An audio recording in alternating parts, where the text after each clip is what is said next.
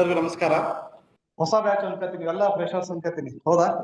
ಎಲ್ಲ ಈಗ ಏನು ಕಾಂಪಿಟೇಟಿವ್ ಎಕ್ಸಾಮ್ಗೆ ಹೊಸದಾಗಿ ಬಲಗಾಲಿಟ್ಟು ಬರ್ತಾ ಇದೀರಿ ಅನ್ಸುತ್ತಾರ, ಹೌದಾ? ಇವಾಗೂ ಒಳ್ಳೇದು, ಯಾಕಂದ್ರೆ ನಾನು ಕೂಡ ಯಾವ ಕಾಲ ಇಟ್ಟೆ ನನಗೆ ಗೊತ್ತಿಲ್ಲ, ಬಟ್ ನೆಕ್ಸ್ಟ್ ಇಟ್ ಕಾಲಗಳೆಲ್ಲ ಸರ್ವಿಸ್ ಸಿಕ್ಕಿದ್ದಾರೆ. ಇರೋ ಫ್ಯಾಕ್ಟ್ ಅಂತ ಹೇಳ್ತೀನಿ, ನಾನು ಎಲ್ಲಿ ಕೂಡ ಎಕ್ಸ್ಟ್ರಾರ್ಡಿನರಿ ಎಲ್ಲಿಯೂ ಕೆಲಸ ಮಾಡಿಲ್ಲ, ಎಕ್ಸ್ಟ್ರಾರ್ಡಿನರಿ ಎಲ್ಲಿಯೂ ಓದಿಲ್ಲ, ಆಯ್ತಾ? ಆದ್ರೆ ಜಸ್ಟ್ ಸಿಂಪಲ್ ಏನು ಜನರಲ್ ನಾಲೆಜ್ ಅನ್ನ ಬಳಸ್ಕೊಂಡ್ಬಿಟ್ಟು ಕಾಮನ್ ಸೆನ್ಸ್ ಅನ್ನ ಅಪ್ಲೈ ಮಾಡಿ, ಜೊತೆಗೆ ಸ್ವಲ್ಪ ರೈಟಿಂಗ್ ಪ್ರಾಕ್ಟೀಸ್. ಎಕ್ಸಾಕ್ಟ್ಲಿ ಈ ಎಕ್ಸಾಮ್ ಏನ್ ಕೇಳುತ್ತೆ ಅನ್ನೋದನ್ನ ಅರ್ಥ ಮಾಡ್ಕೊಂಡು ಎಕ್ಸಾಮ್ ಬರ್ದಿದ್ದೀನಿ, ಪಾಸ್ ಆಗಿದ್ದೀನಿ. ನಾನು ಬರ್ದಿರೋದೇ ಒಂದು 3-4 ಎಕ್ಸಾಮ್, ಅಷ್ಟು ಎಕ್ಸಾಮ್ ನಾನು ಪಾಸ್ ಆಗಿದ್ದೀನಿ. ಅಂದ್ರೆ 2009ರಲ್ಲಿ UPSC ಇಂಟರ್ವ್ಯೂ ಹೋದೆ, IAS ಇಂಟರ್ವ್ಯೂ. 2009ರಲ್ಲಿ IAS ಇಂಟರ್ವ್ಯೂ ಹೋದೆ, ಜಸ್ಟ್ ಒಂದು 5-7 ಮಾರ್ಕ್ಸ್ ಅಲ್ಲಿ ಒಂದು ಸರ್ವಿಸ್ ಮಿಸ್ ಆಯ್ತು. ಅದಲ್ಲ, it was my last attempt. ಅದು ನನ್ನ ಲಾಸ್ಟ್ ಅಟೆಂಪ್ಟ್ ಇತ್ತು ಜನರಲ್ ಕೆಟಗರಿನಲ್ಲಿ. ಆಯ್ತು, ನೋಡೋಣ ನೆಕ್ಸ್ಟ್ ಬೇರೆ ಸ್ಟೇಟ್ ಸರ್ವಿಸ್ ಬರೋಣ ಅಂತೇಳಿ 2011ರಲ್ಲಿ ನಮ್ಮ ಸ್ಟೇಟ್ ಅಲ್ಲಿ KS ಎಕ್ಸಾಮ್ ಬಂದೆ. ಅಲ್ಲಿ ಕೂಡ DYSP ಆಯ್ತು. ಅದಾದ್ಮೇಲೆ ಮತ್ತೆ ಅದೇನೋ ಸಮಸ್ಯೆ ಆಗಿ ಕೋರ್ಟ್ ಅಲ್ಲಿ ಇದಾಯ್ತು. ಅದಾದ್ಮೇಲೆ ಮತ್ತೆ ಈಗೇನ್ ಬರ್ದೆ 14ರಲ್ಲಿ ತಹಶೀಲ್ದಾರ್ ಸಿಕ್ತು. ಅಂದ್ರೆ ಬರ್ದವೆಲ್ಲ ಪಾಸ್ ಆಗಿದಾವೆ. ಹಂಗಂತೇಳಿ ನಾನು IIT ಏನಲ್ಲ ಅಥವಾ ಯಾವ್ದೋ ಟಾಪ್ ಕಾಲೇಜಲ್ಲಿ ಇಂಜಿನಿಯರಿಂಗ್ ಮಾಡಿಲ್ಲ ಅಥವಾ MBBS ಮಾಡಿಲ್ಲ, ಜಸ್ಟ್ ಮಾಮೂಲಿ ಡಿಗ್ರಿ. ಅದು ಒಂದು ಡಿಗ್ರಿ, ಒಂದು ವರ್ಷ ಫೇಲ್. BSc ಡಿಗ್ರಿ 3 ವರ್ಷ ಡಿಗ್ರಿ. ಆದ್ರೆ ನಾನು ಹೇಳ್ತಿರೋದನ್ನ ಅರ್ಥ ಮಾಡ್ಕೊಳ್ಳಿ, ಈ ಎಕ್ಸಾಮು ನಿಮ್ಮ ಈ ಏನು ಅಕಾಡೆಮಿಕ್ ಅಲ್ಲಿ ಯಾರ್ಯಾರು ಹೇಗೆ ಏನೇನು ಓದಿದ್ರಿ ಅದ್ಯಾವುದು ಬರಲ್ಲ. ಈ ಕ್ಲಾಸ್ ರೂಮ್ ಅಲ್ಲಿ ಏನ್ ಕಲಿತೀರಿ, ಈಗ 1 ವರ್ಷ 2 ವರ್ಷ ಏನ್ ಓದ್ತೀರಿ, ಆಯ್ತಾ? ನಿಮ್ಮ ಸ್ಟ್ರಾಟಜಿ ಏನು, ಅಷ್ಟೇ ಮ್ಯಾಟರ್ ಆಗತ್ತೆ ಅಷ್ಟೇ, ಮತ್ತೆ ಇನ್ನೇನು ಮ್ಯಾಟರ್ ಆಗಲ್ಲ. ನೀವು 90% ತಕೊಂಡಿರ್ಬೋದು, ಅಥವಾ ನಂತರ ಫೇಲ್ ಆಗಿ 35% ತಕೊಂಡಿರ್ಬೋದು. ಎಲ್ಲದೂ ಕೂಡ ಈ ಲೆವೆಲ್ ಪ್ಲೇಯಿಂಗ್ ಫೀಲ್ಡ್ ಅಂತಾರೆ. ಹಿಂದಿನ ಕಾಲದಲ್ಲಿ ಈ ಎಲೆಕ್ಟ್ರಿಸಿಟಿ ಇಲ್ಲದ ಸಮಯದಲ್ಲಿ ಹಳ್ಳಿಗಳ ಕಡೆ, ಇವನ್ ನಮ್ಮ ತಾಯಿ ಕೂಡ 4 ಗಂಟೆಗೆ ಎದ್ಬಿಟ್ಟು ರಾಗಿ ಬೀಸೋರು. ಶ್ರೀಮಂತರು ರಾಗಿ ಬೀಸ್ಬೇಕಾಗಿತ್ತು, ಬಡವರು ರಾಗಿ ಬೀಸ್ಬೇಕಾಗಿತ್ತು. ಯಾಕಂದ್ರೆ ಎಲ್ಲರಿಗೂ ಕೂಡ ಕಿಟ್ಟಿನ ಮಿಷಿನ್ ಇರ್ಲಿಲ್ಲ, ಗ್ರೈಂಡ್ರು ಅವೆಲ್ಲ ಇರ್ಲಿಲ್ಲ. ಇದು ಕೂಡ ಫೀಲ್ಡ್ ಹಂಗೇನೆ. ನೀವು ಚೀಫ್ ಸೆಕ್ರೆಟರಿ ಮಕ್ಕಳಾಗಿರ್ರಿ, CM ಮಕ್ಕಳಾಗಿರಿ, ನಮ್ಮ ಹಳ್ಳಿನಲ್ಲಿ ಹುಟ್ಟಿರ್ತಕ್ಕಂಥ ಒಬ್ಬ ಬಡ ರೈತನ ಮಗ ಆಗಿರಿ ಅಥವಾ ಮಗಳಾಗಿರಿ, ಎಲ್ಲರಿಗೂ ಕೂಡ ಕಾಂಪಿಟೇಟಿವ್ ಎಕ್ಸಾಮ್ ಅಂದ್ರೆ ಸೇಮ್. ಅದೇ ಕಾನ್ಸ್ಟಿಟ್ಯೂಷನ್ ಓದ್ಬೇಕು, ಅದೇ ಇತಿಹಾಸ ಓದ್ಬೇಕು, ಅದೇ ಜಾಗ್ರಫಿ ಓದ್ಬೇಕು, ಅದೇ ಅರ್ಥಶಾಸ್ತ್ರ ಓದ್ಬೇಕು, ಕರೆಂಟ್ ಅಫೇರ್ಸ್, ಮೆಂಟಲ್ ಎಬಿಲಿಟಿ ಅದೇನಿದೆ ಎಲ್ಲರೂ ಅದನ್ನೇ ಓದ್ಬೇಕು. ಆದ್ರೆ ಹೇಗ್ ಓದ್ಬೇಕು, ಎಷ್ಟು ಗಂಟೆ ಓದ್ಬೇಕು, ನನ್ನ ಸ್ಟ್ರಾಟಜಿ ಹೇಗಿರ್ಬೇಕು, ಇವೆಲ್ಲವನ್ನೂ ಕೂಡ ಯಾರು ಎಷ್ಟು ಬೇಗ ಅರ್ಥ ಮಾಡ್ಕೊತಾರೆ ಡೆಫಿನೆಟ್ ಆಗಿ ಅವ್ರು ಪಾಸ್ ಆಗ್ತಾರೆ, ಅಷ್ಟೇ ಇರೋದು. ಯಾಕಂದ್ರೆ ಕಾಂಪಿಟೇಷನ್ ಹೇಗಿದೆ ಅಂತಂದ್ರೆ, ಯಾವ್ದಾದ್ರು ಒಂದು FDA ಎಕ್ಸಾಮ್ಸ್ ನಮ್ಮ ಸ್ಟೇಟ್ ಅಲ್ಲಿ 1000 ಪೋಸ್ಟಿಗೆ FDA ಎಕ್ಸಾಮ್ ಬಂತು ಅಂತ ಇಟ್ಕೊಳ್ಳೋಣ. ಬಂದ್ರೆ ಎಷ್ಟು ಜನ ಬರೀತಾರ ಅಂದಾಜು? ಈ ಬಂತು ನೋಟಿಫಿಕೇಶನ್ ನಾಳೆ ಬಂತು ಅಂತ ಇಟ್ಕೊಳ್ಳಿ, ಅಂದಾಜು ಎಷ್ಟು ಜನ ಬರೀಬಹುದು? ಅಂದ್ರೆ ಅಪ್ಲಿಕೇಶನ್ ಹಾಕೋದು ಲಕ್ಷಗಳಲ್ಲಿ, ಒಂದ್ 5 ಲಕ್ಷ. ಹೌದು, ಮತ್ತೆ ಹೇಳಿ, ಸುಮ್ಮನೆ ಬೇಕಾದ್ರೆ ನೋಟಿಫಿಕೇಶನ್ ಬರ್ಲಿ, 1000 ಪೋಸ್ಟ್ಗೆ ಒಂದ್ 5ರಿಂದ 10 ಲಕ್ಷ ಜನ ಅಪ್ಲಿಕೇಶನ್ ಅಂತ ಹಾಕ್ತಾರೆ. ಅಷ್ಟು ಜನದಲ್ಲಿ ಎಲ್ಲರೂ ಕೂಡ ಅಪ್ಲಿಕೇಶನ್ ಹಾಕ್ತಾರೆ, ಎಲ್ಲರೂ ಕೂಡ ಸೀರಿಯಸ್ ಆಗಿ ಓದಿರಲ್ಲ. 1 ಲಕ್ಷ ಜನ ಓದ್ಬೋದು ಸೀರಿಯಸ್ ಆಗಿ, ಅದ್ರಲ್ಲಿ ಎಷ್ಟೋ ಒಂದು ಜನ 1000 ಜನ ಕೆಲಸ ಸಿಗುತ್ತೆ. ಸೊ ಹೀಗೆ ಕಾಂಪಿಟೇಷನ್ ಅಂತೂ ಖಂಡಿತವಾಗ್ಲೂ ಇದೆ. ನಾನು ನಿಮ್ಮನ್ನ ಎಲ್ಲಿ ಕೂಡ ಒಂದು ಡಿಸ್ಕರೇಜ್ ಮಾಡ್ತಿಲ್ಲ, ಬಟ್ ಆದ್ರೆ ನಮ್ಮ ಸ್ಕಿಲ್ಸ್ ಅನ್ನ ಹೇಗೆ ನಾವು ಡೆವಲಪ್ ಮಾಡ್ಕೋಬೇಕು ಅನ್ನೋದನ್ನ ನಾವು ಫಸ್ಟ್ ಯೋಚನೆ ಮಾಡ್ಬೇಕು. ಅಂದ್ರೆ ನಾನ್ ಹೇಳ್ತಾ ಇರೋದು ಏನಂತಂದ್ರೆ, ನಮ್ಮ ಸ್ಟ್ರಾಟಜಿಗಳನ್ನ ನಾವು ಹೇಗ್ ಮಾಡ್ಕೋಬೇಕು, ದಿನನಿತ್ಯ ಎಷ್ಟು ಗಂಟೆ ಓದ್ಬೇಕು, ಯಾವ ಬುಕ್ಗಳನ್ನು ಓದ್ಬೇಕು, ನಮ್ಮ ಫ್ರೆಂಡ್ ಸರ್ಕಲ್ ಹೇಗಿರ್ಬೇಕು ಅನ್ನೋದನ್ನ ನಾನು ಹೇಳ್ತೀನಿ. ಅರ್ಥ ಆಗ್ತಿದ್ಯಾ? ಸೊ ನಾನು ನನ್ನ ಬಗ್ಗೆ ಇವರು ಯಾರು ಹೇಳಿದ್ದಾರೆ, ನಮ್ಮ ಗುರುಪ್ರಸಾದ್ ಸರ್ ಹೇಳಿದ್ದಾರೆ. ಸೊ 2009ರಲ್ಲಿ UPSC ಇಂಟರ್ವ್ಯೂ ಹೋದೆ, ಅದಾದ್ಮೇಲೆ ಮತ್ತೆ 2011ರಲ್ಲಿ DYSP ಆಯ್ತು, ಮತ್ತೆ ಅದಾದ್ಮೇಲೆ 14 ತಹಶೀಲ್ದಾರ್ ಆಯ್ತು. ಈಗ ಪ್ರೆಸೆಂಟ್ ಎಲೆಕ್ಷನ್ ಕಮಿಷನ್ ಅಲ್ಲಿ ಅಸಿಸ್ಟೆಂಟ್ CA ಕೆಲಸ ಮಾಡ್ತಾ ಇದ್ದೀನಿ. ಬಟ್ ಇಷ್ಟು ವರ್ಷಗಳಲ್ಲಿ ನಾನು ಹೆಚ್ಚು ಕಳೆದ 3 ಪಂಚವಾರ್ಷಿಕಗಳಲ್ಲಿ ಓದಿದ್ದೀನಿ. 3 ಪಂಚವಾರ್ಷಿಕ, 4 ಪಂಚವಾರ್ಷಿಕ ಇಲ್ಲ, ಆಯ್ತಾ? ಈಗ ಏನಿದೆ ಅನ್ನೋದು ನೀತಿ ಆಯೋಗ ಬಂದಿದೆ. ನನಗೆ ಕರೆಕ್ಟ್ ಕೆಲಸ ಸಿಕ್ತು, ನೀತಿ ಆಯೋಗ ಬಂತು, ಪಂಚವಾರ್ಷಿಕ ಯೋಜನೆ ಕ್ಲೋಸ್ ಆಯ್ತು. ಅಂದ್ರೆ I gave my first attempt ಇನ್ 2002. 2002ರಲ್ಲಿ ನಾನು ಫಸ್ಟ್ ಅಟೆಂಪ್ಟ್ ಕೊಟ್ಟೆ. ಅವಾಗ ಡಿಗ್ರಿ ಫೈನಲ್ ಇಯರ್ ಇದ್ದೆ. ನೀವು ಅವಾಗ ಜಸ್ಟ್ ಹುಟ್ಟಿದ್ರಿ ಅನ್ಕೋತೀನಿ, ಮೋಸ್ಟ್ಲಿ 1 ಜನ ಹುಟ್ಟಿದಿರಿ, ಆಗಿನ ಹುಟ್ಟಿ 2-3 ವರ್ಷದಲ್ಲಿ ಇದ್ರಿ. ಸ್ವಲ್ಪ ಜನ ಬೇಕಾದ್ರೆ ಏನೋ 4 ವರ್ಷ 5 ವರ್ಷ ಇದ್ರಿ, ಅಥವಾ 1ನೇ ಕ್ಲಾಸ್ ಇರ್ಬೋದೇನೋ ಗೊತ್ತಿಲ್ಲ. ಅವಾಗಲೇ ನಾನು ಫಸ್ಟ್ ಅಟೆಂಪ್ಟ್ ಕೊಟ್ಟಿದ್ದೆ. ಅವಾಗ ಕೊಟ್ಟಿದ್ದು 2002ರಲ್ಲಿ ಫಸ್ಟ್ UPSC ಪ್ರಿಲಿಮ್ಸ್ ಕೊಟ್ಟಾಗ. ಸೊ ನನಗೇನು ಗೊತ್ತಿರ್ಲಿಲ್ಲ, ನಿಮ್ ತರನೇ ಬಂದಿದ್ದೆ, ಬಲಗಾಲ ಇಟ್ಟು ಬಂದೆ, ಎಡಗಾಲ್ ಬಿಟ್ಟು ಬಂದೆ, ಗೊತ್ತಿಲ್ಲ ನನಗೆ. ಸೊ ಯಾರೋ ಹೇಳಿದ್ರು IAS ಮಾಡಿದ್ರೆ ನಿನಗೊಂದು ಚೆನ್ನಾಗಿರುತ್ತೆ ಲೈಫ್ ಹಾಗೆ ಅಂತ. ಆಮೇಲೆ ನಮ್ಮೂರಿಗೆ ಒಬ್ರು IAS ಆಫೀಸರ್ ಬಂದಿದ್ರು, ಅವ್ರು ನೋಡಿ ಕೂಡ ಇನ್ಸ್ಪೈರ್ ಆಗಿದ್ದೆ. ಸೊ ಹೀಗೆ ಬಂದಂತದ್ದು ನನಗೆ 2002ರಿಂದ 2007 ಒಂದು ಪಂಚವಾರ್ಷಿಕ ಯೋಜನೆ ನೋಡಿದೆ, 2007ರಿಂದ 2012 ಒಂದು ಪಂಚವಾರ್ಷಿಕ ಯೋಜನೆ ನೋಡಿದೆ, 2012ರಿಂದ 2017 ಒಂದು ಪಂಚವಾರ್ಷಿಕ ಯೋಜನೆ ನೋಡಿದೆ. 2017ರಲ್ಲಿ ಕರೆಕ್ಟ್ ಪಂಚವಾರ್ಷಿಕ ಯೋಜನೆ ಮುಗೀತು, ನನಗೆ ಕೆಲಸ ಸಿಕ್ತು. ಮೂರು ಪಂಚವಾರ್ಷಿಕನಲ್ಲೂ ಕೂಡ ನಾನು ಓದಿದ್ದೀನಿ, ಸೀರಿಯಸ್ ಆಗಿ ಓದಿದ್ದೀನಿ, ಎಲ್ಲಿ ಕೂಡ ಡೈವರ್ಟ್ ಆಗಿಲ್ಲ. 100% ಕಾನ್ಸಂಟ್ರೇಟ್ ಮಾಡಿ ಓದಿದ್ದೀನಿ. ಬಟ್ ಕೆಲವಾರು ಮಿಸ್ಟೇಕ್ಸ್ ನಾನ್ ಮಾಡ್ಕೊಂಡಿದ್ದೆ, ಹಾಗಾಗಿ ನನಗೆ ಸರ್ವಿಸ್ ಮಿಸ್ ಆಯ್ತು.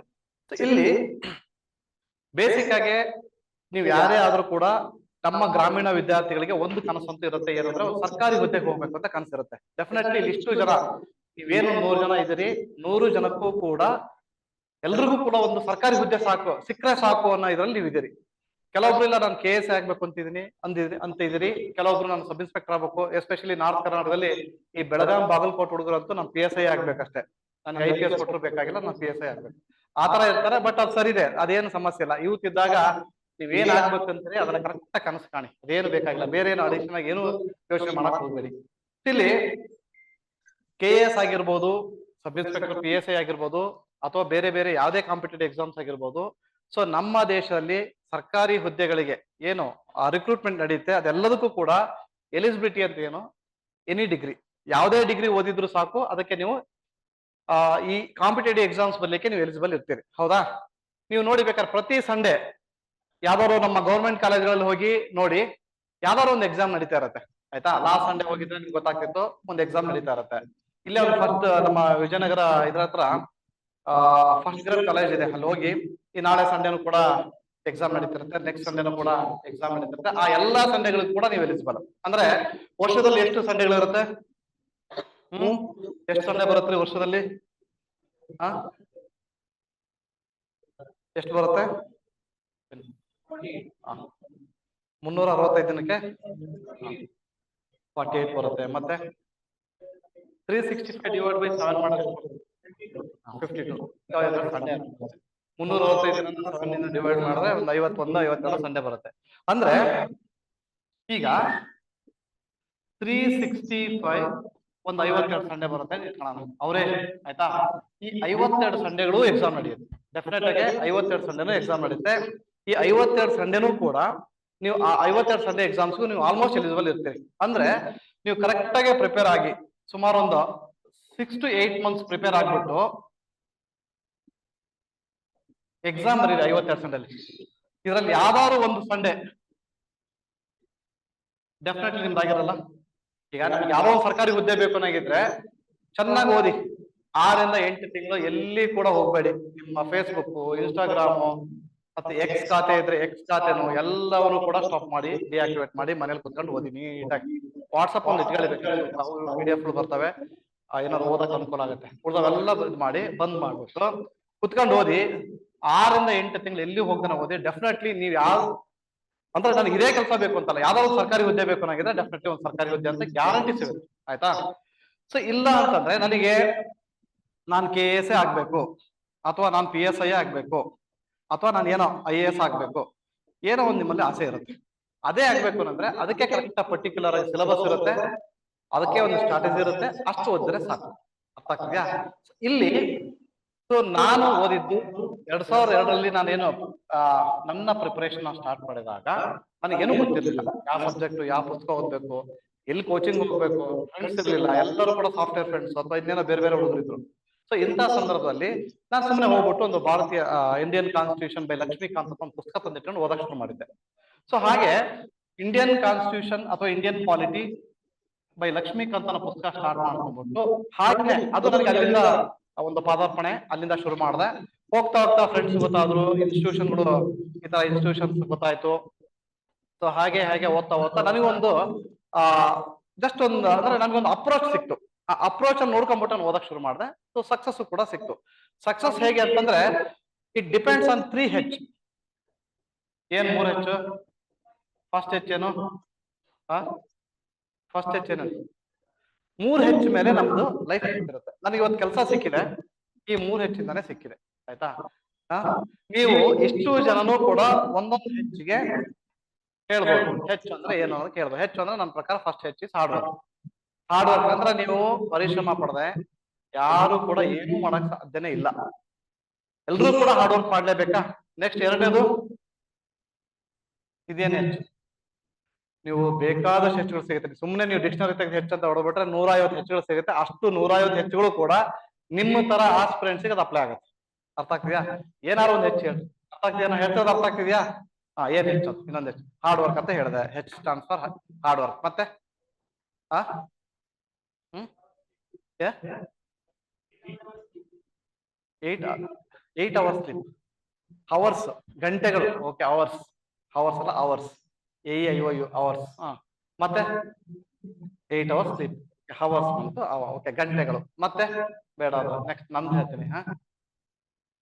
ಹಾಬೀಸ್ ಇದೆ, ಹ್ಯಾಪಿನೆಸ್ ಇದೆ, ಆನರ್ ಇದೆ. ಅದೆಲ್ಲ ಕೆಲಸ ಸಿಕ್ಮೇಲೆ ಸಿಕ್ಕಾಪಟ್ಟೆ ಆನರ್ ನಿಮಗೆ. ಆ ಶಾಲ್ಗಳು, ಮೈಸೂರು ಪೇಟಾಗಳು, ಗಿಫ್ಟ್ಗಳು ಮನೇಲಿ ಇಡಕ್ಕಾಗಲ್ಲ ಅಷ್ಟು ಸಿಕ್ಬಿಡುತ್ತೆ. ಆನರ್ ವೆರಿ ಗುಡ್, ಗೌರವ ಸಿಗುತ್ತೆ. ಮತ್ತೆ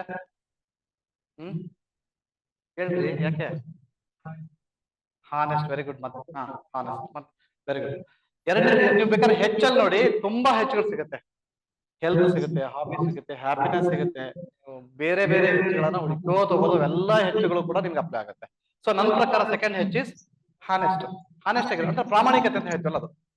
ಮೂರನೇದು ಏನಂತಂದ್ರೆ ಹಂಬಲ್. ನನ್ನ ಪ್ರಕಾರ ಹಂಬಲ್. ಹಂಬಲ್ ಅಂದ್ರೆ ಏನಂತಾರೆ, ಸೊ ನಮಗೆ ಕೆಲಸ ಸಿಕ್ಕಿದ ಮೇಲೆ ನಾವು ಹಾರ್ಡ್ ವರ್ಕ್ ಮತ್ತೆ ಹಾನೆಸ್ಟಿ ಆದ್ಮೇಲೆ ಡೆಫಿನೆಟ್ಲಿ ನಮಗೆ ಕೆಲಸ ಸಿಕ್ಬಿಡುತ್ತೆ, ಒಳ್ಳೆ ಕೆಲಸ ಸಿಗುತ್ತೆ. ಆವಾಗ ನಾವು ಹಂಬಲ್ ಆಗಿರ್ಬೇಕು. ಯಾಕಂದ್ರೆ ನೀವುಗಳು KS ಆಗಿ ಹೋಗ್ತೀರಿ, IAS ಆಗಿ ಹೋಗ್ತೀರಿ, IPS ಆಗಿ ಹೋಗ್ತಿರಲ್ಲ, ನೀವು ಹೋಗ್ತಕ್ಕಂತ ಆ ಸೀಟ್ ಇದೆಯಲ್ಲ ಅದು ತುಂಬಾ ಬೆಲೆ ಇರುತ್ತೆ ಅದಕ್ಕೆ. ಯಾಕಂದ್ರೆ ಎಲ್ರೂ ಕೂಡ ಕೈ ಮುಗಿದು ಬೆಲೆ ಕೊಡ್ತಕ್ಕಂತ ಚೇರ್ ಅದು. ಆ ಜಾಗದಲ್ಲಿ ಕೂತಾಗ ನೀವು ತುಂಬಾ ಹಂಬಲ್ ಆಗಿರ್ಬೇಕು. ಅಂದ್ರೆ ಎಷ್ಟೋ ಸರಿ ನಿಮ್ಗೆ ಅನುಭವ ಆಗ್ಬಿಡುತ್ತೆ ಆ ಸೀಟಲ್ಲಿ ಕೂತಾಗ. ಮನೆಗೆ ಆಲೇ ಒಂದು 5:36 ಈ ತರ ಟೈಮ್ ಆಗ್ಬಿಟ್ಟಿರುತ್ತೆ. ಹೋಗ್ಬೇಕು ಆ ಟೈಮಲ್ಲಿ ಯಾರೋ ಬಡವರು ಬಂದಿರ್ತಾರೆ, ಎಲ್ಲಿಂದನೋ ದೂರದಿಂದ ಬಂದಿರ್ತಾರೆ, ನಿಮ್ಮನ್ನ ಕೇಳ್ಕೊಂಡ್ ಬಂದಿರ್ತಾರೆ, 50-100 ಕಿಲೋಮೀಟರ್ ದೂರಿಂದ ಬಂದ್ಬಿಟ್ಟಿರ್ತಾರೆ. ಬೆಳಗ್ಗೆ ನೀವು ಯಾವಾಗ 9:30-10 ಗಂಟೆ ಆಫೀಸಿಗೆ ಬಂದಾಗ ಒಳ್ಳೆ ಮೂಡಲ್ಲಿ ಇರ್ತಾರಲ್ಲ, ಹೋಗ್ಬೇಕು ಕೂಡ ಅದೇ ಮೂಡಲ್ಲೇ ಇರ್ಬೇಕು. ನೀವು ಅದೇ ರೀತಿನೇ ಉತ್ತರ ಕೊಡ್ಬೇಕು. ಬೆಳಗ್ಗೆ ಬಂದಾಗ ಒಂದಿಷ್ಟು ಜನ ಬಡವ್ರನ್ನ ಮಾತಾಡ್ತಿರ್ತಿರಲ್ಲ, ಅದೇ ರೀತಿ ಅವಾಗ್ಲೂ ಮಾತಾಡ್ಸ್ಬೇಕು. ಯಾರೋ ದೊಡ್ಡನೊಬ್ಬ ರಿಂಗ್ ಹಾಕೊಂಡ್ಬಿಟ್ಟು ಚೈನ್ ಹಾಕೊಂಡ್ಬಿಟ್ಟು ಹಿಂಗ್ ಅನ್ಕೊಂಡ್ ಬರ್ತಿರ್ತಾರೆ, ಅವಾಗೂ ಕೂಡ ಅವನು ಹೇಗ್ ಮಾತಾಡಿಸ್ತೀರಿ ಅದೇ ರೀತಿ ಒಬ್ಬ ಬಡವನು ಮಾತಾಡಿಸ್ಬೇಕು. ಅಂದ್ರೆ ಹಂಬಲ್ ಅಂತಂದ್ರೆ ನಿಮ್ಮ ಹುದ್ದೆಗಳು ಯಾವತ್ತೂ ಕೂಡ ತಲೆಗೆ ಏರ್ಬಾರ್ದು. ಹಾಗಿದ್ದಾಗ ಮಾತ್ರ ಒಳ್ಳೆ ಸರ್ವಿಸ್ ಕೊಡಕ್ ಸಾಧ್ಯ. ಸೊ ಹಾಗಾಗಿ ನೀವು ಆಯ್ಕೆ ಮಾಡಿರ್ತಕ್ಕಂಥ ಇದು ಫೀಲ್ಡ್ ಏನಿದೆ ನೋಡಿ, ಇದು ಸೊಸೈಟಿ ಸರ್ವಿಸ್. ಇದಕ್ಕೆ ಸಿವಿಲ್ ಸರ್ವಿಸ್ ಅಂತ ಕರಿತೀವಿ, ನಾಗರಿಕ ಸೇವೆ ಅಂತ ಕರಿತಾ ಇದೀವಿ. ಸೊ ಇಲ್ಲಿ ನಾಗರಿಕ ಸೇವೆ ಅಂತಂದ್ರೆ ನಾಗರಿಕರ ಸೇವೆ ಮಾಡೋಕ್ಕೋಸ್ಕರ ನೀವು ಬಂದಿರೋದು. ನಿಮ್ಮ ಸೇವೆಗಳು ಅಥವಾ ನಿಮ್ಮ ಇನ್ಯಾರಿಗೋ ಸೇವೆಗಳು ಅಲ್ಲ. ಡೆಫಿನೆಟ್ಲಿ ಇದು ಸಿವಿಲ್ ಸರ್ವಿಸ್ ಅಂತಂದ್ರೆ ನಾಗರಿಕ ಸೇವೆಗಳು. ನಾಗರಿಕರು ಅಂದ್ರೆ ಎಲ್ಲಾ ರೀತಿಯಾಗಿರ್ತಕ್ಕಂಥ ನಾಗರಿಕರು. ಅದ್ರ ಸ್ಪೆಷಲಿ ಏನಂತಂದ್ರೆ ತುಂಬಾ ಬಡವರು, ಕಡುಬರು, ಅವ್ರಿಗೆ ಏನು ಗೊತ್ತೇ ಇರೋದಿಲ್ಲ. ಅವ್ರಿಗೆ ಖಾತೆ ಅಂದ್ರೆ ಏನ್ ಗೊತ್ತಿರಲ್ಲ, RTC ಅಂದ್ರೆ ಏನ್ ಗೊತ್ತಿರಲ್ಲ, ಅಥವಾ ಏನೋ ಒಂದು ಅವರಿಗೆ ಸರ್ಕಾರದಿಂದ ಬರ್ತಕ್ಕಂಥ ಬೆನಿಫಿಟ್ಗಳು ಅವ್ರಿಗೆ ಗೊತ್ತೇ ಇರಲ್ಲ. ಅಂತ ಟೈಮಲ್ಲಿ ಹುಡುಕಿ ಅವ್ರಿಗೆ ಕೊಡ್ಬೇಕು. ಅವಾಗ ನಿಮ್ಗೆ ಗೊತ್ತಿದೆ, ಜನಸೇವೆಯೇ ಜನಾರ್ದನ ಸೇವೆ. ಜನಾರ್ದನ ಅಂದ್ರೆ ದೇವರು. ಜನ ಸೇವೆ ಮಾಡಿದ್ರೆ ಸಾಕು. ಅಂದ್ರೆ ನಾವು ಓದಿದ್ದು ಕೂಡ ನಾವೇನು ಕಷ್ಟಪಟ್ಟು ಓದಿ ಆ ಹುದ್ದೆ ಹೋಗಿರ್ತೀವಿ, ಡೆಫಿನೆಟ್ಲಿ ಅವಾಗ ನಿಮ್ಗೊಂದು ಗೌರವ ಸಿಗುತ್ತೆ. ಜೊತೆಗೆ ಅದಕ್ಕೊಂದು ಅದೊಂದು ಪ್ರತಿಫಲ ಅನ್ಸುತ್ತೆ ನೀವು ಓದಿದ್ದಕ್ಕೆ. ಸೊ ಹಾಗಾಗಿ ಈ 3 ಹೆಚ್ಚುಗಳು ಹಾರ್ಡ್ ವರ್ಕ್ ಮತ್ತೆ ಹಾನೆಸ್ಟಿ ಮತ್ತೆ ಕೊನೆಗೆ ಹಂಬಲ್ ಅನ್ನೋದು ಇದ್ರೆ ಸಾಕು, ಡೆಫಿನೆಟ್ಲಿ ಸಕ್ಸಸ್ ಅಂತೂ ಸಿಗುತ್ತೆ.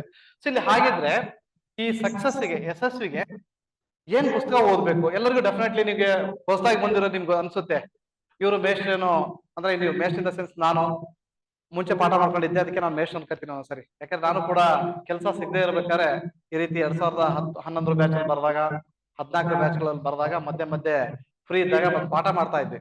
ಸೊ ಹಾಗಾಗಿ ನನ್ನ I call myself as a ಮೇಷ್ಟ್ರು. ನಾವು ಮೇಷ್ಟ್ರ ಕೆಲಸ ಮಾಡ್ಬೇಕಾದ್ರೆ ನಾವು ಅನ್ಕೋತಿದ್ವಿ, ಅಂದ್ರೆ ನಾವೇನೋ ಒಂದು ಒಳ್ಳೆ ಬದಲಾವಣೆ ತರಬೇಕು, ಹಾಗೆ ಮಾಡ್ಬೇಕು, ಹೀಗ್ ಮಾಡ್ಬೇಕು ಅಂತೇಳಿ. ಸೊ ಡೆಫಿನೆಟ್ಲಿ ಇವಾಗ ಸರ್ವಿಸ್ ಇದೆಯಲ್ಲ ನಮ್ಗೆ, ಎಲ್ಲಾ ಕೆಲಸ ಮಾಡಕ್ಕೆ ನಮ್ಗೆ ಅವಕಾಶ ಇದೆ. ಯಾಕಂದ್ರೆ ಸರ್ಕಾರದಲ್ಲಿ ನೀವು ಈ ಹುದ್ದೆಗಳಿಗೆ ಹೋದಾಗ ಯಾರು ಕೂಡ ನಿಮ್ಗೆ ಅಷ್ಟು ಪ್ರೆಷರ್ ಹಾಕಲ್ಲ. ಕೆಲವೊಂದು ಇರುತ್ತೆ ಪ್ರೆಷರ್ ಇನ್ ದ ಸೆನ್ಸ್, ಸರ್ಕಾರದಲ್ಲಿ ನೀವು ಒಳ್ಳೆ ಕೆಲಸ ಮಾಡ್ತೀರಿ ಅಂತಂದ್ರೆ ಡೆಫಿನೆಟ್ಲಿ ಎಲ್ಲರೂ ಕೂಡ ನಿಮ್ಗೆ ಸಪೋರ್ಟ್ ಮಾಡೇ ಮಾಡ್ತಾರೆ. ಇವತ್ತು ಸೊಸೈಟಿ ಸರ್ವಿಸ್ ಕೂಡ ಹಾಗೇನೆ ಇದೆ. ಅಂದ್ರೆ ನಾನ್ ಹೇಳೋದು ಏನಂತಂದ್ರೆ, ಒಳ್ಳೆಯವರು ಎಫಿಷಿಯಂಟ್ ಏನಿರ್ತಾರೆ, ಕಾಂಪಿಟೆಂಟ್ ಅಂತ ಏನ್ ಹೇಳ್ತೀವಲ್ಲ, ಆತರ ಕಾಂಪಿಟೆಂಟ್ ಇರೋಂಥವ್ರು ಈ ಫೀಲ್ಡಿಗೆ ಬರ್ಬೇಕು. ಅಂದ್ರೆ ಸೊ ನನಗೆ ಟೈಮ್ ಲಿಮಿಟ್ ಅನ್ನೋದಿಲ್ಲ, ಸಂಜೆ 5:15 ನಾನು ಮನೆಗೆ ಹೋಗ್ತೀನಿ, ಅಥವಾ ನಾನು 6 ಗಂಟೆಗೆ ಮನೆಗೆ ಹೋಗ್ಬಿಡ್ತೀನಿ, ಮತ್ತೆ ಇನ್ನೆಲ್ಲ ಹೋಗ್ತೀನಿ ಅಂತ ಅನ್ನೋದಕ್ಕಿಂತ ಹೆಚ್ಚಾಗಿ, ಆಯ್ತು ನಾವು ಸೊಸೈಟಿಗೋಸ್ಕರ 1 ಗಂಟೆ ಎಕ್ಸ್ಟ್ರಾ ಆದ್ರೂ ಪರವಾಗಿಲ್ಲ, ಅಥವಾ ಮಧ್ಯರಾತ್ರಿ ಫೋನ್ ಕಾಲ್ ಬಂದ್ರು ಕೂಡ ಎಮರ್ಜೆನ್ಸಿಲೂ ಕೂಡ ನಾನು ಅಟೆಂಡ್ ಮಾಡಿ ಆ ಕೆಲಸಕ್ಕೆ ಹೋಗ್ತೀನಿ ಅನ್ನಂಗಿದ್ರೆ, you are the most efficient and competent. ನನ್ನ ಪ್ರಕಾರ ನೀವೇ ಆ ಒಂದು ಜಾಗಕ್ಕೆ, ಆ ಒಂದು ಸೀಟಿಗೆ, ಅಂದ್ರೆ ಆ ಪೋಸ್ಟ್ಗೆ ಸೂಟಬಲ್. ನನ್ನ ಪ್ರಕಾರ ಎಷ್ಟೋ ಸರಿ ನೋಡಿ, ಅಧಿಕಾರಿಗಳಿಗೆ ರಾತ್ರಿ 12-1 ಗಂಟೆಗೆಲ್ಲ ಫೋನ್ ಬಂದಾಗ ಆ ಟೈಮಲ್ಲಿ ಎದ್ದು ಹೋಗ್ತಾರೆ. ಎಸ್ಪೆಷಲಿ ಪೊಲೀಸ್ ಇಲಾಖೆಯವರು ನಿಮ್ಗೆ ಗೊತ್ತಿರ್ಬೋದು, ಎಷ್ಟೊತ್ತಾದ್ರೂ ಕೂಡ ಎದ್ದು ಹೋಗ್ತಿರ್ತಾರೆ. ಸೊ ಹಾಗಾಗಿ ಆ ತರ ಒಂದು ಚಾಲೆಂಜಿಂಗ್ ಜಾಬ್ ಡೆಫಿನೆಟ್ಲಿ ನಿಮ್ ಮುಂದೆ ಬಂದ್ಬಿಡುತ್ತೆ. ಆ ಒಂದು ಸಂದರ್ಭಕ್ಕೆ ನೀವು ರೆಡಿ ಇರಬೇಕು. ಸೊ ಅಷ್ಟಕ್ಕೆ ನೀವು ರೆಡಿ ಇರ್ಬೇಕು ಅಂತಂದ್ರೆ ನನ್ನ ಪ್ರಕಾರ ಏನ್ ಓದ್ಬೇಕು ಏನ್ ಓದ್ಬಾರ್ದು ಈ ಒಂದು ಅವಧಿನಲ್ಲಿ ಅಥವಾ ಈ ಒಂದು ನಿಮ್ಮ ಪ್ರಿಪರೇಷನ್ ಟೈಮ್ ಅಲ್ಲಿ ಏನ್ ಓದ್ಬೇಕು ಏನ್ ಓದ್ಬಾರ್ದು ಅಂತ ಫಸ್ಟ್ ಗೊತ್ತಿರ್ಬೇಕು. ಅಂದ್ರೆ ನೀವು ಎಲ್ಲದನ್ನು ಕೂಡ ಸೆಗ್ರಿಗೇಟ್ ಮಾಡಿ ಇಂಥದ್ ಬೇಡ, ನನಗೆ ಓದೋದ್ ಬೇಡ, ಇದನ್ನ ಓದೋದ್ ಬೇಡ ಅಂತ ಬಿಟ್ರೆ ಕೊನೆಗೆ ಈ ಹಂಸ ಕ್ಷೀರನಯ ಅಂತ ಬರುತ್ತೆ ನೋಡಿ, ಹಂಸ ಬರೀ ಹಾಲು ಮಾತ್ರ ಕುಡಿಯುತ್ತೆ, ಹೌದಾ, ಗೊತ್ತಿದೆಯಲ್ಲ ಅದು. ಆ ರೀತಿ ಒಳ್ಳೆ ಕಂಟೆಂಟ್ ಏನಿದೆ ಅದಷ್ಟನ್ನೇ ಓದ್ತಾ ಹೋದ್ರೆ ಡೆಫಿನೆಟ್ಲಿ ಸಕ್ಸಸ್ ಸಿಗುತ್ತೆ, ನೀವು ಅನ್ಕೊಂಡ್ರೆ ಸರ್ವಿಸ್ ಸಿಗುತ್ತೆ. ಈಗ ಉದಾಹರಣೆಗೆ ನಿಮ್ ಮುಂದೆ ನೀವು ನಿಮ್ಮ ಅಕಾಡೆಮಿಕ್ ಅಲ್ಲಿ ನೀವು ಫಸ್ಟ್ ಸ್ಟ್ಯಾಂಡರ್ಡ್ ಇಂದ 10th ಸ್ಟ್ಯಾಂಡರ್ಡ್ ವರೆಗೆ ಓದಿದಿರಿ, ಹೌದಾ? ಡೆಫಿನೆಟ್ಲಿ ಎಲ್ಲರೂ ಕೂಡ ಇಲ್ಲಿರೋರು 10ನೇ ಕ್ಲಾಸ್ ದಾಟೆ ಬಂದಿದ್ದೀರಾ, ಯಾರು ಕೂಡ ಮಧ್ಯೆ ನೀವೇನೋ ವಾಮ ವರ್ಗದಲ್ಲಿ ಬಂದಿಲ್ಲ. ಈ 1ನೇ ಕ್ಲಾಸಿಂದ 10ನೇ ತರಗತಿವರೆಗೆ ನೀವು ಏನ್ ಓದಿದಿರಲ್ಲ ಅದೇ ಸಿಲೆಬಸ್ ಈ UPSC ಮತ್ತೆ KPSC ಬರುತ್ತೆ. ಓವರ್ ಆಲ್ ನಿಮಗೆ ನಮ್ಮ ದೇಶದಲ್ಲಿ ಏನು ಎಕ್ಸಾಮ್ ಕಂಡಕ್ಟ್ ಮಾಡ್ತಲ್ಲ ಅದೆಲ್ಲ ಎಕ್ಸಾಮ್ಸ್ ಕೂಡ ಅದೇ ಬರುತ್ತೆ. ನೀವು 7ನೇ ಕ್ಲಾಸ್ 1ನೇ ಕ್ಲಾಸ್ ಅಂತೂ ನೆನಪಿರಲ್ಲ ನನ್ನ ಪ್ರಕಾರ, ಅದ್ರಲ್ಲಿ ಏನ್ ಬಂದಿರಲ್ಲ ಸಿಲೆಬಸ್. ಬಟ್ ಇವಾಗೆಲ್ಲ ಈ ನಮ್ಮಲ್ಲಿ ಏನು ಈ ಸಿಟಿಗಳೆಲ್ಲ ಓದ್ತಲ್ಲ ಮಕ್ಕಳಿಗೆಲ್ಲ 1ನೇ ಕ್ಲಾಸ್ಗೆ GPS ಅಂದ್ರೆ ಏನು, ಲ್ಯಾಟಿಟ್ಯೂಡ್ ಲಾಂಗಿಟ್ಯೂಡ್ ಎಲ್ಲ ಹೇಳ್ಕೊಡಕ್ ಶುರು ಮಾಡಿದಾರೆ, ಆಯ್ತಾ? ಈಗಿನ ಮಕ್ಕಳು ಓದ್ತಿರ್ಬೋದು, ಬಟ್ ಆದ್ರೆ ನಾವುಗಳು ಇವನ್ ನೀವು ಕೂಡ ಓದ್ಬೇಕಾದ್ರೆ 1ನೇ ಕ್ಲಾಸು 2, 3, 4, 5ರಲ್ಲಿ ಏನಂತ ಓದಿರಲ್ಲ. ಅದಾದ್ಮೇಲೆ ನಾವು ಓದಕ್ ಶುರು ಮಾಡಿರ್ತೀವಿ. ಉದಾಹರಣೆಗೆ ನೀವು 6ನೇ ಕ್ಲಾಸಿಂದ ತಿಳ್ಕೊಳ್ಳೋಣ, 6th ಇಂದ 10th ಕ್ಲಾಸ್ ವರೆಗೆ ಏನ್ ಓದಿರ್ತಿರಲ್ಲ ಅದೇ ಸಿಲೆಬಸ್ ನಿಮ್ಮ ಕಾಂಪಿಟೇಟಿವ್ ಎಕ್ಸಾಮಿಗೆ ಬರುತ್ತೆ, ಮತ್ತೆ ಬಿಟ್ರೆ ಏನೂ ಬರಲ್ಲ. ಸೊ ಈಗ ಉದಾಹರಣೆಗೆ ನೀವು ಜಾಗ್ರಫಿ ಓದಿರ್ತೀರಿ, ಆಯ್ತಾ, ಪಾಲಿಟಿ ಓದಿರ್ತೀರಿ, ಹಿಸ್ಟ್ರಿ ಓದಿರ್ತೀರಿ, ಎಕಾನಮಿ, ಸೈನ್ಸ್ ಅಂಡ್ ಟೆಕ್ನಾಲಜಿ ಓದಿರ್ತೀರಿ, ಕರೆಂಟ್ ಅಫೇರ್ಸ್ ಓದಿಷ್ಟು ಮೆಂಟಾಲಿಟಿ ಓದಿರ್ತೀರಿ, ಇದಿಷ್ಟೇ ತಾನೇ ಓದಿರೋದು. ಈ ಒಂದೊಂದು ಪುಸ್ತಕಗಳನ್ನ ತೂಕ ಹಾಕಿದ್ರೆ ಎಷ್ಟು ಕೆಜಿ ಆಗ್ಬೋದು? ಸುಮ್ನೆ ಇಷ್ಟು ಪುಸ್ತಕಗಳನ್ನ ಒಂದರಿಂದ 10th ಓದಿ ಅಥವಾ ನಿಮ್ಮ ಕಾಂಪಿಟೇಟಿವ್ ಎಕ್ಸಾಮ್ಗೆ ನಿಮ್ಮ ಸ್ಪರ್ಧಾತ್ಮಕ ಪರೀಕ್ಷೆಗಳಿಗೆ ಏನ್ ಓದ್ತಿರಲ್ಲ ಸುಮಾರು ಒಂದು 10 ಪುಸ್ತಕಗಳು ಬರುತ್ತೆ ಅಂತ ಇಟ್ಕೊಳ್ಳೋಣ. ಈ 10 ಪುಸ್ತಕಗಳನ್ನ ನೀವು ತೂಕ ಹಾಕಿರೋ ಒಂದು 10 ಕೆಜಿ ಆಗ್ಬೋದು. ಈ 10 ಕೆಜಿ ತಕೊಂಡು ನೀವು ಬ್ಯಾಗ್ ಅಲ್ಲಿ ಹಾಕೊಂಡು ಎಲ್ಲಿ ಬೇಕಾದ್ರೂ ಹೋಗ್ಬೋದು, ನಿಮ್ಗೆ ಎಲ್ಲೆಲ್ಲಿ ಖುಷಿ ಆಗುತ್ತೆ ಅಲ್ಲಿ ಕುತ್ಕೊಂಡು ಓದ್ಬೋದು. ಅಷ್ಟು ತುಂಬಾ ಸಿಂಪಲ್ ಇದೆ. ಇನ್ನೂ ಸಿಂಪಲ್ ಇದೆ ಅಂತ ಕೇಳಿ, ಏನೂ ತಗೊಂಡು ಹೋಗೋದು ಬೇಡ, ಮೊಬೈಲ್ ಅಲ್ಲಿ ನೀವು PDF ಮಾಡ್ಕೊಂಡು ಹೋದ್ರೆ ಸಾಕು, ಎಲ್ಲೋ ಕುತ್ಕೊಂಡ್ಬಿಟ್ಟು ಟ್ಯಾಬ್ ತರ ಬರುತ್ತಲ್ಲ ಅದು ಕುತ್ಕೊಂಡು ಓದ್ಬೋದು. ಅಂದ್ರೆ ಹಿಂದೆ ಇದ್ದಂತ ಕಾಲ ಇವತ್ತಿಲ್ಲ, ಎಲ್ಲದೂ ಕೂಡ ನಿಮ್ಮ ಇದ್ರಲ್ಲಿ ಇದೆ, ಅಷ್ಟೇನೆ ಕೈಯಲ್ಲಿದೆ. ಅಷ್ಟು ಈಸಿ ಇರ್ಬೇಕಾದ್ರೆ ಓದೋ ಜವಾಬ್ದಾರಿ ನಿಮ್ದಷ್ಟೇನೆ. ಈಗ ನಾನು 2002 ನಲ್ಲಿ ಬರಿಬೇಕಾದ್ರೆ ಇಂಟರ್ನೆಟ್ ಇರ್ಲಿಲ್ಲ, 2009 ಅಲ್ಲಿ ನಾನು UPSC ಇಂಟರ್ವ್ಯೂ ಹೋದಾಗ್ಲೂ ಕೂಡ ನನಗೆ ಇಂಟರ್ನೆಟ್ ಇರ್ಲಿಲ್ಲ. ಯಾಕಂದ್ರೆ ನಿಮಗೆ ಇವೆಲ್ಲ ಮೊಬೈಲ್ ರೆವಲ್ಯೂಷನ್ ಆಗಿದ್ದು 2012-13 ಮೇಲೆ, ಈ ಟಚ್ ಸ್ಕ್ರೀನ್ ಗಳೆಲ್ಲ ಬಂದಿದ್ದು 2013 ಆನ್ವರ್ಡ್ಸ್. ಇವಾಗ ಎಲ್ಲರೂ ಕೂಡ ನಿಜವಾಗ್ಲೂ ಹೇಳ್ತೀನಿ ಕೇಳಿ, ನಿಮ್ಮಂತ ಅದೃಷ್ಟವಂತ ಯಾರು ಇಲ್ಲ ಜಗತ್ತಲ್ಲಿ. ಅಷ್ಟು ಒಳ್ಳೆ ಇದರಲ್ಲಿ ನೀವು ಯುಗದಲ್ಲಿ ಇದೀರಿ. 2 GB ಡೇಟಾ ಫ್ರೀ ಇರುತ್ತೆ. ನೀವು ಜಗತ್ತಲ್ಲಿ ಯಾವ್ದು ಇನ್ಫಾರ್ಮೇಶನ್ ಬೇಕು ಅಂತ ನೀವು ಸುಮ್ನೆ ಗೂಗಲ್ ಮಾಡಿದ್ರೆ ನಿಮಗೆ ಟೈಪ್ ಮಾಡಕ್ಕೆ ಟೈಮ್ ಇಲ್ಲ ಅಂದ್ರೆ ಆ ಗೂಗಲ್ ಅಸಿಸ್ಟೆಂಟ್ ಹೇಳಿದ್ರೆ ಸಾಕು, ಯಾರದು ಇನ್ನೊಬ್ರು ಯಾರ ಹೆಸರು ಲೇಡಿ ವಾಯ್ಸ್ ಬರುತ್ತಲ್ಲ, ಸಿರಿ, ಹೇ ಸಿರಿ ಅಂದ್ರೆ ಸಾಕು, ಸಿರಿ ರೆಡಿ ಟು ಹೆಲ್ಪ್ ಯು. ಸಿರಿ ನನಗೆ ಈ ತರದೊಂದು ಬೇಕು PDF ಅಂದ್ರೆ ಅದೆಲ್ಲಾರು ಇರ್ಲಿ, ಈವನ್ ಅದು ಜಗತ್ತಲ್ಲಿ ಯಾವ ಉಗಾಂಡ ಸೆಕೆಂಡ್ ಅಲ್ಲಿ ಸಿರಿ ತಂದು ಕೊಟ್ಬಿಡುತ್ತೆ. ಅರ್ಥ ಆಗ್ತದೆ? ಇಷ್ಟು ಅವಕಾಶಗಳಿದ್ಮೇಲೆ ನಮ್ಮ ಪಾಠ ಇರುತ್ತೆ ತಾನೆ, ನಾವು ಓದ್ತಾ ಇಲ್ಲ ಅಷ್ಟು ಹೌದಾನೆ, ಅದನ್ನ ನೀವು ಚೇಂಜ್ ಮಾಡ್ಕೊಳ್ಳಿ. ಈಗ ನಾನು ಡಿಗ್ರಿನಲ್ಲಿ ಫೇಲ್ ಆದವನು, 3 ವರ್ಷ ಡಿಗ್ರಿ 4 ವರ್ಷ ಮಾಡ್ರು ನಾನೇ ಬರ್ದಿರೋ ಎಕ್ಸಾಮ್ ಎಲ್ಲ ಎಕ್ಸಾಮ್ ಬರ್ದು ಪಾಸ್ ಆಗಿದ್ದೇನೆ. ಈಗ ನೋಟಿಫಿಕೇಶನ್ ನಾಳೆ ಬಂದು ನಿಮ್ ಜೊತೆ ಕೊಟ್ಟರು ಕೂಡ ನಾನು ಬರ್ದು ಬೇಕಾದ್ರೆ ನಿಮ್ ಜೊತೆ ನಿಮ್ ಲಿಸ್ಟ್ ಅಲ್ಲಿ ನಾನು ಇರ್ತೀನಿ. ನೀವು ಇಷ್ಟು ಜನ ಸೆಲೆಕ್ಷನ್ ಲಿಸ್ಟ್ ಅಲ್ಲಿ ಇದ್ರೆ ಕೊನೆಗಾರು ನಾನು ಇರ್ತೀನಿ. ನೀವು 100 ಅಂತಂದ್ರೆ 101 400 ಇರ್ತೀನಿ. ಅರ್ಥ ಆಗ್ತಿದೆ? ಅಂದ್ರೆ ಅಷ್ಟು ಜೋಶ್ ಸ್ಪಿರಿಟ್ ಈಗಲೂ ಕೂಡ ನನಗಿದೆ. ಅಂದ್ರೆ ನೀವು ಯೂತ್ ಇದೀರಿ, ಈಗ 22 ಇಂದ ಒಂದು 28 ಒಳಗೆ ಇದ್ದೀರಿ ಅಂತ ಅನ್ಕೋತೀನಿ. ನಿಮ್ಗೆ ಯಾಕೆ ಆ ಜೋಶ್ ಬರಬಾರ್ದು? ಆ ಜೋಶ್ನ ಇಟ್ಕೋಬೇಕು. ಯಾಕಂದ್ರೆ ಆ ಜೋಶ್ ಇಲ್ಲ ಅಂತಂದ್ರೆ, ಇನ್ನರ್ ಸ್ಪಿರಿಟ್ ಇಲ್ಲ ಅಂತಂದ್ರೆ ನೀವು ಏನು ಮಾಡಕ್ಕಾಗಲ್ಲ. ಆ ಇನ್ನರ್ ಸ್ಪಿರಿಟ್ ಹೇಗೆ ತರ್ಸ್ಕೋಬೇಕು ಅಂತಾರೆ ನೋಡಿ, ಮುಂದೆ ನನ್ ಮುಂದೆ IAS ಇದೆ, ನನ್ ಮುಂದೆ KS ಇದೆ, ನಾನ್ ಹಿಂಗಾದ್ರೆ ನನ್ನ ಲೈಫೇ ಚೇಂಜ್ ಆಗತ್ತೆ, ನನ್ನ ಲೈಫ್ ಚೇಂಜ್ ಆಗೋದಲ್ಲದೆ ನನ್ನ ಸೊಸೈಟಿ ಲೈಫ್ ನಾನು ಚೇಂಜ್ ಮಾಡ್ಬೋದು ಅನ್ನೋ ಒಂದು ಥಾಟ್ ಅನ್ನ ಬೆಳೆಸ್ಕೊಳ್ಳಿ. ಡೆಫಿನೆಟ್ಲಿ ಒಂದು ಒಳ್ಳೆ ಸರ್ವಿಸ್ ಸಿಗುತ್ತೆ. ಅದೇ 10 kg ಪುಸ್ತಕಗಳು ಇನ್ನೇನು ಎಕ್ಸ್ಟ್ರಾ ಇಲ್ಲ. ಡೈಲಿ ಒಂದು ಹಿಂದೂ ಪೇಪರ್ ನೀಟಾಗಿ ಓದಿ, ಅಥವಾ ಕನ್ನಡ ಮೀಡಿಯಂ ಹುಡುಗರು ನಮಗೆ ಪ್ರಜಾವಾಣಿ ಪೇಪರ್ ಬರುತ್ತೆ, ವಿಜಯ ಕರ್ನಾಟಕ ಪೇಪರ್ ಬರುತ್ತೆ, ಬೇಕಾದಷ್ಟು ಪೇಪರ್ಗಳು ನಿಮಗೆ ಸಿಗುತ್ತೆ, ಕೆಲವೊಂದು ಮ್ಯಾಗಝಿನ್ಗಳು ಒಳ್ಳೊಳ್ಳೆ ಮ್ಯಾಗಝಿನ್ಗಳು ಸಿಗುತ್ತೆ.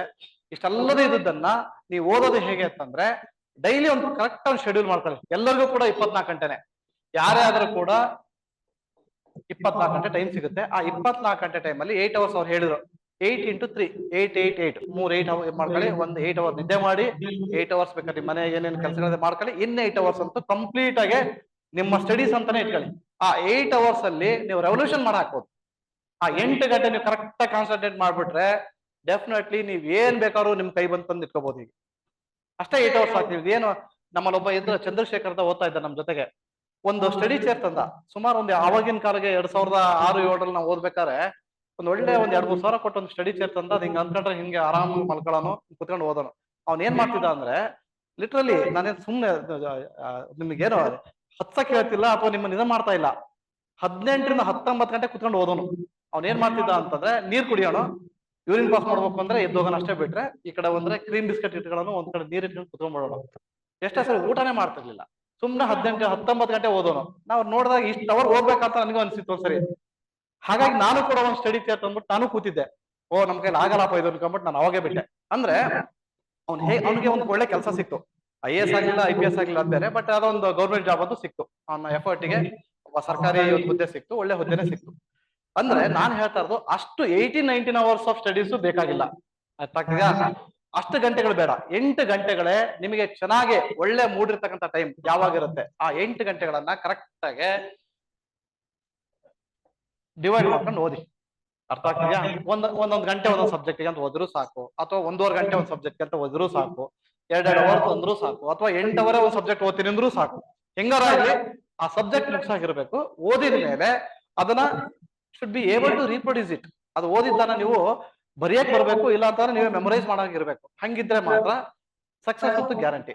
ಇಲ್ಲಿ ಹಾರ್ಡ್ ವರ್ಕ್ ಮಾಡಿ ಖಾಲಿ ಕೈಯಲ್ಲಿ ಹೋದವರು ಈ ಫೀಲ್ಡ್ ಅಲ್ಲಿ ಯಾರು ಇಲ್ಲ ನನ್ನ ಪ್ರಕಾರ.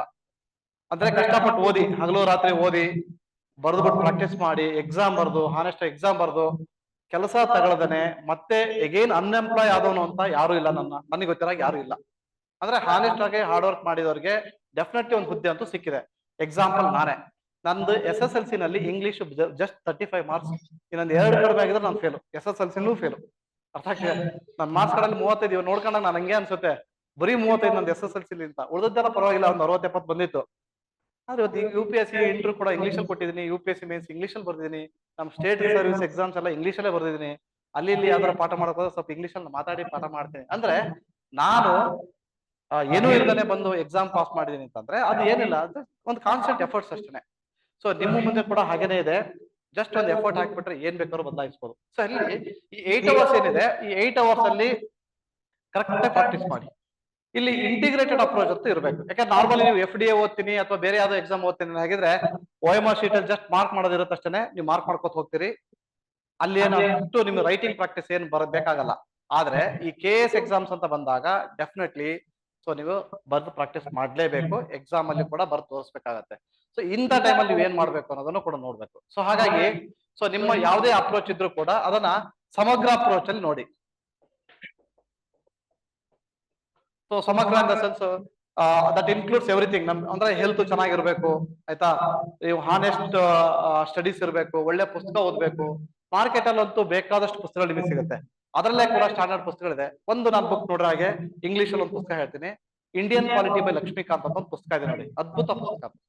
ನೋಡಿದ್ರೆ ಭಾರತ ಸಂವಿಧಾನಕ್ಕೆ ಇಂಗ್ಲಿಷ್ ಅಲ್ಲಿ ಓದೋರಿಗೆ ಇಂಡಿಯನ್ ಪಾಲಿಟಿ ಬೈ ಲಕ್ಷ್ಮೀಕಾಂತ್ ಅಂತ ಒಂದು ಪುಸ್ತಕ ಇದೆ, ತುಂಬಾ ಚೆನ್ನಾಗಿದೆ. ಅದೇ ರೀತಿ ಕನ್ನಡದಲ್ಲಿ ಭಾರತ ಸಂವಿಧಾನಕ್ಕೆ PS ಗಂಗಾಧರ್ ಅಂತ ಒಂದು ಪುಸ್ತಕ ಇದೆ, ಅದು ಕೂಡ ಅದ್ಭುತವಾದ ಪುಸ್ತಕ, ತುಂಬಾ ಚೆನ್ನಾಗಿ ಬರೆದಿದ್ದಾರೆ.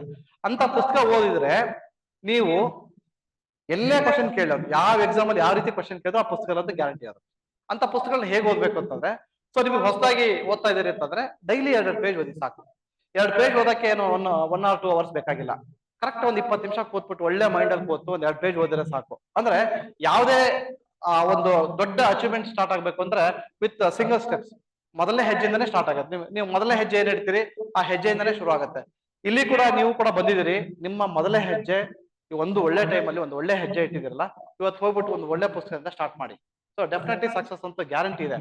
ಅದಕ್ಕೊಂದು ಎಕ್ಸಾಂಪಲ್ ಕೊಡ್ಬೋದು. ಅಂದ್ರೆ ನಿಮ್ಮ ಹಾರ್ಡ್ ವರ್ಕ್ ಯಾವ ರೀತಿ ಇರಬೇಕು ಅನ್ನೋದಕ್ಕೆ ಒಂದು ಎಕ್ಸಾಂಪಲ್ ಕೊಡ್ತೀನಿ. ಒಂದು ಬಾಲ್ ಅನ್ನು ತೆಗೆದು ಗೋಡೆಗೆ ಎಸ್ರೆ ನೀವು ಯಾವ ಸ್ಪೀಡಲ್ಲಿ ಎಸಿತೀರಿ ಆ ಸ್ಪೀಡಲ್ಲಿ ವಾಪಸ್ ಬರುತ್ತೆ, ಹೌದಾನೆ? ಈಗ ನಾನು ಜೋರಾಗಿ ಎಸ್ರೆ ವಾಪಸ್ ಅದೇ ಸ್ಪೀಡಲ್ಲಿ ವಾಪಸ್ ಬರುತ್ತೆ. ನಿಧಾನ ಎಸ್ರೆ ನಿಧಾನ ಬರುತ್ತೆ. ಕೈಯಲ್ಲಿ ಎಸ್ದನೆ ಕೈಯಲ್ಲಿ ಹಿಡ್ಕೊಂಡ್ರೆ ಕೈಯಲ್ಲೇ ಇರುತ್ತೆ. ಹಾರ್ಡ್ ವರ್ಕ್ ಕೂಡ ಹಾಗೇನೆ. ನೀವು 8 ಅವರ್ಸ್ ಆಫ್ ಎಫರ್ಟ್ ಅನ್ನ ಯಾವ ರೀತಿ ಎಫರ್ಟ್ ಅನ್ನ ಹಾಕ್ತಿರಿ ಅನ್ನೋದ್ರ ಮೇಲೆ ಡಿಪೆಂಡ್ಸ್. ಎಷ್ಟೋ ಜನ ನಾವು ಚೇರ್ ಮೇಲೆ ಕೂತಿರ್ತೀವಿ, ಫಿಸಿಕಲಿ ಇರ್ತೀವಿ, ಮೆಂಟಲಿ ನೆಲ್ಲೋ ಇರ್ತೀವಿ. ಅರ್ಥ ಆಗ್ತಿದ್ಯಾ? ನಾವು ಚೇರ್ ಮೇಲೆ ನಮ್ಮ ಎಷ್ಟು ಹೇಳಿದ್ರು ಅಂತ ಹೇಳಿ 8-10 ಗಂಟೆ ಚೇರ್ ಮೇಲೆ ಕೂತಿರ್ತೀವಿ, ಏನೋ ಯೋಚನೆ ಮಾಡ್ತಿರ್ತೀವಿ, ಓದಿದ್ದು ಒಂದು ನೆನಪಿರಲ್ಲ. ಸುಮ್ಮನೆ ನಾವು ಚೇರ್ ಮೇಲೆ ಕೂತಿರ್ತೀವಿ, ಅಂಡರ್ಲೈನ್ ಮಾಡ್ಕೊಂಡು ಹೋಗಿರ್ತೀವಿ, ಹೈಲೈಟರ್ ತಗೊಂಡ್ಬಿಡ್ತೀವಿ, ಚೆನ್ನಾಗಿ ಹೈಲೈಟರ್ ತಗೊಂಡು ಅಂಡರ್ಲೈನ್ ಸುಮ್ಮನೆ ಅಂಡರ್ಲೈನ್ ಮಾಡ್ತಾನೆ ಇರ್ತೀವಿ, ಏನು ಗೊತ್ತಿರಲ್ಲ. ಅದು ಸುಮ್ಮನೆ ವೇಸ್ಟ್. ಅದ್ರ ಬದಲು ಸುಮ್ಮನೆ ಎಲ್ಲೋ ಯಾವ್ದೋ ಒಂದು ಸಿನಿಮಾ ಥಿಯೇಟರ್ ಕೂತ್ಕೊಳ್ಳೋದು ಬೆಸ್ಟ್, ಅಥವಾ ಇದೆಲ್ಲ ಹೋಗಿ ಪಾರ್ಕ್ ಅಲ್ಲಿ ಕೂತ್ಕೊಳ್ಳೋದು ಬೆಸ್ಟ್, ಇಲ್ಲ ವಾಕ್ ಮಾಡೋದು ಬೆಸ್ಟ್. ಹೌದಾ? ಸೊ ಹಾಗಾಗಿ ಈ ಫೀಲ್ಡ್ ಅಲ್ಲಿ ಏನಾರು ಒಂದು ಸಾಧನೆ ಮಾಡ್ಬೇಕು, ಏನಾರು ಒಂದು ನನಗೊಂದು ಕೆಲಸ ತಗೋಬೇಕು, ನನ್ನ ಸೊಸೈಟಿ ಒಂದು ಕಾಂಟ್ರಿಬ್ಯೂಟ್ ಮಾಡ್ಬೇಕು ಅನ್ನೋ ಹಾಗಿದ್ರೆ ಕಾನ್ಸಂಟ್ರೇಷನ್ ಅಂತೂ ತುಂಬಾ ಇಂಪಾರ್ಟೆಂಟ್. ನೀವೆಲ್ಲ ನಿಮ್ಮ ಸ್ಕೂಲ್ ಡೇಸ್ ಗಳಲ್ಲಿ ಉದಾಹರಣೆಗೆ ನೀವೇ ಯೋಚನೆ ಮಾಡಿ, ನೀವು 6, 7, 8, 9, 10ನೇ ಕ್ಲಾಸ್ಗಳಲ್ಲಿ ಸ್ಕೂಲಲ್ಲಿ ಯಾವ ರೀತಿ ಇದ್ರಿ, ಯಾವ ರೀತಿ ಜಸ್ಟ್ ಆ ಡೇಗಳನ್ನ ನೆನ್ಪು ಮಾಡ್ಕೊಳ್ಳಿ. ನಿಮ್ ಸ್ಕೂಲ್ ಡೇಸ್ ಹೇಗಿದ್ರಿ ನೀವು ಅವಾಗ? ಅಂದ್ರೆ ಹೇಗಿದ್ರಿ ಅಂತ ಸೆನ್ಸ್, ಸಣ್ಣಕ್ಕಿದ್ರಿ ಗೊತ್ತು, ಆಯ್ತಾ, ಅಷ್ಟು ಮೆಚುರಿಟಿ ಇರ್ಲಿಲ್ಲ ಗೊತ್ತು, ಆದ್ರೆ ಏನಿತ್ತು ಅವಾಗ ನಿಮಗೆ? In the sense my question is, ಅವತ್ತು ನಿಮ್ 7ನೇ ಕ್ಲಾಸ್ ದಿನ ನೆನ್ಪಿಟ್ಕೊಳ್ಳಿ, ಅಥವಾ 8ನೇ ಕ್ಲಾಸ್ 8th ಸ್ಟ್ಯಾಂಡರ್ಡ್ ಓದ್ಬೇಕಾದ್ರೆ ಆ ಸ್ಕೂಲ್ ಡೇನ ನೆನ್ಪಿಟ್ಕೊಳ್ಳಿ, ಕ್ಲಾಸ್ ರೂಮ್ ನ ನೆನ್ಪಿಟ್ಕೊಳ್ಳಿ. ಆ ಕ್ಲಾಸ್ ರೂಮ್ ಅನ್ನ ನೆನ್ಪಿಟ್ಕೊಂಡ್ಬಿಟ್ಟು ನಾನು ಹೇಳಿ, ಏನ್ ನಿಮ್ಗೆ ಗಮನಕ್ಕೆ ಬರುತ್ತೆ? ನಿಮ್ಮ ಇದಕ್ಕೆ ನಿಮ್ಗೆ ಸಡನ್ ಥಾಟ್ ಏನ್ ಬರುತ್ತೆ? ನನಗಂತೂ ಬರುತ್ತೆ, ತಕ್ಷಣ ನಾನು 8ನೇ ಕ್ಲಾಸ್ ಅಲ್ಲಿ ಇದ್ದಾಗ ಏಕಾಗ್ರತೆ ಇತ್ತು. ನಾನು ಇಲ್ಲಿ ಕೂಡ ನನಗೆ ಯಾವ್ದು ಜವಾಬ್ದಾರಿ ಇಲ್ಲ, ನಾನು ಯಾರಿಗೋ ದುಡ್ಡು ಕೊಡ್ಬೇಕು ಅನ್ನೋದಿರ್ಲಿಲ್ಲ, ಅಥವಾ ನಾನು ಎಲ್ಲೋ ಕೆಲ್ಸಕ್ಕೆ ಹೋಗ್ಬೇಕು ಅನ್ನೋದಿರ್ಲಿಲ್ಲ, ಮತ್ತೆ ಏನು ಇರ್ಲಿಲ್ಲ. ಮೇಷ್ಟ್ರು ಪಾಠ ಮಾಡ್ತಿದ್ರು, ಅದನ್ನ ಕೇಳಿಸ್ಕೊತಿದ್ದೆ ಅಷ್ಟೇನೆ. ಅಷ್ಟಂದ್ರೆ ಕಾನ್ಸಂಟ್ರೇಷನ್ 100% ಇತ್ತು. ನನ್ಗೆ ಯಾರು ಗರ್ಲ್ ಫ್ರೆಂಡ್ಸ್ ಇರ್ಲಿಲ್ಲ, ಮತ್ತೆ ಇನ್ಯಾರೋ ಫ್ರೆಂಡ್ಸ್ ಇರ್ಲಿಲ್ಲ 8ನೇ ಕ್ಲಾಸ್ ಅಲ್ಲಿ ಇರೋ ಫ್ಯಾಕ್ಟ್ ಹೇಳ್ತೀನಿ, ಆಯ್ತಾ. ನನಗೇನು ಇರ್ಲಿಲ್ಲ 8ನೇ ಕ್ಲಾಸ್ ಅಲ್ಲಿ. ಈಗಲೂ ಕೂಡ ನಮ್ಮ ಮೇಷ್ಟ್ರು ಹೇಳಿದ್ ನನ್ ನೆನಪಿದೆ. ಅಂದ್ರೆ 100% ನನಗೆ ಏಕಾಗ್ರತೆ ಇತ್ತು. ಬಿಟ್ಟು ಮತ್ತೆ ನಾನು ಹೇಳ್ತಾ ಇರೋದು ಅಂದ್ರೆ ಆ ಡೇ ಓದ್ಬೇಕು. ಈಗ ಈ ಕ್ಲಾಸ್ ರೂಮ್ ಅನ್ನೋದು ಇದೆಯಲ್ಲ, ಜಸ್ಟ್ ಅದೇ ತರನೇ ಅನ್ಕೊಂಬಿಡಿ, ನಾನು ಈ ಕ್ಲಾಸ್ ರೂಮ್ ಅಲ್ಲಿ ಇದ್ದೀನಿ ಅಥವಾ ನಮ್ಮ ಮನೆಯಲ್ಲಿ ಓದ್ತಾ ಇದ್ದೀನಿ ಅಂತಂದ್ರೆ 8, 9, 10ನೇ ಕ್ಲಾಸ್ ಅಲ್ಲಿ ನಾನು ಓದ್ಬೇಕಾದ್ರೆ ಹೇಗಿದ್ದೆ ಅದೇ ರೀತಿನ ಮತ್ತೆ ರೀಬಿಲ್ಡ್ ಮಾಡ್ಕೊಂಡು ಹೋದಿ, ಡೆಫಿನೆಟ್ಲಿ ಸಕ್ಸಸ್ ಬರುತ್ತೆ. ಏಕಾಗ್ರತೆ ಇತ್ತು, ಮತ್ತೇನಿತ್ತು, ಸ್ಪೋರ್ಟ್ಸ್ಗಳು ಚೆನ್ನಾಗಿ ಆಟ ಆಡ್ತಿದ್ವಿ, ಮತ್ತೆ ಏನಿತ್ತು, ಅಫಾಕ್ಟ್ ಅಂದ್ರೆ ನಾ ಹೇಳ್ತಾ ಇರೋದು, ಇವತ್ತು ನೀವು 23, 24 ಅನ್ನೋ ಏಜ್ ಅನ್ನ ಮರೆತುಬಿಟ್ಟು 8ನೇ ಕ್ಲಾಸ್ 9ನೇ ಕ್ಲಾಸ್ ಅಲ್ಲಿ ಇದ್ದ ದಿನಗಳನ್ನ ಮತ್ತೆ ವಾಪಸ್ ತನ್ನಿ. ಅವಾಗ ಹೇಗೆ ಮೇಷ್ಟ್ರುಗಳು ಹೇಳಿದ ತಕ್ಷಣ ನೀವು ಪಾಠ ನೀಟಾಗಿ, ನಾಳೆ ಬೆಳಗ್ಗೆ ಹೋಮ್ವರ್ಕ್ ಅಂದ್ರೆ ನಾಳೆ ಬೆಳಗ್ಗೆ ಮತ್ತೆ ಅದನ್ನೇ ರಿಪೀಟ್ ಮಾಡಿ ಹೇಳ್ತಾ ಇದ್ದಿರ್ತಾನೆ. ಇವತ್ತು ಮೇಷ್ಟ್ರು ಏನಾದ್ರು ಇತಿಹಾಸ ಹೇಳ್ಕೊಟ್ರೆ ನೆಕ್ಸ್ಟ್ ನಾಳೆ ಬಂದ್ಬಿಟ್ಟು ಅದನ್ನೇ ರಿಪೀಟ್ ಮಾಡ್ತಾ ಇದ್ರಿ. ಅಷ್ಟು ಏಕಾಗ್ರತೆ ಇತ್ತು ಅಂದ್ರೆ, ಅಷ್ಟು ನೀವು ಹಂಬಲ್ ಇದ್ರಿ ಅವತ್ತಿನ ದಿನ. ಅಷ್ಟು ಹಾರ್ಡ್ ವರ್ಕ್ ಕೂಡ ಮಾಡ್ತೀರಿ. ಎಷ್ಟೇ ನೀವು ಆಟ ಆಡಿದ್ರು ಕೂಡ 5ರಿಂದ 6 ಗಂಟೆವರೆಗೂ ಆಟ ಆಡಿದ್ರು ಕೂಡ ಮತ್ತೆ ಮನೆಗೆ 7 ಗಂಟೆಗೆ ಹೋಗ್ಬಿಟ್ಟು ಓದ್ತಿದ್ರಿ. ಓದ್ಬಿಟ್ಟು ನಾಳೆ ಬೆಳಗ್ಗೆ ಏನು ಹೋಮ್ವರ್ಕ್ ಕೊಟ್ಟಿರ್ತಾರೆ ಬಂದ್ಬಿಟ್ಟು ಮಾಡಿ ತೋರಿಸ್ತಿದ್ರಿ. ಅಂದ್ರೆ ಆ ತರದ್ ಒಂದ್ ಏನಾದ್ರು ಮತ್ತೆ ಎಗೈನ್ ನೀವು ಆಟಿಟ್ಯೂಡ್ ಅನ್ನೋದನ್ನ ಈಗ ಬೆಳೆಸ್ಕೊಂಡ್ರೆ ಸಕ್ಸಸ್ ಅಂತೂ ಗ್ಯಾರಂಟಿ ಇದೆ. ಅರ್ಥ ಆಗ್ತಿದ್ಯಾ ನಾನು ಹೇಳ್ತಿರೋದು? ಸೊ ಹಾಗಾಗಿ ನಿಮ್ಮ ಸಕ್ಸಸ್ ಅನ್ನೋದು it all depends on your the time you are investing on this exam. ಅಂದ್ರೆ ನಿಮ್ಮ ಇರ್ತಕ್ಕಂಥ ಟೈಮ್ ಅನ್ನ ಈ ಎಕ್ಸಾಮ್ಸ್ ಗೆ ಎಷ್ಟು ಇನ್ವೆಸ್ಟ್ ಮಾಡ್ತೀರಿ ಅದ್ರ ಮೇಲೆ ನಿಮ್ ಸಕ್ಸಸ್ ಡೆಫಿನೆಟ್ಲಿ ಇದೆ. ಹಾಗೆ ನಿಮ್ಮನ್ನ ಹಾಳು ಮಾಡೋದಕ್ಕೆ ಬೇಕಾದಷ್ಟು ಇದೆ. ಹಾಳು ಮಾಡೋಕೆ ಅಂತಂದ್ರೆ ನಿಮ್ಮ ಪರ್ಸನಲ್ ಟೈಮ್ ಅನ್ನ ಕಿಲ್ ಮಾಡೋದಕ್ಕೆ, ಅಥವಾ ನಿಮ್ಮ ಏನು ಮೆಂಟಲ್ ಪ್ರೆಸೆನ್ಸ್ ಅನ್ನ ಡೈವರ್ಟ್ ಮಾಡೋದಕ್ಕೆ. ಸೊ ನಿಮ್ ಮುಂದೆ ಬೇಕಾದಷ್ಟು ಇನ್ಸ್ಟಾಗ್ರಾಮ್ ಇದೆ, ಆಮೇಲೆ ಇವೆಲ್ಲ ರೀಲ್ಸ್ಗಳು ಬರ್ತದೆ, ಅದಾದ್ಮೇಲೆ ಫೇಸ್ಬುಕ್ಗಳು, ವಾಟ್ಸಪ್ಗಳು, ಬೇಕಾದಷ್ಟು ನಿಮ್ಮನ್ನ ಹಾಳು ಮಾಡಕ್ಕಿದೆ. ಅರ್ಥ ಆಗ್ತದೆ? 2 GB ಡೇಟಾ ಕೊಡ್ತಾರೆ, ರಾತ್ರಿ 12 ಗಂಟೆಗೆ ಅಂದ್ರೆ ಖಾಲಿ ಆಗತ್ತೆ ಅಂತೇಳಿ ಫುಲ್ ರಾತ್ರಿ 12 ಗಂಟೆವರೆಗೂ ನೋಡ್ತೀವಿ ನಾವು. ಇವನ್ ನಾನು ಕೂಡ ದ ಸೇಮ್ ಥಿಂಗ್, ನಾನು ಅದನ್ನೇ ಮಾಡ್ತಾ ಇದ್ದೀನಿ. ಅಂದ್ರೆ 2 GB ಖಾಲಿ ಆಗಿಲ್ಲ ಇವತ್ತು ನಮ್ದು. ಇನ್ನು ಎರಡು GB ಹಂಗೆ ಇದೆ. ಬೆಳಗಿಂದ ನಾನು ಆಫೀಸ್ ಹೋದನು ಹಂಗೆ ಬಂದೆ, 2 GB ಹಂಗೆ ಇದೆ. ಅದನ್ನ ಖಾಲಿ ಮಾಡ್ಬೇಕು ಅಂತೇಳಿ ಸುಮ್ಮನೆ ನೋಡ್ಕೋತ ಕೂತಿರ್ತೀನಿ, ಸಿನಿಮಾ ನೋಡ್ತೀನಿ, ರೀಲ್ಸ್ ನೋಡ್ತೀನಿ. ಅಂದ್ರೆ ಆ ತರ ನೀವೇನಾದ್ರು ನೋಡಿದ್ರೆ ಮರ್ತ್ಕೊಂಡ್ಬಿಡಿ ಅಷ್ಟೇ. ಯಾಕಂದ್ರೆ ಆ 2 ಅವರ್ ನೀವು ಏನಿದೆಯಲ್ಲ ಅದ್ರ ಇಂಪ್ಯಾಕ್ಟ್ ಜಾಸ್ತಿ ಇರುತ್ತೆ, ನಿಮ್ ಮನಸ್ಸ ಮೇಲೆ ಇಂಪ್ಯಾಕ್ಟ್ ಜಾಸ್ತಿ ಇರುತ್ತೆ. ಅಂದ್ರೆ ಯಾವ್ದೋ ಒಂದು ಒಳ್ಳೆ ಯಾರೋ IAS ಆಫೀಸರ್ದು ಒಂದು ಟಾಕ್ಸ್ ನೋಡಿದಾಗ ಒಂದು ಇನ್ಸ್ಪಿರೇಷನ್ ಬರುತ್ತೆ. ಅದು ಬಿಟ್ರೆ ಈ ನಾರ್ಮಲಿ ಸೋಷಿಯಲ್ ಮೀಡಿಯಾಗಳಲ್ಲಿ ನೆಗೆಟಿವ್ಸೇ ಜಾಸ್ತಿ ಹೋಗ್ತಾ ಇರುತ್ತೆ. ನಿಮ್ಗೆ ಗೊತ್ತಿರ್ಬೋದು, ಬರೀ ನೆಗೆಟಿವ್ಸ್ ಇರುತ್ತೆ. ಅದ್ರಲ್ಲಿ ಯಾವ್ದು ಕೂಡ ನಿಮಗೆ ಒಂಥರ ಇನ್ಸ್ಪಿರೇಷನ್ ಅಂತ ಇರೋದು ತುಂಬಾ ಕಡಿಮೆ. ಸೊ ಹಾಗಾಗಿ ಆ ಸೋಷಿಯಲ್ ಮೀಡಿಯಾದಲ್ಲಿ ನಾವು ಕೂಡ ಅದೇ ರೀತಿ ಅಡಿಕ್ಟ್ ಆಗ್ಬಿಡ್ತೀವಿ. ಆ ನೆಗೆಟಿವ್ಸ್ ನೋಡಕ್ಕೆ ಅಡಿಕ್ಟ್ ಆಗ್ತೀವಿ. ಅವಾಗ ಏನಾಗುತ್ತೆ ಅಂದ್ರೆ 1 or 2 ಅವರ್ಸ್ ನೋಡಿದ ಮೇಲೆ ಅದರ ಇದು ಏನು ಅಂದ್ರೆ ಲೈಕ್ ಅಂದ್ರೆ ನಿಮ್ಮ ಹಿಡನ್ ಮೆಮೊರಿನಲ್ಲಿ ಅದು ಹಾಗೇನೆ ಏನಂದ್ರೆ ಸಬ್ ಕಾನ್ಶಿಯಸ್ ಮೈಂಡ್, ವೆರಿ ಗುಡ್, ಆ ಸಬ್ ಕಾನ್ಶಿಯಸ್ ಮೈಂಡ್ ಅಲ್ಲಿ ಅದು ಆಕ್ಟ್ ಆಗ್ತಾನೆ ಇರುತ್ತೆ. ನೀವು ಓದಿದ್ ಅರ್ಥ ಆಗ್ತಿರಲ್ಲ ಅಷ್ಟೇ. ಸೊ ಹಾಗಾಗಿ ದಯವಿಟ್ಟು ನನ್ನ ಪ್ರಕಾರ ಹೇಳ್ತೀನಿ ಕೇಳಿ, ನನಗ್ ಗೊತ್ತಿರೋ ಹಾಗೆ ಕೆಲಸ ಸಿಕ್ಮೇಲೆ ನೀವು ಏನಾರು ನೋಡ್ಕೊಳ್ಳಿ, ಯಾರು ಕೇಳಲ್ಲ ನಿಮ್ಮನ್ನ, ಆಯ್ತಾ. ಹಾಟ್ಸ್ಪಾಟ್ ಆನ್ ಮಾಡ್ಕೊಂಡ್ಬೇಕಾದ್ರೆ ಇನ್ನೊಬ್ರು GB ತಗೊಂಡ್ಬೇಕಾದ್ರೆ ನೋಡಿ, ಅಥವಾ ಯಾರು ನಿಮ್ಮನ್ನ ಕೇಳಲ್ಲ ಕೆಲಸ ಸಿಕ್ಕಿದ್ಮೇಲೆ. ಸೊ ಹಾಗಾಗಿ ಈ ಟೈಮ್ಗಳಲ್ಲಿ ನಿಮ್ಗೆ ಎಷ್ಟು ಅವಶ್ಯಕತೆ ಇದೆ ಅಷ್ಟು ಮಾತ್ರ ಸೋಷಿಯಲ್ ಮೀಡಿಯಾನ ಬಳಸಿ, ಉಳಿದಿದ್ದು ಮ್ಯಾಕ್ಸಿಮಮ್ ಟೈಮ್ ಅನ್ನ ನಿಮ್ಮ ಸ್ಟಡೀಸ್ಗೆ ಬಳಸಿ. ಇಲ್ಲಿ ಅದೇ ಹೇಳ್ತಾ ಇದ್ದೇನೆ, 10 kg ಪುಸ್ತಕಗಳು ಅಂತೇಳಿ.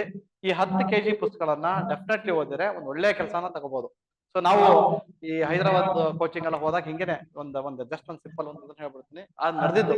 ನನ್ನ ರೂಮೇಟ್ ಒಬ್ರು ಹೀಗೇನೆ ಒಬ್ರು ಡಾಕ್ಟರ್ ಇದ್ರು, ತುಂಬಾ ಚೆನ್ನಾಗಿ ಓದ್ತಿದ್ರು ಅವ್ರಲ್ಲ, ತುಂಬಾ ಹಾನೆಸ್ಟ್ ಆಗಿ ಎಫರ್ಟ್ ಆಗ್ತಿದ್ರು, ಹಾರ್ಡ್ ವರ್ಕ್ ಅಂತೂ ಇದ್ದೇ ಇತ್ತು. ಬೆಳಗಿನ ಜಾವ 4 5 ಗಂಟೆಗೆ ಓದ್ತಿದ್ರು ನನ್ನ ರೂಮೇಟ್. ಸೊ ಅವರು ನಾವ್ ಅನ್ಕೊಂಡಿದ್ವಿ ಆಲ್ ಇಂಡಿಯಾ 50 ರ್ಯಾಂಕ್ ಒಳಗೆ ಬರ್ತಾನೆ, IAS ಅಲ್ಲಿ ಒಂದು 50ನೇ ರ್ಯಾಂಕ್ ಒಳಗೆ ಬರ್ತಾನೆ ಅಂತ ಹೇಳಿ ಅನ್ಕೊಂಡಿದ್ವಿ. ಎಲ್ಲರೂ ಕೂಡ ಗೆಸ್ ಮಾಡಿದ್ರು. So it was his 4th attempt, ಅವನದು ಲಾಸ್ಟ್ ಅಟೆಂಪ್ಟ್, ನಂದು ಲಾಸ್ಟ್ ಅಟೆಂಪ್ಟ್. ಇಬ್ರು 4 ಅಟೆಂಪ್ಟ್ ಇದ್ದಾವೆ UPSC ನಮಗೆ. ಸೊ ಅವಾಗ ಓದ್ಬೇಕಾದ್ರೆ ಅವ್ನು ಬೆಳಗಿನ ಜಾವ 4:15 ಗಂಟೆಗೆ ಓದ್ತಾ ಇದ್ದ. ತುಂಬಾ ಚೆನ್ನಾಗಿ ಓದೋನು. ನನಗೂ ಅವನ ಬಗ್ಗೆ just even myself also very much proud of studies ಮತ್ತೆ ಎಲ್ಲ ಅಷ್ಟು ತುಂಬಾ ಗೌರವ ಇತ್ತು ಅವನ ಬಗ್ಗೆ. 4:00 ಎದ್ದು ಓದ್ತಾ ಇದ್ದ. ಏನಾಯ್ತು, ಬೆಳಗಿನ ಜಾವ ಎದ್ದು ನಾನು 6:30-7 ಗಂಟೆ ನಾರ್ಮಲಿ ಹೇಳ್ತಿದ್ದೆ. ನಾನು ಡಾಕ್ಟರ್ ಮಧ್ಯೆ ಎದ್ಬಿಟ್ಟು ಡಾಕ್ಟರ್ ಈ ಮಲ್ಕಳ್ರಿ ಡಾಕ್ಟರ್, ಸುಮ್ಮನೆ ಲೈಟ್ ಆನ್ ಮಾಡ್ಬಿಡಿ ಡಾಕ್ಟರ್, ನನ್ ನಿದ್ದೆ ಬರ್ಲ ಅಂತಿದ್ದೆ ನಾನು ಅವನಿಗೆ. ಅವ್ನ ಪಾಡಿಗೆ ಅವ್ನು ಓದ್ತಿದ್ದ. ಆದ್ರೂ ನಂಗೆ ಅಡ್ಜಸ್ಟ್ ಮಾಡ್ಕೊಂಡಿದ್ವಿ. ಸೊ ಇಬ್ರು ಮೈನ್ಸ್ ಎಕ್ಸಾಮ್ ಬರೆದ್ವಿ. ಕೊನೆಗೆ ಇಬ್ರು ಅಂದ್ರೆ ಲಾಸ್ಟ್ ಅವನು ಲಾಸ್ಟ್ ಅಟೆಂಪ್ಟ್, ಸೊ ನಂದು ಲಾಸ್ಟ್ ಅಟೆಂಪ್ಟ್. ನನಗೆ ಇಂಟರ್ವ್ಯೂ ಬಂತು, ಅವ್ನಿಗೆ ಬರ್ಲಿಲ್ಲ. ಪಾಪ ಮುಗಿದೋಯ್ತು ಅಟೆಂಪ್ಟ್ ಅಂತೇಳಿ ಅವ್ನು ವಾಪಸ್ ಮನೆಗೆ. ಅವತ್ತು ನನಗೆ ಇಂಟರ್ವ್ಯೂ ಬಂದ ತಕ್ಷಣ ಅವ್ನು ಹೊಟ್ಟೋಗ್ಬಿಟ್ಟ. ಅವತ್ತು ವೆಕೇಟ್ ಮಾಡ್ದ ರೂಮ್ನ. ವೆಕೇಟ್ ಮಾಡ್ಬೇಕಾದ್ರೆ ಅವ್ನು ಹೇಳೋದ ನನಗೆ, ನನ್ನ ಪುಸ್ತಕಗಳೆಲ್ಲ ಇದೆ, ನಿಂದು ಇಂಟರ್ವ್ಯೂ ಮುಗಿಸ್ಕೊಂಡು ಆದ್ಮೇಲೆ ನಂದೊಂದು ಸೇಮ್ ಊರು, ನಮ್ಮ ದಾವಣಗೆರೆ ಜಿಲ್ಲೆ. ಸೊ ಅಲ್ಲಿ ಹೈದರಾಬಾದಿಂದ ಒಂದು ಬಸ್ ಬರೋದು, SRE ಅಂತ ಒಂದು SRS ಅಂತ ಒಂದು ಪುಸ್ತಕ, ಒಂದು ಬಸ್ ಬರೋದು ಹೈದರಾಬಾದಿಂದ ದಾವಣಗೆರೆಗೆ. ಅವ್ನ ಪುಸ್ತಕಗಳೆಲ್ಲ ಬಸ್ಸಿಗೆ ಹಾಕು ಅಂತ ಹೇಳಿ ಅವ್ನು ವೆಕೇಟ್ ಮಾಡ್ದ. ಎಲ್ಲ ನಂದು ಇಂಟರ್ವ್ಯೂ ಮುಗಿತು. ಇಂಟರ್ವ್ಯೂ ಮುಗಿಸ್ಕೊಂಡು ನಾನು ಹೈದರಾಬಾದ್ ವೆಕೇಟ್ ಮಾಡ್ಬೇಕಾರೆ ಪುಸ್ತಕಗಳು ಎಷ್ಟು ಕೆಜಿ ಆಗಿರ್ಬೋದು ಅವ್ನು. ನಾರ್ಮಲಿ ನಾನು ಹೇಳಿದ್ದು ಒಂದು 10 kg ಪುಸ್ತಕ. ಅವನ್ ಪುಸ್ತಕಗಳು ಎಷ್ಟಾಗಿರ್ಬೋದು. ನಾನ್ ತಗೊಂಡೋಗಿದ್ದು 10 kg, ಬರ್ಬೇಕಾದ್ರೆ 10 kg ತಗೊಂಡ್ಬಂದಿದ್ದೆ ಅಷ್ಟೇ, ಮತ್ತಿನ್ನೇನಿಲ್ಲ. 10 kg ಪುಸ್ತಕ ಓದ್ಬಿಟ್ಟು ನಾನು ಕೆಲಸ ಅಂತ ಖಂಡಿತ ತಗೊಂಡಿನಿ.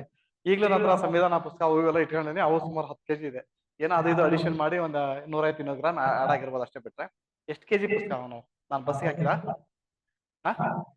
30 kg. ಮತ್ತೆ ನೀವು ಶಾಕ್ ಆಗ್ಬಿಡ್ತೀರ. ನನ್ನ ಪುಸ್ತಕಗಳನ್ನ ಒಂದು 3-4 ದೊಡ್ಡ ದೊಡ್ಡ ಬಾಕ್ಸ್ ಗಳಲ್ಲಿ ಪುಸ್ತಕಗಳು ಹಾಕಿ ಕಳಿಸಿದ್ದೆ ನಾನು ಬಸ್ಸಿಗೆ.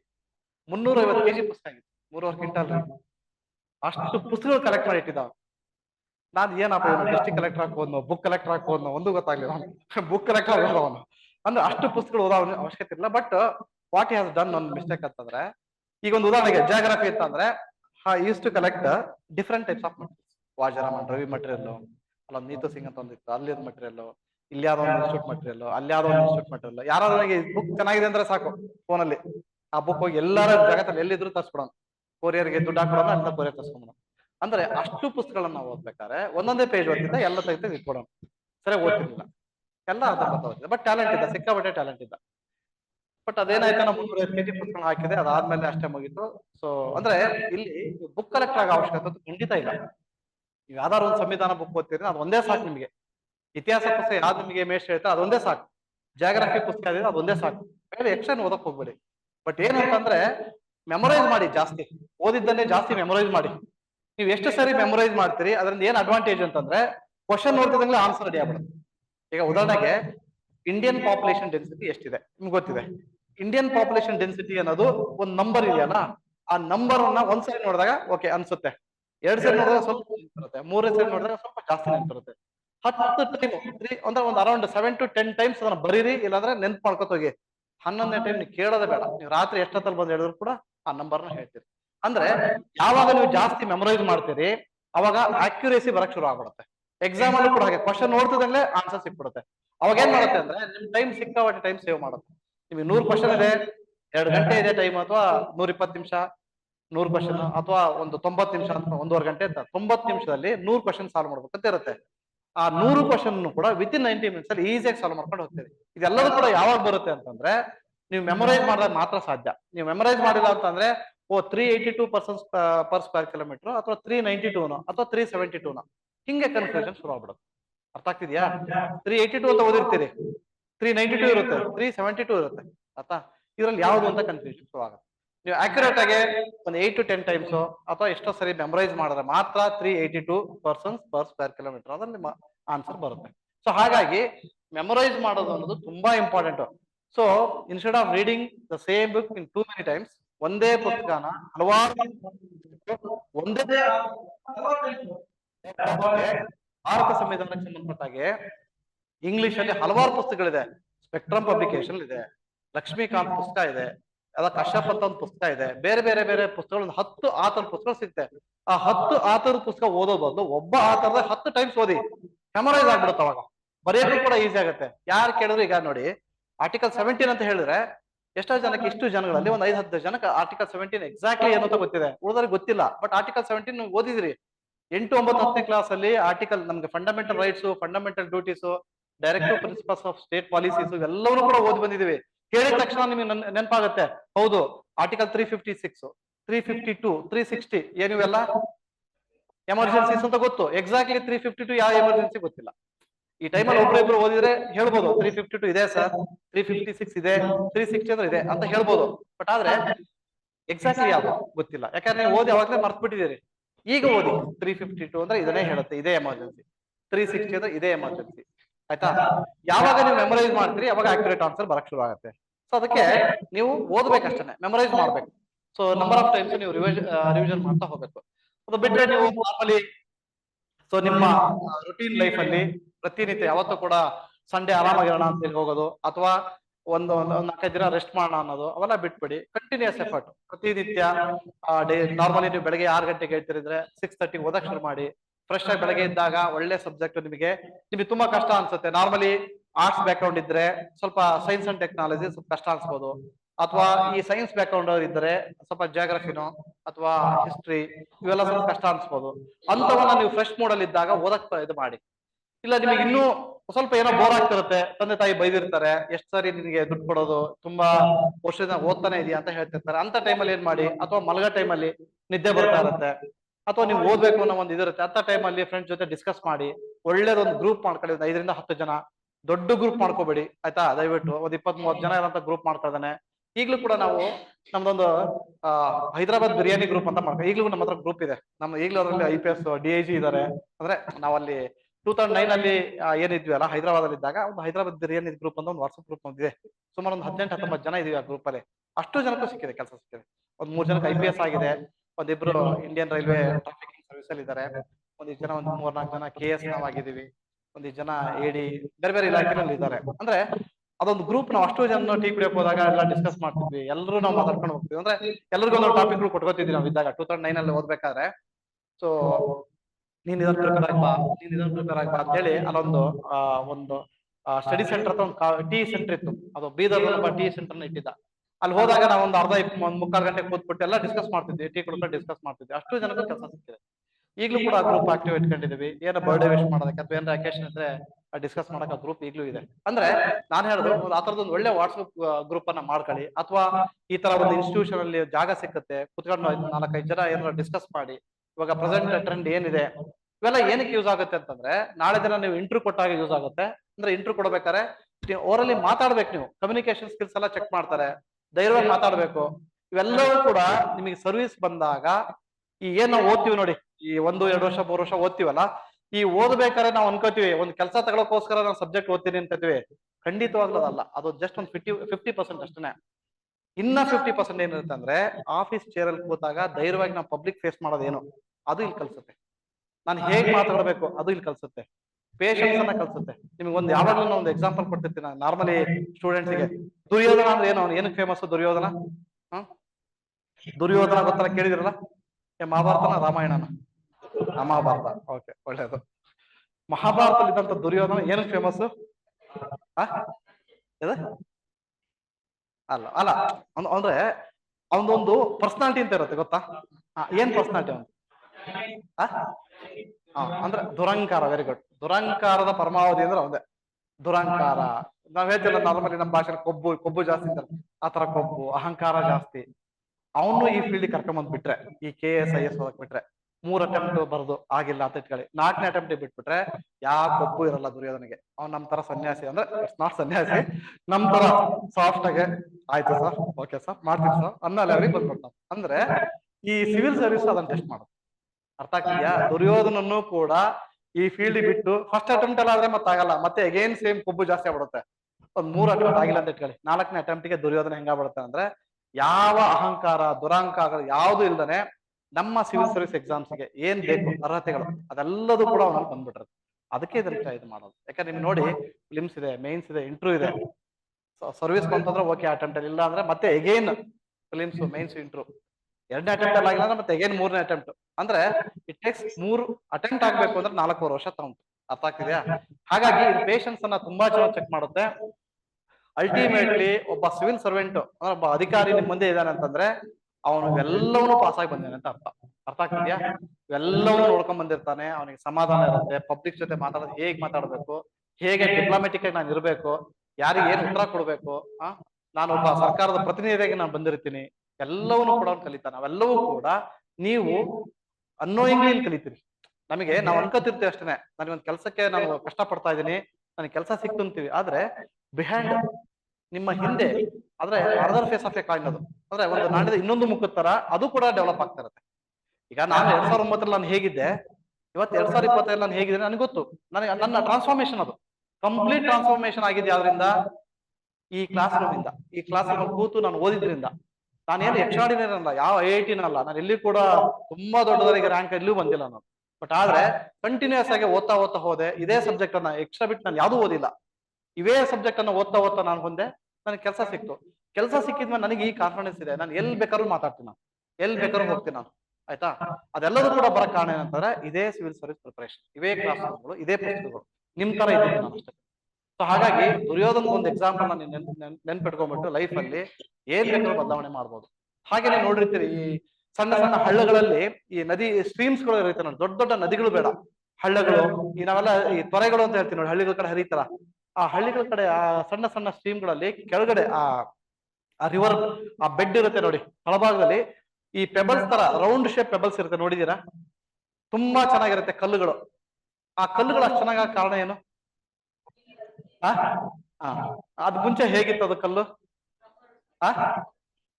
ರಫ್ ಇತ್ತು ನೋಡಿ, ಇವ್ರಿಗೆ ಗೊತ್ತಿದೆ. ಆ ಕಲ್ಲು ನೀವೆಲ್ಲ ಒಂದ್ ಕಡೆ ಮುತ್ತತ್ತಿ ಅಲ್ಲಿ ಹೋಗಿ ಸಂಘ ಮಾತ್ರ ಹೋದ್ರೆ, ಆ ನದಿ, ಕಾವೇರಿ ನದಿ ಕೆಳಭಾಗದಲ್ಲಿ ಹೋದ್ರೆ ತುಂಬಾ ಚೆನ್ನಾಗಿ ಆ ಕಲ್ಲುಗಳನ್ನ ತಗೊಂಡು ಎಷ್ಟೋ ಸರಿ ನಾವು ಮನೆಗೆ ಬಂದು ಅಲಂಕಾರಕ್ಕೆ ನಾವು ಮನೇಲಿ ಇಟ್ಕೋತೀವಿ. ಆ ಕಲ್ಲು ಆಕ್ಚುಲಿ ಆ ಕಲ್ಲು ಅಲ್ಲ ಅದು. ಆ ಕಲ್ಲು ಎಲ್ಲೋ 50 ಕಿಲೋಮೀಟರ್ 100 ಕಿಲೋಮೀಟರ್ ಎಲ್ಲೋ ಬಿದ್ದಂತ ಕಲ್ಲು ಅದು. ಆ ಬೀಳ್ಬೇಕಾದ್ರೆ ರಫ್ ಎಡ್ಜ್ ಕಲ್ಲು, ತುಂಬಾ ರಫ್ ಆಗಿದ್ದಂತ ಕಲ್ಲು.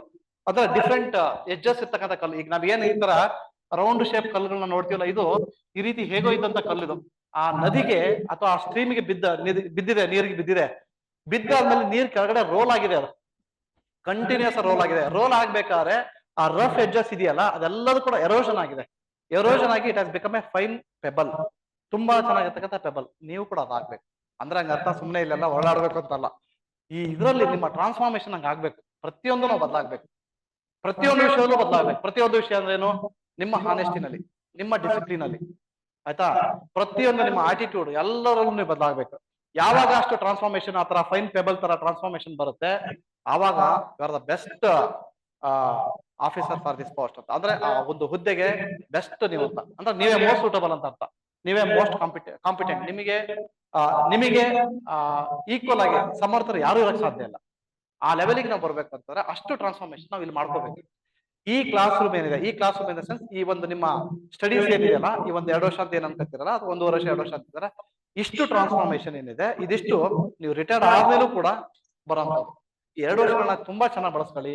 ಕ್ಲಾಸ್ ರೂಮ್ ಅಲ್ಲಿ ಏನ್ ಕ್ಲಾಸಸ್ ಅಲ್ಲಿ ಏನ್ ಪಾಠ ಮಾಡ್ತಾರೆ ಮೇಷ್ಗಳು, ಅಥವಾ ನಿಮ್ಮ ಅಂದ್ರೆ ಈಗ ಮಿನಿಟ್ ಟು ಮಿನಿಟ್, ಈಗ ಪ್ರೈಮ್ ಮಿನಿಸ್ಟರ್ ಬರ್ತಾರೆ ಅಥವಾ ರಾಷ್ಟ್ರಪತಿ ಬರ್ತಾರೆ ಅಂದ್ರೆ ಅವ್ರು ಮಿನಿಟ್ ಟು ಮಿನಿಟ್ ಪ್ರೋಗ್ರಾಮ್ ಇರುತ್ತೆ, ಗೊತ್ತಾ? ನೋಡಿದೀರಾ? ನೆಕ್ಸ್ಟ್ ನಿಮಿಷ ಎಲ್ಲಿ ಹೋಗ್ತಾರೆ, ಅದ್ರ ನೆಕ್ಸ್ಟ್ ನಿಮಿಷ ಏನು ಅಂದ್ರೆ ಪ್ರತಿ ನಿಮಿಷದ್ದು ಅವ್ರ ಒಂದು ಪ್ರೋಗ್ರಾಮ್ ಬಂದ್ಬಿಡುತ್ತೆ. ಈಗ 10ರಿಂದ ಶೆಡ್ಯೂಲ್ ಅಂದ್ರೆ ಮಿನಿಟ್ ಟು ಮಿನಿಟ್ ಪ್ರೋಗ್ರಾಮ್ ಅಂತೆ. ಅಂದ್ರೆ ಅವ್ರು ಬಂದು ಇಳಿತಾರೆ ಅಂತಂದ್ರೆ 10 ಗಂಟೆ ಇಳಿತಾರೆ ಅಂದ್ರೆ 10 ಗಂಟೆ 1 ನಿಮಿಷಕ್ಕೆ ಏನು, 10 ಗಂಟೆ 2 ನಿಮಿಷಕ್ಕೆ ಎಲ್ಲೋ ಹೋಗ್ತಾರೆ, ಅಷ್ಟು ಇರುತ್ತೆ. ಅದೇ ರೀತಿ ನೀವು ಕೂಡ ಮಾಡ್ಕೋಬೇಕು ನಿಮ್ ಸ್ಟಡೀಸ್ ಅಲ್ಲಿ. ಅವಾಗ ಮಾತ್ರ ಇದು ಅಂದ್ರೆ ಸಕ್ಸಸ್ ಅವಾಗ ಬರಕ್ ಸಾಧ್ಯ. ಇಲ್ಲಾಂದ್ರೆ ಅಂದ್ರೆ ಇಲ್ಲಾಂದ್ರೆ ಬರಲ್ಲ ಅಂತಲ್ಲ, ಅದೊಂದು ಡಿಸಿಪ್ಲಿನ್ ಕಲ್ಸುತ್ತೆ.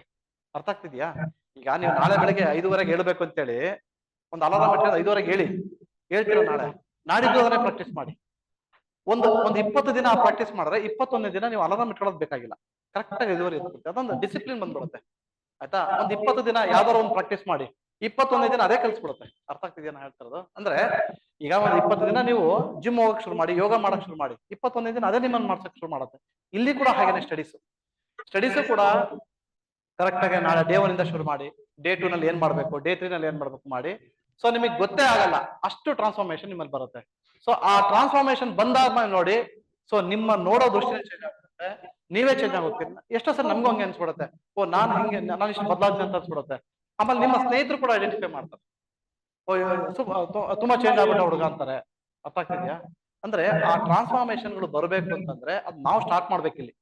ಆಮೇಲೆ ನೀವು ಯಾರು ಕೂಡ ಕೂಡ್ರಲ್ಲ, ನೀವು ಯಾರು ಕೂಡ ಫಿಸಿಕಲಿ ಹ್ಯಾಂಡಿಕ್ಯಾಪ್ ಇಲ್ಲ, ಯಾರು ಕೂಡ ನಿಮಗೇನು ಅಷ್ಟು ನನಗೆ ಸಮಸ್ಯೆ ಇದೆ ಅಂತ ಯಾರು ಇಲ್ಲ. ಇಷ್ಟು 100 ಜನದಲ್ಲಿ ನನಗೆ ಗೊತ್ತಿರೋ ಹಾಗೆ ಅಂತ ಪ್ರಾಬ್ಲಮ್ ಇರೋಂತ ಯಾರು ಇಲ್ಲ. ಎಲ್ಲರೂ ಕೂಡ ಒಂದು ಹಂತದಲ್ಲಿ ಇದೆ. ಅಂದ್ರೆ ಸಣ್ಣ ಪುಟ್ಟ ಕಷ್ಟಗಳು ಇರ್ಬೋದು, ಫೈನಾನ್ಷಿಯಲ್ ಪ್ರಾಬ್ಲಮ್ಸ್ ಇರ್ಬೋದು, ಅಥವಾ ಓದಕ್ ತುಂಬಾ ಕಷ್ಟ ಆಗಿರ್ಬೋದು, ಅಥವಾ ಮನೆ ಒಂದ್ ಸ್ವಲ್ಪ ರೂಮ್ಗಳು ಚೆನ್ನಾಗಿಲ್ದೇ ಇರ್ಬೋದು, ಅಥವಾ ಏನೋ ಒಂದು ಸಮಸ್ಯೆ ಇರ್ಬೋದು. ಅವರೆಲ್ಲ ನಾವು ಮಾಡ್ಲೇಬೇಕು, ಅನುಭವಿಸ್ಲೇಬೇಕು. ಯಾರು ಕೂಡ ಎಲ್ಲ ಏನು ಗೋಲ್ಡನ್ ಸ್ಪೂನ್ ಅಂತ ಏನು ಇಟ್ಟು ಇದು ಮಾಡ್ತಾರ ಆ ರೀತಿ ಅಂತ ಯಾರು ಇಲ್ಲ. ಎಲ್ರು ಕೂಡ ನಿಮ್ಮನ್ನ ನೋಡಿದ್ರೆ ನನಗೆ ಅನ್ಸುತ್ತೆ ಎಲ್ಲರೂ ನೀವು ಗ್ರಾಮೀಣ ಪ್ರದೇಶದಿಂದ ಬಂದವರೆ ನಮ್ ತರ. ಈಗ ನಮ್ಮನ್ನ ನೋಡಿದ್ರೆ ಗ್ರಾಮೀಣ ಪ್ರದೇಶ ಅನ್ಸಲ್ಲ ಈಗ, ಅಂದ್ರೆ ಅದು ದಟ್ ಇಸ್ ಟ್ರಾನ್ಸ್ಫಾರ್ಮೇಶನ್. ಈಗ ನನ್ನ ನೋಡಿದಾಗ ನಾನು ಗ್ರಾಮೀಣ ಪ್ರದೇಶದಿಂದ ಬಂದನು ಅಂತ ಅನ್ಸೋದಿಲ್ಲ. ನಾನು purely Kannada medium, SSLC Kannada, ಪೂರ್ತಿ ಕನ್ನಡನೇ. SSLC ಅನ್ನೋಕ್ಕಿಂತ ಪೂರ್ತಿ ಕನ್ನಡ. ಸ್ವಲ್ಪ PUC ಬಂದಾದ್ಮೇಲೆ ಸ್ವಲ್ಪ ಸೈನ್ಸ್ ಗಿನ್ಸ್ ಬಂದ್ವಿ, ಅಲ್ಲಿ ಫೇಲ್ ಆದ್ವಿ, ಮತ್ತೆ ಹಿಂಗ ಬಂದ್ವಿ. ಅಂದ್ರೆ ನಿಮ್ಮನ್ನ ನೋಡಿದಾಗ ಕೂಡ ಮೋಸ್ಟ್ ಆಫ್ ದೆಮ್ ಹಾಗೆ ಕನ್ನಡ ಮೀಡಿಯಂ ಇದೀರಿ. ಸೊ ಹಾಗಾಗಿ ಎಲ್ಲರಿಗೂ ಕೂಡ ಏನಾದ್ರು ಒಂದು ಸಮಸ್ಯೆ ಅಂತ ಖಂಡಿತ ಇರುತ್ತೆ. ಅವೆಲ್ಲ ನೀವು ಮೆಟ್ಟಿ ನಿಲ್ಬೇಕಷ್ಟೇ ಈಗ. ಸೊ ಅದನ್ನ ನಿಲ್ಬೇಕು, ಅದನ್ನ ಓವರ್ಕಮ್ ಮಾಡ್ಬೇಕು ಅನ್ನಂಗಿದ್ರೆ ಏನ್ ಮಾಡ್ಬೇಕು ಅನ್ನೋದನ್ನ ಫಸ್ಟ್ ಇಂದ ಶುರು ಮಾಡಿ. ಸೊ ಓದೋ ವಿಷಯ ಅಂತ ಬಂದಾಗ ಕಾಂಪ್ರಮೈಸ್ ಆಗ್ಬೇಡಿ ಯಾವ್ದೇ ವಿಷಯಕ್ಕೂ ಕೂಡ. ಇವತ್ತು ಏನ್ ಓದ್ಬೇಕು ಅಷ್ಟು ಓದಿ ಮುಗಿಸಿ. ಅರ್ಥ ಆಗ್ತಿದ್ಯಾ? ಇಲ್ಲಿ ಪುಸ್ತಕಗಳು ಅಂತ ಬಂದಾಗ ನೀವು ಫಸ್ಟ್ ಬೇಸಿಕ್ ಆಗಿ ಇಷ್ಟು ಮಾಡಿ. ಸೊ ನಾಳೆಯಿಂದ ನೀವು ಶುರು ಮಾಡ್ಬೇಕಾದ್ರೆ ಈ NCERT ಪುಸ್ತಕಗಳು ಇಂಗ್ಲಿಷ್ ಅಲ್ಲಿ NCERT ಏನಿದೆ 6th ಇಂದ 10th ಕ್ಲಾಸ್ ವರೆಗೆ NCERT ಪುಸ್ತಕಗಳಿದೆ, ತುಂಬಾ ಚೆನ್ನಾಗಿದೆ. NCERT ಕೇಳಿದೀರಾ? NCERT ಪುಸ್ತಕಗಳು ಓದಿ. ಅದಾದ್ಮೇಲೆ ಸ್ಟೇಟ್ ಅಲ್ಲಿ ನಮ್ಮ ಕನ್ನಡ ಮೀಡಿಯಂ ಅವರಿಗೆ 6th ಇಂದ 10th ವರೆಗೆ ನಮ್ಮ DSCRT ಕನ್ನಡ ಪುಸ್ತಕಗಳು ಸಿಗುತ್ತೆ, ತುಂಬಾ ಚೆನ್ನಾಗಿದೆ. ಆ ಪುಸ್ತಕಗಳನ್ನ ಓದಿ. ಸೊ ಇಲ್ಲಿ ನಮ್ಗೊಬ್ರು ಗುರುಗಳು ಇದ್ರು, ಅವ್ರು ಹೇಳ್ತಾ ಇದ್ರು, ಸರ್ಕಾರಿ ಹುದ್ದೆ ತಗೋಬೇಕು ಅಂದ್ರೆ ಸರ್ಕಾರ ಪಬ್ಲಿಷ್ ಮಾಡಿರೋ ಪುಸ್ತಕಗಳನ್ನ ಚೆನ್ನಾಗಿ ಓದ್ಬೇಕಂತ. ಅರ್ಥ ಆಗ್ತಿದ್ಯಾ? ಸರ್ಕಾರ ಪಬ್ಲಿಷ್ ಮಾಡಿರೋ ಪುಸ್ತಕಗಳು ಅಂದ್ರೆ ಯಾವ್ದು? ನಾನ್ ಹೇಳಿದೆ NCERT DSCRT ಅಂತ ಹೇಳಿದೆ. ಇದ ಬಿಟ್ಟು ಹೇಳಿ. ಹೇಳ್ರಿ, ಸರ್ಕಾರ ಪಬ್ಲಿಷ್ ಮಾಡೋಂಥ ಪುಸ್ತಕಗಳು ಯಾವ್ದು? ಟೆಕ್ಸ್ಟ್ ಬುಕ್ ನಾನು ಹೇಳಿದ್ವಿ, ಉಳಿದಿದ್ದೀವಿ ಅಲ್ಲಿ. ಯೋಜನಾ ಬರುತ್ತೆ, ಕುರುಕ್ಷೇತ್ರ ಬರುತ್ತೆ ಬಿಟ್ಟು. ಮತ್ತೆ ತುಂಬಾ ಚೆನ್ನಾಗಿರೋರಿ economic survey, Karnataka economic survey ಬರುತ್ತೆ. ಆ ಕರ್ನಾಟಕ ಎಕನಾಮಿಕ್ ಸರ್ವೆ ಬಂತು March April ಅಲ್ಲಿ ಬರುತ್ತಲ್ಲ, ಆ ಪುಸ್ತಕದಿಂದ ಸುಮಾರು ಒಂದು 10-15 ಕ್ವಶನ್ಸ್ ಡೈರೆಕ್ಟ್ ಬಂದ್ಬಿಡುತ್ತೆ. ಯಾವ ಎಕ್ಸಾಮ್ ಆದ್ರೂ ಬಂದ್ಬಿಡುತ್ತೆ. ಕರ್ನಾಟಕ ಎಕನಾಮಿಕ್ ಸರ್ವೆ ತೆಗೆದು ನೋಡಿ. ಕರ್ನಾಟಕ ಕೈಪಿಡಿ ಅಂತ ಬರುತ್ತೆ, ಗೌರ್ಮೆಂಟ್ ಪಬ್ಲಿಷ್ ಮಾಡುತ್ತೆ. ಹ್ಯಾಂಡ್ ಬುಕ್ ಆಫ್ ಕರ್ನಾಟಕ ಅಂತ ಬರುತ್ತೆ, ಅದನ್ನ ಓದಿ. ಸರ್ಕಾರ ಪಬ್ಲಿಷ್ ಮಾಡೋದು ಅಥೆಂಟಿಕ್ ಡೇಟಾಸ್. ಅಲ್ಲಿ ಕರಿ ಕಾಗೆನ ಬಿಳಿ ಕಾಗೆ ಅಂತ ಕೊಟ್ರೆ ಸರಿ, ಅದು ಹಂಗಾಗ್ಬಿಟ್ರೆ ಆ ಲೆವೆಲ್ಗೆ ಇರುತ್ತೆ. ಹೌದು, ಡೆಫಿನೆಟ್ಲಿ ಸರ್ಕಾರ ಪಬ್ಲಿಷ್ ಮಾಡಿರೋ ಪುಸ್ತಕ. ಇಲ್ಲ ಅದು ಕರಿ ಕಾಗೆಲ್ಲ ಬಿಳಿ ಕಾಗೆನೇ ಇರೋದು ಅಂತಂದ್ರೆ ಹೌದು, ಒಪ್ಕೋಬೇಕು, ಅದನ್ನು ಅಕ್ಸೆಪ್ಟ್ ಮಾಡ್ತಾರೆ. ಆ ರೀತಿ ಇರುತ್ತೆ. ಅಂದ್ರೆ ಸರ್ಕಾರ ತುಂಬಾ ಯೋಚನೆ ಮಾಡಿ ಇಂಟೆಲೆಕ್ಚುಯಲ್ಸ್ ಇದು ಮಾಡಿ ಆ ಪುಸ್ತಕನ ಬರೆದಿರ್ತಾರೆ. ಸೊ ಹಾಗಾಗಿ ಅಥೆಂಟಿಕ್ ಡೇಟಾಸ್, ಎಕನಾಮಿಕ್ ಸರ್ವೆ ಇರ್ಬೋದು, ಹ್ಯಾಂಡ್ ಬುಕ್ ಕರ್ನಾಟಕ ಕೈಪಿಡಿ ಅಥವಾ ಹ್ಯಾಂಡ್ ಬುಕ್ ಆಫ್ ಕರ್ನಾಟಕ ಇರ್ಬೋದು. ಕರ್ನಾಟಕಕ್ಕೆ ಗ್ಲಾನ್ಸ್ ಅಂತ ಒಂದು ಬರುತ್ತೆ, ವರ್ಷ ಬರುತ್ತೆ. ಕರ್ನಾಟಕಕ್ಕೆ ಗ್ಲಾನ್ಸ್, ಕರ್ನಾಟಕ ಅಂಕಿ ಅಂಶಗಳ ನೋಟ ಅಂತ ಬರುತ್ತೆ, ಅದೊಂದು ಪುಸ್ತಕ ಇರ್ಬೋದು. ಯೋಜನಾ ಹೇಳಿದ್ರಿ, ಕುರುಕ್ಷೇತ್ರ ಹೇಳಿದ್ರಿ. ಮತ್ತೆ ವಾಟರ್ ರಿಸೋರ್ಸ್ ಮಿನಿಸ್ಟ್ರಿ ಅವ್ರದ್ದು, ನಮ್ಮ ಕರ್ನಾಟಕ ಜಲಸಂಪನ್ಮೂಲ ಇಲಾಖೆ ಒಂದು ವರ್ಷ ಆನ್ಯುವಲ್ ಬುಕ್ ಬರುತ್ತೆ. ರೈಲ್ವೇಸ್ ಒಂದು ವರ್ಷ ಆನ್ಯುವಲ್ ರಿಪೋರ್ಟ್ ಬರುತ್ತೆ ರೈಲ್ವೇದು. ಈ ವರ್ಷ ಬ್ರಾಡ್ ಗೇಜ್ ಎಷ್ಟಿದೆ, ಮೀಟರ್ ಗೇಜ್ ಎಷ್ಟಿದೆ, ನ್ಯಾರೋ ಗೇಜ್ ಎಷ್ಟಿದೆ, ಎಷ್ಟು ಎಲೆಕ್ಟ್ರಿಫೈಡ್ ಇಂಡಿಯಾದಲ್ಲಿ, ಎಷ್ಟು ಟ್ರೈನ್ಗಳು ಎಲೆಕ್ಟ್ರಿಫೈಡ್ ಆಗಿದೆ. ಇವೆಲ್ಲ ಆಲ್ಮೋಸ್ಟ್ 97% ಎಲೆಕ್ಟ್ರಿಫೈಡ್. ರೈಲುಗಳೆಲ್ಲ ಮುಂಚೆ ಡೀಸೆಲ್ ಎಲ್ಲ ಆಗೋದು. ಅದಕ್ಕೆ ನಾ ಹಿಂದಿ ಸಿನಿಮಾಗಳನ್ನ ನೋಡ್ತಿದ್ರಿ, ಏನು ಹಾಕಾರಲ್ಲ, ಏನದು ಕಲ್ಲಿದ್ದು ಹಾಕೋರು ಹಿಂದಿ ಅಮಿತಾಬ್ ಬಚ್ಚನ್ ಸಿನಿಮಾಗಳಲ್ಲಿ. ಅದಾದ್ಮೇಲೆ ಡೀಸೆಲ್ ಬಂತು, ಡೀಸೆಲ್ ಸ್ಟಾರ್ಟ್ ಆದ್ರೆ ಹೊಗೆ ಬಂದ್ಬಿಡೋದು. ಈಗ ಎಲೆಕ್ಟ್ರಿಫೈಡ್ ಅಲ್ಲ, ಆಲ್ಮೋಸ್ಟ್ ನಮ್ಮ ಕರ್ನಾಟಕದಲ್ಲೇ 96% ಎಲೆಕ್ಟ್ರಿಫೈಡ್. ಯಾವ್ದು ಹೋದ್ರು ಕೂಡ ಎಲೆಕ್ಟ್ರಿಕ್ ಇದ್ರೇ ರನ್ ಆಗುತ್ತೆ. ಇವೆಲ್ಲವೂ ಕೂಡ ಮಾಹಿತಿ ಸಿಗ್ಬೇಕು ಅಂತಂದ್ರೆ ಗೌರ್ಮೆಂಟ್ ಪಬ್ಲಿಷ್ಡ್ ಬುಕ್ಗಳಲ್ಲಿ ಸಾಧ್ಯ. ಸೊ ಹಾಗಾಗಿ ಗೌರ್ಮೆಂಟ್ ಪಬ್ಲಿಷ್ಡ್ ವೆಬ್ಸೈಟ್ಗಳನ್ನ ನೋಡಿ, ಪುಸ್ತಕಗಳನ್ನ ನೋಡಿ, ಆಯ್ತಾ? ಒಂದು ಸರ್ಕಾರಿ ಹುದ್ದೆ ಸಿಗ್ಬೇಕಂದ್ರೆ ಸರ್ಕಾರ ಪಬ್ಲಿಷ್ ಮಾಡಿರೋ ಪುಸ್ತಕಗಳನ್ನ ಓದ್ಬೇಕು ಫಸ್ಟ್ ಥಿಂಗ್. ಮತ್ತೆ ಏನಿದೆ, ಮಾತಾಡಿ, ಏನಾದ್ರು ಮಾತಾಡಿ. ಒಂದು 5-10 ನಿಮಿಷ ಟೈಮ್ ಇದೆ ನಿಮಗೆ. ಗೋಧೂಳಿ ಅಂತ ಮುಗಿತೀವಿ, 7 ಗಂಟೆ ಮುಗಿತು. 5ರಿಂದ 7 ಸಾಮಾನ್ಯ ಗೋಧೂಳಿ ಮನೆ ಸೇರ್ಕೊಂಡ್ಬಿಟ್ಟಿವಿ ಎಲ್ಲ, ಆಕಳುಗಳು ಹಸುಗಳೆಲ್ಲ. ಆಕ್ಚುಲಿ ಹೇಳ್ಬೇಕು ಅಂದ್ರೆ ನೀವು ಒಳ್ಳೆ ರೈಟ್ ಟೈಮಲ್ಲಿ ಪ್ರಿಪರೇಷನ್ ಸ್ಟಾರ್ಟ್ ಮಾಡ್ತಾ ಇದ್ರಿ. ಯಾಕಂದ್ರೆ ಈಗೆಲ್ಲ ರಿಸರ್ವೇಶನ್ ಎಲ್ಲ ಕ್ಲಿಯರ್ ಆಗಿದೆ. ಈಗೆಲ್ಲ ನೋಡಿ ಸಾಲು ನೋಟಿಫಿಕೇಶನ್ ಬರುತ್ತೆ ನಿಮ್ ಮುಂದೆ. ಈಗ ನೋಡಿ, ಕೆಲಸ ನೀವು ಇಷ್ಟು ಜನಕ್ಕೆ ಸಿಗ್ಬೇಕು ಅಂದ್ರೆ ಜಸ್ಟ್ ಇನ್ನೊಂದು 1 or 2 months ಅಲ್ಲಿ ನೋಟಿಫಿಕೇಶನ್ ಸ್ಟಾರ್ಟ್ ಆಗ್ತದೆ. ಈ ಟೈಮಲ್ಲಿ ನೀವು ಬೇರೆಯವರು ಏನ್ ಓದ್ತಾರೆ ಅದಕ್ಕೆ ಒಂದು 2 hour ಜಾಸ್ತಿ ಓದಿ 100% ನೀವು ಇದನ್ನ ಕಾನ್ಸಂಟ್ರೇಟ್ ಮಾಡಿ. ಈಗ ತುಂಬಾ ಜನ ಫೀಲ್ಡ್ ಅಲ್ಲಿ ನೋಡಿರ್ಬೋದು ನೀವು, ಚಂದ್ರ ಲೇಔಟ್ ಅಲ್ಲಿ, ವಿಜಯನಗರ, ಈ RPC ಲೇಔಟ್ ಗಳಲ್ಲಿ ನೀವ್ ಏನೇ ಒಂದು ಕಲ್ಲು ಎಸ್ತರೆ ಆಸ್ಪಿರೆಂಟ್ ತಲೆಮೆ ಬೀಳುತ್ತೆ. ಅಷ್ಟು ಜನ ಇದಾರೆ. ಒಂದು ಕಲ್ಲನ್ನ ಎಸ್ತರೆ, ಹಿಂದೆ ನಾವು 2008-9 ಅಲ್ಲಿ ಸಾಫ್ಟ್ವೇರ್ ಕೆಲಸ ಮಾಡ್ತಿದ್ದೆ. ಮಧ್ಯೆ ಕಲ್ಲು ಎಸ್ತರೆ ಸಾಫ್ಟ್ವೇರ್ ಇಂಜಿನಿಯರ್ ತಲೆ ಮೇಲೆ ಕಲ್ಲು ಬೀಳುತ್ತೆ ಅನ್ನೋರು. ಈ ಚಂದ್ರ ಲೇಔಟ್ ಅಲ್ಲಿ ಕಲ್ಲು ಎಸ್ತರೆ ಒಬ್ಬ ಆಸ್ಪಿರೆಂಟ್, KS IAS ಆಸ್ಪಿರೆಂಟ್, ನಿಮ್ ತರ ಹೋದ ಆಸ್ಪಿರೆಂಟ್ ತಲೆ ಮೇಲೆ ಬೀಳುತ್ತೆ ಕಲ್ಲು. ಅಷ್ಟು ಜನ ಇದಾರೆ. ಅಷ್ಟು ಜನಗಳಲ್ಲಿ ನನ್ಗೊಂದು ಕೆಲಸ ಸಿಗ್ಬೇಕು ಅಂತಂದ್ರೆ ನಾನು ಹೇಗೆ ಡಿಫ್ರೆಂಟ್ ಆಗಿರ್ಬೇಕು ಅನ್ನೋ ನಾವು ಯೋಚನೆ ಮಾಡ್ಬೇಕಲ್ಲ. ಈಗ ಒಂದು ಉದಾಹರಣೆ, ಈಗ ಅವ್ರಿದ್ದಾರೆ, ಅವ್ರ ಮದ್ವೆ ಇದೆ, ಅವ್ರ IAS ಆಗಿದ್ದಾರೆ ಅಂತ ಇಟ್ಕೊಳ್ಳಿ ನೀವೇ, ಆಯ್ತಾ? IAS ಆಗ್ಬಿಟ್ಟಿದಾರ ಅವ್ರ ಮದ್ವೆ ಕರೀತಾರೆ, ನಿಮ್ಮೆಲ್ಲರನ್ನ ಕರೀತಾರೆ. ನೀವ್ ಹೇಗ್ ಹೋಗ್ತೀರಿ? ನೀವು ನಾರ್ಮಲ್ ಟಿ ಶರ್ಟ್ ಹಾಕೊಂಡು ಹೋಗ್ತೀರಾ, ಚಪ್ಪಲ್ ಹಾಕೊಂಡು ಹೋಗ್ತೀರಾ, ಹೆಂಗ್ ಹೋಗ್ತೀರಿ? ನೀಟಾಗಿ ಡ್ರೆಸ್ ಮಾಡ್ಕೋತೀರಿ, ಕಟಿಂಗ್ ಗಿಟಿಂಗ್ ಮಾಡ್ಸಿರ್ತೀರಿ, ಶೇವಿಂಗ್ ಮಾಡ್ಸ್ಕೊಂಡಿರ್ತೀರಿ, ಒಳ್ಳೆ ಶೂ ಹಾಕ್ತಿರಿ, ಒಳ್ಳೆ ಪ್ಯಾಂಟ್, ಒಳ್ಳೆ ವಾಚ್ ಕಟ್ಟಿರ್ತೀರಿ, ರಿಂಗ್ ಹಾಕೊಂಡ್ಬಿಡ್ತೀರಿ, ಯಾವ್ದೋ ಒಂದು ಸಾಲಾನ್ ವಹಿಸ್ಕೊತೀರಿ, ಚೆನ್ನಾಗಿ ಹೋಗ್ತಿರ್ತಾನೆ. ಡೆಫಿನೆಟ್ಲಿ ಚೆನ್ನಾಗಿ ಹೋಗ್ತಾರೆ, ಯಾಕಂದ್ರೆ IAS ಅವನು ಅಲ್ಲಿ ನಾನು ಚೆನ್ನಾಗಿ ಕಾಣಿಸ್ಬೇಕು ಅವ್ನ ಮುಂದೆ ಅಂತೀರಿ. ಎಕ್ಸಾಮ್ ಬರಿಬೇಕಾದ್ರೂ ಕೂಡ ಆತರ ಅಷ್ಟು ಪ್ರಿಪರೇಷನ್ ನಾವು ಮಾಡ್ಕೋಬೇಕು ತಾನೆ. ಅರ್ಥ ಆಗ್ತಿದ್ಯಾ? ನಾವು ಸುಮ್ಮನೆ ಹೋಗ್ತೀನಿ, ಒಂದು ಪೆನ್ ತಗೊಂಡು ಹೋಗ್ತೀನಿ, ಅಥವಾ ಇನ್ ಯಾರೊಬ್ಬ ಪೆನ್ ಪಕ್ಕದೊಂದು ಪೆನ್ ಕೊಡ್ತಾರೆ ಬಿಡು ಅವ್ನು ಇಸ್ಕೊಂಡ್ರೆ ಆಯ್ತು ಬರೆಯಕ್ಕೆ, ಯಾವತ್ತಂಗ್ ಮಾಡ್ಬಾರ್ದು ನಾವು. ಪ್ರಿಪರೇಷನ್ ಹೇಗಿರ್ಬೇಕು ಅಂತಂದ್ರೆ, ಅವ್ರ ಮದ್ವೆ ನಿಮ್ಮನ್ನ ಎಲ್ಲರೂ ಇನ್ವೈಟ್ ಮಾಡಿದಾನೆ, ಆ ಮದ್ವೆ ನಾವು ನೀಟಾಗೆ ಆ ಅಕೇಶನ್ಗೋಸ್ಕರ ಆ ಟೈಮಿಗೆ, ಆ ಸಮ್ಮರ್ ಆಗಿದ್ರೆ ಸ್ವಲ್ಪ ಚೆನ್ನಾಗಿರೋ ಶರ್ಟು, ವಿಂಟರ್ ಆಗಿದ್ರೆ ಸ್ವಲ್ಪ ದಪ್ಪ ಶರ್ಟ್ ಚೆನ್ನಾಗಿರೋದು, ಈ ತರ ನಾವೆಲ್ಲ ಪ್ರಿಪೇರ್ ಆಗ್ತೀವಿ ತಾನೆ. ಒಂದು ಮದ್ವೆಗೆ ನಾವು ಒಂದು ತಿಂಗಳು ಮುಂಚಿಂದ ಪ್ರಿಪೇರ್ ಆಗ್ತೀವಿ. ಹಂಗಿದ್ಮೇಲೆ ನಿಮಗೆ ಲೈಫ್ ಕೂಡ ಅಂತ ಒಂದು ಸರ್ಕಾರಿ ಹುದ್ದೆಗೆ ನಾವ್ ಯಾಕೆ ಆ ಚೆನ್ನಾಗಿ ಪ್ರಿಪೇರ್ ಆಗ್ಬಾರ್ದು? ಅರ್ಥ ಆಗ್ತಿದೆ ನಾನು ಹೇಳೋದು? ನನ್ನ ಕಾನ್ಸೆಪ್ಟ್ ಅರ್ಥ ಆಗ್ತಿದೆ ನಿಮಗೆ? ಈಗ ನನಗೆ ಲೈಫ್ ಇದು, ನಾನು ಇಷ್ಟು ಕಷ್ಟಪಟ್ಟೋದಕ್ಕೆ ನನಗೆ ಒಂದು ಕೆಲಸ ಸಿಕ್ತು. ಈ ಕೆಲಸಕ್ಕೆ ನಾನು ಯಾವ ರೀತಿ ಪ್ರಿಪೇರ್ ಆಗಿದ್ದೆ ಅನ್ನೋದು ನನಗೆ ಗೊತ್ತು. ಬೆಳಗಿನ ಜಾವ 4 ಗಂಟೆಗೆ ಎದ್ದು ಓದ್ತಿದ್ದೆ, ಅಥವಾ ಟೈಮ್ ವೇಸ್ಟ್ ಆಗುತ್ತೆ ಅಂತೇಳಿ ಮತ್ತಿನ್ನೆಲ್ಲೋ ಕೂತು ಎಲ್ಲೋ ಮರ ಕೆಳಗಡೆ ಕೂತು ಓದ್ತಿದ್ದೆ, ಅದ್ ನನಗೆ ಗೊತ್ತಿದೆ. ಅಂದ್ರೆ ಆ ಒಂದು ದೊಡ್ಡ ಇನ್ಸಿಡೆಂಟ್, ದೊಡ್ಡ ಒಂದು ಈವೆಂಟ್ ನಡೀತಿದೆ, ಆ ಈವೆಂಟಿನ ರೆಡಿ ಆಗ್ಬೇಕು ಅಂತಂದ್ರೆ ಮುಂದೆ ಅದರ ಹಿಂದಿನ ಪ್ರಿಪರೇಷನ್ಸ್ ನನಗೆ ಗೊತ್ತಿರುತ್ತೆ. ಅದೇ ರೀತಿ ನೀವು ಪ್ರಿಪರೇಷನ್ಸ್ ನೀವು ಸ್ಟಾರ್ಟ್ ಮಾಡ್ಬೇಕು. ಒಂದು ಮದುವೆಗೆ ಅವ್ರ ಮದುವೆ ಕರೆದಾಗ ನೀವು ಹೇಗೆ ಹೋಗ್ತೀರಿ, ಅದಕ್ಕೆ ಎಷ್ಟು ಪ್ರಿಪರೇಷನ್ ನೀವು ಮಾಡ್ಕೊಂಡಿರ್ತೀರಿ, ಆ ಟೈಮಿಗೆ ನಾನು ಯಾವ ಶರ್ಟ್ ಹಾಕ್ಬೇಕು, ಯಾವ ವಾಚ್ ಹಾಕ್ಬೇಕು, ಏನ್ ಶೂ ಹಾಕ್ಬೇಕು, ಎಲ್ಲವನ್ನೂ ಕೂಡ ನೀವು ಒಂದು ತಿಂಗಳಿಂದ ಯೋಚನೆ ಮಾಡಿರ್ತೀರಿ ಅಂದ್ಮೇಲೆ ನಿಮಗೆ ನಿಮ್ಮ ಜೀವನ ಅಂದ್ರೆ ಅಂದ್ರೆ ನೆಕ್ಸ್ಟ್ ನಾಳೆ ದಿನ ನಿಮ್ಗೆ ಒಂದು ಭವಿಷ್ಯ ಕೊಡ್ತಕ್ಕಂಥ ಒಂದು ಕೆಲಸಕ್ಕೆ ನಾನು ಯಾವ ರೀತಿ ಪ್ರಿಪೇರ್ ಆಗ್ಬೇಕು ಅನ್ನೋದು ನಿಮ್ಗೆ ಗೊತ್ತಿರ್ಬೇಕು ತಾನೆ. ಅರ್ಥ ಆಗ್ತಿದ್ಯಾ? ಆ ಪ್ರಿಪರೇಷನ್ ಅನ್ನ ನೀವೇ ಯೋಚನೆ ಮಾಡ್ಬೇಕು, ನಾನು ಯಾವ ರೀತಿ ಪ್ರಿಪೇರ್ ಆಗ್ಬೇಕು ಅಂತ ಹೇಳಿ. ಅರ್ಥ ಆಗ್ತಿದ್ಯಾ? ಅಂದ್ರೆ ನನ್ನ ಪ್ರಿಪರೇಷನ್ಸ್ ಏನ್ ಓದ್ಬೇಕು, ಏನ್ ಓದ್ಬಾರ್ದು, ನಾನು ಯಾವ ರೀತಿ ಮಾತಾಡ್ಬೇಕು, ನಾನು ಏನ್ ಮಾತಾಡಬಾರ್ದು, ಯಾವ ಟೈಮಲ್ಲಿ ನಾನು ಬಾಯಿ ಮುಚ್ಕೊಂಡು ಇರ್ಬೇಕು, ಇವೆಲ್ಲವನ್ನೂ ನೀವು ಕಲಿಬೇಕು. ಯಾಕಂದ್ರೆ ಸರ್ಕಾರಿ ಹುದ್ದೆಗಳು ಹಂಗೆ ಇರುತ್ತೆ, ಎಲ್ಲಿ ಮಾತಾಡ್ಬೇಕು ಅಷ್ಟು ಮಾತಾಡ್ಬೇಕು ಅಷ್ಟೇ ಇರುತ್ತೆ, ಜಾಸ್ತಿ ಮಾತಾಡೋಂಗಿಲ್ಲ. ಆಯ್ತಾ? ಏನ್ ಬರಿಬೇಕು ಅಷ್ಟೇ ಬರಿಬೇಕು, ಎಕ್ಸ್ಟ್ರಾ ಬರೆಯೋದಿಲ್ಲ. ಅಂದ್ರೆ ಅವೆಲ್ಲವನ್ನೂ ಕೂಡ ಕಲ್ಸೋದು ಈ ವ್ಯವಸ್ಥೆ. ಅದಕ್ಕೋಸ್ಕರ ನೀವು ಇದು ಮಾಡ್ಬೇಕು ಅಂತಂದ್ರೆ ಅದನ್ನ ನೀವೇ ಸ್ಮಾರ್ಟ್ ಆಗಿ ಯೋಚನೆ ಮಾಡ್ಬೇಕು. ನೀವು ಒಬ್ಬರೇ, ಯಾಕಂದ್ರೆ ನೀವು ಯಾರು ಕೂಡ ಗೈಡ್ ಮಾಡಲ್ಲ. ಡೆಫಿನೆಟ್ಲಿ ಒಬ್ಬ ಮೇಷ್ಟ್ರ್ ಆಗಿ ನಾನು ಬಂದು ಏನೋ ಹೇಳ್ಕೊಟ್ಟು ಹೋಗ್ಬೋದು, ಅದನ್ನ ಓದಿ ಇದನ್ನ ಓದಿ ಅಂತ ಹೇಳ್ಬೋದು, ಒಂದಿಷ್ಟು ಸಬ್ಜೆಕ್ಟ್ ನ ಟೀಚ್ ಮಾಡ್ಬೋದು. ಆದ್ರೆ ಕೆಲವಾರು ವಿಷಯಗಳನ್ನ ಯಾರು ಹೇಳ್ಕೊಡಲ್ಲ, ಅದನ್ನ ನೀವೇ ಫೇಸ್ ಮಾಡ್ಬೇಕು, ಅದನ್ನ ನೀವೇ ಬರೀಬೇಕು. ಹೀಗೆ ಓವರ್ ಆಲ್ ನಿಮ್ ಪ್ರಿಪರೇಷನ್ಸ್ ಹೇಗಿರ್ಬೇಕು ಅನ್ನೋದನ್ನ ನೀವು ಕೂತ್ ಯೋಚನೆ ಮಾಡಿ. ನೀವು ಯಾವ ತರ ಒಂದಿನ ಕರೆಕ್ಟ್ ಒಂದು 8 ಅವರ್ಸ್, ನಾಳೆ ನಿಮಗೆ ಕ್ಲಾಸ್ ಇಲ್ಲ ಅಂದ್ರೆ, ಅಥವಾ ನಾಡಿದ್ದು ನಿಮ್ಗೆ ಯಾವ ತರ ನೆಕ್ಸ್ಟ್ ಡೇ ಕ್ಲಾಸ್ ಇಲ್ಲ ಅಂತಂದ್ರೆ, ಕ್ಲಾಸ್ ಇಲ್ದೇ ಇರೋ ದಿನ ಒಂದು ಒಳ್ಳೆ ಸ್ಟಡಿ ಚೇರ್ ತಂದು ಇಟ್ಕೊಳ್ಳಿ.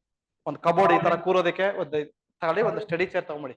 ಫಸ್ಟ್ ನೀವು ಆ ಕೆಲಸ ಮಾಡಿ. ಒಂದು ಒಳ್ಳೆ ಸ್ಟಡಿ ಚೇರ್, ಒಂದು 1000 ರೂಪೀಸ್ ಕೊಟ್ಟರೆ ಒಂದು ಒಳ್ಳೆ ಸ್ಟಡಿ ಚೇರ್ ಸಿಗುತ್ತೆ. ಒಂದು 50 ರೂಪಾಯಿ ಕೊಟ್ಟರೆ ಒಂದು ಈ ತರ ಒಂದು ಕಬೋರ್ಡ್ ಸಿಗುತ್ತೆ, ಅಂದ್ರೆ ಜಸ್ಟ್ ಒಂದು ಪ್ಲೇವುಡ್ ತರ ಸಿಗುತ್ತೆ. ಸಾರಿ, ಪ್ಲೇವುಡ್ ಸಿಗುತ್ತೆ. ಆ ಪ್ಲೇವುಡ್ ತಗೊಳ್ಳಿ, ಒಂದ್ 2-3 ಒಳ್ಳೆ ಪೆನ್ಗಳು ತಗೊಳ್ಳಿ. ಒಂದು ಎಷ್ಟು ಒಂದು 150 ರೂಪಾಯಿ ಕೊಟ್ರೆ ಒಂದು 500 ಶೀಟ್ಸ್ ಇರೋ ಒಂದು ರಿಮ್ ವೈಟ್ ಶೀಟ್ಸ್ ಕೊಡ್ತಾರೆ, ಇಟ್ಕೊಳ್ಳಿ. ಏನೇನ್ ಬೇಕೋ ಅವೆಲ್ಲನೂ ಇಟ್ಕೊಂಡ್ಬಿಟ್ಟು ಒಂದು 8 ಅವರ್ ಕಂಟಿನ್ಯೂಸ್ ಒಂದು ವಾರ ಕೂತ್ಕೊಡಿ. 9ನೇ ದಿನ ಅಥವಾ 8ನೇ ದಿನ 9ನೇ ದಿನ ಬದಲಾವಣೆ ಸ್ಟಾರ್ಟ್ ಆಗ್ಬಿಡುತ್ತೆ. ನೀವು ಕೂತು ಏನಾಗುತ್ತೆ ಅಂದ್ರೆ ಏನಾದ್ರು ಓದ್ಬೇಕು ಅನ್ಸಕ್ ಶುರು ಮಾಡುತ್ತೆ. ಇವತ್ತು ಫಸ್ಟ್ ಒಂದ್ 3 ಅವರ್ ಕೂತ್ ನೋಡಿ. 3 ಅವರ್ ನಿಮ್ಗೆ ಅನ್ಸುತ್ತೆ ಡೆಫಿನೆಟ್ಲಿ ನಮ್ದು ಮನಸ್ಸು, ಯಾಕಂದ್ರೆ ಈಗಿನ ಡಿಗ್ರಿ ಮುಗಿಸ್ ಬಂದಿರ್ತೀರಿ, ಊರಿಂದ ಬಂದ್ಬಿಟ್ಟಿರ್ತೀರಿ, ಆ ಕಡೆ ಈ ಕಡೆ ಮನ್ಸೆಲ್ಲ ಜಂಪ್ ಆಗಿ ಶುರು ಆಗುತ್ತೆ. ಫಸ್ಟ್ 3 ಅವರ್, ನೆಕ್ಸ್ಟ್ ನಾಡಿದ್ದು ನೋಡ್ತಾ ಹೋಗಿ. 5ನೇ ದಿನ 6ನೇ ದಿನ 7ನೇ ದಿನ ಡೆಫಿನೆಟ್ಲಿ ನೀವು ಕೂತಾದ್ಮೇಲೆ ಓದಕ್ ಶುರು ಮಾಡ್ತೀರಿ. ಆಯ್ತಾ? ಆಮೇಲೆ ನಿಮ್ಗೆ ಆ ಕಾನ್ಶಿಯಸ್ ಸಬ್ ಕಾನ್ಶಿಯಸ್ ಮೈಂಡ್ ಅಲ್ಲಿ ಏನೇನೋ ಓಡ್ತಿರ್ತಾರೆ ಎಲ್ಲ ಸ್ಟಾಪ್ ಆಗ್ಬಿಡುತ್ತೆ, ಓದಕ್ ಶುರು ಮಾಡ್ತೀರಿ. ಪುಸ್ತಕ ಒಂದೊಂದೇ ಪೇಜ್ ಓದಕ್ ಶುರು ಮಾಡ್ತೀರಿ. ಅದು ಹಾಗೆ ನೀವು ಅಂದ್ರೆ ನೀವು ಆ ಮುಖ್ಯವಾಹಿನಿಗೆ ಎಂಟ್ರಿ ಆಗ್ಬಿಡ್ತೀರಿ, ಮೇನ್ ಸ್ಟ್ರೀಮ್ ಎಂಟ್ರಿ ಆಗ್ಬಿಡ್ತೀರಿ. ಅದು ಹಂಗೆ ಪ್ರೋಸೆಸ್ ತಗೊಂಡು ಹೋಗ್ಬಿಡುತ್ತೆ, ನಿಮ್ಗೆ ಎಲ್ಲೋ ತಗೊಂಡು ಹೋಗುತ್ತೆ. So you believe it or not, ನಿಮ್ಗೆ ನೀವು ನಂಬಕ್ಕೆ ಸಾಧ್ಯ ಇಲ್ಲ, ನಿಮ್ಮ ಆ ಹಾರ್ಡ್ ವರ್ಕ್ ನಿಮ್ಮನ್ನ ಎಲ್ಲೋ ತಗೊಂಡೋಗಿ ಕೂರಿಸ್ಬಿಟ್ಟಿರುತ್ತೆ. ಎಷ್ಟೋ ಸರಿ ನಾನು ಅನ್ಕತ್ತೀನಿ, ನಾನು ಫೇಲ್ ಆದವನು, ನನಗೆ ಇಂತ 2 ಸರಿ 3 ಸರಿ ಕೆಲಸ ನನಗೆ ಒಂದ್ಸರಿ ಅನ್ಸ್ಬಿಡುತ್ತೆ. ನನಗೆ ಎಷ್ಟೋ ಜನ ತುಂಬಾ ಟ್ಯಾಲೆಂಟ್ ಹುಡುಗರು ನಾನು ನೋಡಿದಾಗ ಅನ್ಸುತ್ತೆ, ಓ ನಾವೆಲ್ಲ ಅದೃಷ್ಟವಂತರು ಅನ್ಸ್ಬಿಡುತ್ತೆ. ಯಾಕಂದ್ರೆ ನಾವು ಕಷ್ಟಪಟ್ಟಿರ್ಬೋದು, ಅದು ಬಿಟ್ಟು, ಬಟ್ ನನಗಿಂತ ಜಾಸ್ತಿ ಕಷ್ಟಪಟ್ಟವ್ರಿಗೆ ನನಗಿಂತ ಕೆಲ ಹುದ್ದೆಗಳು, ಬೇರೆ ಬೇರೆ ಹುದ್ದೆಗಳು ಸಿಕ್ಕಿದೆ. ಬಟ್ ನಾವಾಗ ನೋಡಿದಾಗ ಅನ್ಕತ್ತೀನಿ ನಾನು, ಅದೇನೋ ಬಿಡಪ್ಪ ನನಗೆ ಒಂದ್ ಒಳ್ಳೆ ಕೆಲಸ ಸಿಕ್ತು ಅಂತ. ಅಂದ್ರೆ ನಾವು ನಂಬಕ್ಕೆ ಸಾಧ್ಯ ಅಲ್ಲ, ಅಂತ ಒಳ್ಳೊಳ್ಳೆ ಕೆಲಸಗಳು ಸಿಕ್ಬಿಡುತ್ತೆ, ಅಂತ ಒಳ್ಳೆ ಜಾಗಗಳು ನಿಮಗೆ ಕೆಲಸ ಮಾಡಕ್ ಸಿಕ್ತತೆ. ಎಷ್ಟೋ ಜನ ನಿಮಗೆ ತುಂಬಾ ಬಡವರು ಬಂದ್ಬಿಟ್ಟು ನಿಮ್ಮ ಹತ್ರ ಒಂದು ಹೆಲ್ಪ್ ತಗೊಂಡು ನಿಮ್ಗೆ ಬ್ಲೆಸ್ ಮಾಡಿ ಹೋಗ್ತಾರೆ, ಒಳ್ಳೇದಾಗಿ ನಿಮ್ಗೆ ಅಂತ ಹೇಳಿ ಹೋಗ್ತಾರೆ. ಅವೆಲ್ಲವೂ ಕೂಡ ಏನಂತಂದ್ರೆ ಈ ಸೊಸೈಟಿಗೆ ನಾವು ಬಂದು ಏನ್ ನಾವು ಒಂದು ಕಾಂಟ್ರಿಬ್ಯೂಷನ್ ಮಾಡ್ಬೇಕಂತ ಇರ್ತೀವಿ ನೋಡಿ. ಅಂದ್ರೆ ಏನಾದ್ರು ನಾವು ಕೊಡ್ಲೇಬೇಕು. ಈಗ ನಾವು ಬಂದಿದೀವಿ ಅಂತಂದ್ರೆ ನನ್ನ ಪರ್ಸನಲ್ ನೋಡ್ಕೊಂತಿದ್ರೆ ಸಾಕಾಗಲ್ಲ. ನೀವು ಎಥಿಕ್ಸ್, ಇಂಟಿಗ್ರಿಟಿ, ಆಪ್ಟಿಟ್ಯೂಡ್ ಅಲ್ಲಿ ನೀವು ಓದ್ತೀರಿ. ಒಂದು ಸಬ್ಜೆಕ್ಟ್ ಇದೆ ನಿಮ್ಗೆ KS ಅಲ್ಲಿ ಮೇನ್ಸ್ ಅಲ್ಲಿ ಸಿಲೆಬಸ್ ಅಲ್ಲಿ ನೋಡಿದೀರಾ? ಅಂದ್ರೆ ನೀವು ಇನ್ನು ಏನು ಸಿಲೆಬಸ್ ಬಗ್ಗೆ ಏನು ಗೊತ್ತಿಲ್ಲ ಅಲ್ಲ, ಅಂದ್ರೆ ಕಂಪ್ಲೀಟ್ ಹೊಸಬರು ಈಗ ಕಾಂಪಿಟೇಟಿವ್ ಇದಕ್ಕೆ. ಈ KS, ಫಿಲಿಮ್ಸ್ ಮತ್ತೆ ಮೇನ್ಸ್ ಇಂಟರ್ ಅಂತ 3 ಸ್ಟೇಜ್ ಇದೆ ನೋಡಿ. ಫಿಲಿಮ್ ಸ್ಟೇಜ್ ಅಲ್ಲಿ ನಿಮಗೆ ನಾರ್ಮಲಿ OMR ಶೀಟ್ ಟಿಕ್ ಮಾಡೋದು, ಇದೇ ಸಬ್ಜೆಕ್ಟ್, ಅದೇ 10 kg ಪುಸ್ತಕಗಳು, ಇವೇ 10 kg ಪುಸ್ತಕ ಓದೋದು, ಟಿಕ್ ಮಾಡೋದು. 10 kg ಅಂತಂದ್ರೆ ನಿಮಗೆ ಈ ಮ್ಯಾಗಝಿನ್ಗಳು ಅವು ಇವು ಸೇರಿ ಜಾಸ್ತಿ ಆಗ್ತದೆ. ಬೇಸಿಕ್ ಪುಸ್ತಕಗಳು ನಾನು ಹೇಳ್ತಾ ಇರೋದು. ಈ ಸಂವಿಧಾನ, ಇತಿಹಾಸ, ಜಾಗ್ರಫಿ, ಅರ್ಥಶಾಸ್ತ್ರ ಇವೆಲ್ಲ ಸೇರಿಸಿ ಒಂದು 10 ಕೆಜಿ ಪುಸ್ತಕ ನನ್ನ ಪ್ರಕಾರ. ಅವು ಇವು ಮ್ಯಾಗಝಿನ್ಸ್, ಡೈಲಿ ನ್ಯೂಸ್ ಪೇಪರ್ ಸೇರಿಸಿ ಒಂದು 5 ಕೆಜಿ ಜಾಸ್ತಿ ಆಗ್ಬೋದು. ಇವು ನಾರ್ಮಲಿ ಫಿಲಿಮ್ಸ್ ಎಕ್ಸಾಮಿಗೆ ಇದ್ದೇ ಇರುತ್ತೆ.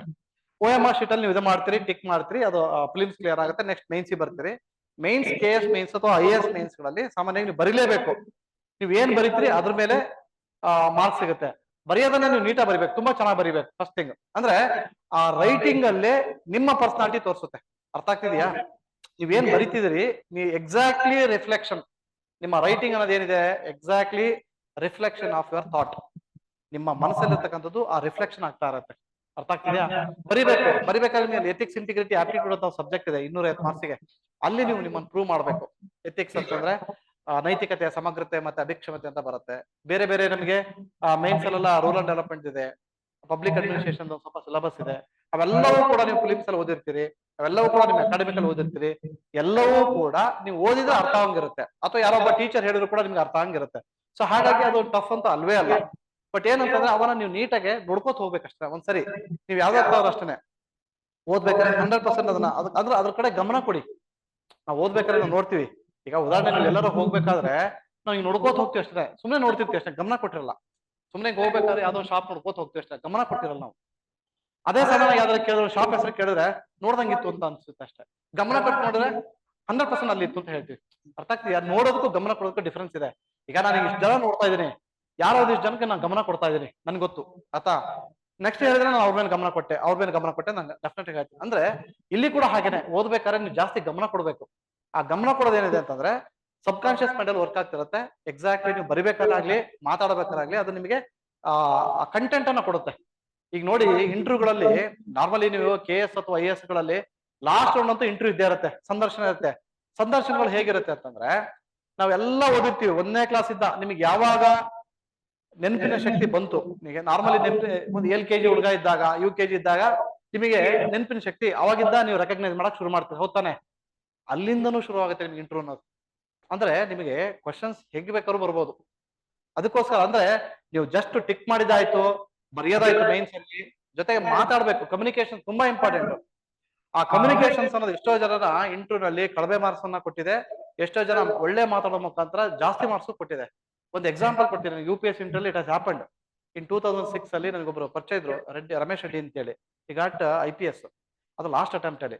ಅದರ ಹಿಂದಿನ ಬ್ಯಾಚ್ ಅಲ್ಲಿ 3rd ಅಟೆಂಪ್ಟ್ ಅವ್ರು ಇಂಟರ್ವ್ಯೂ ಹೋದಾಗ, ಇಂಟರ್ವ್ಯೂ ನಲ್ಲಿ ಏನೋ ಒಂದು ಪ್ರಶ್ನೆ ಕೇಳಿದಾರೆ, ತುಂಬಾ ಚೆನ್ನಾಗಿ ಮಾಡಿದ್ದಾರೆ ಇಂಟರ್ವ್ಯೂನ. ಲಾಸ್ಟ್ ಒಂದು ಪ್ರಶ್ನೆ ಕೇಳಿದ್ದಾರೆ, ಇವರು ಅದಕ್ಕೆ ನೆಗೆಟಿವ್ ಉತ್ತರ ಕೊಟ್ಟಿದ್ದಾರೆ. ಅಲ್ಲಿ ಗೊತ್ತಾಗತ್ತೆ ನಿಮ್ ಪರ್ಸನಾಲಿಟಿ ನೆಗೆಟಿವ್ ನೋ ಪಾಸಿಟಿವ್ ಅಂತ ಅಲ್ಲಿ ಗೊತ್ತಾಗುತ್ತೆ.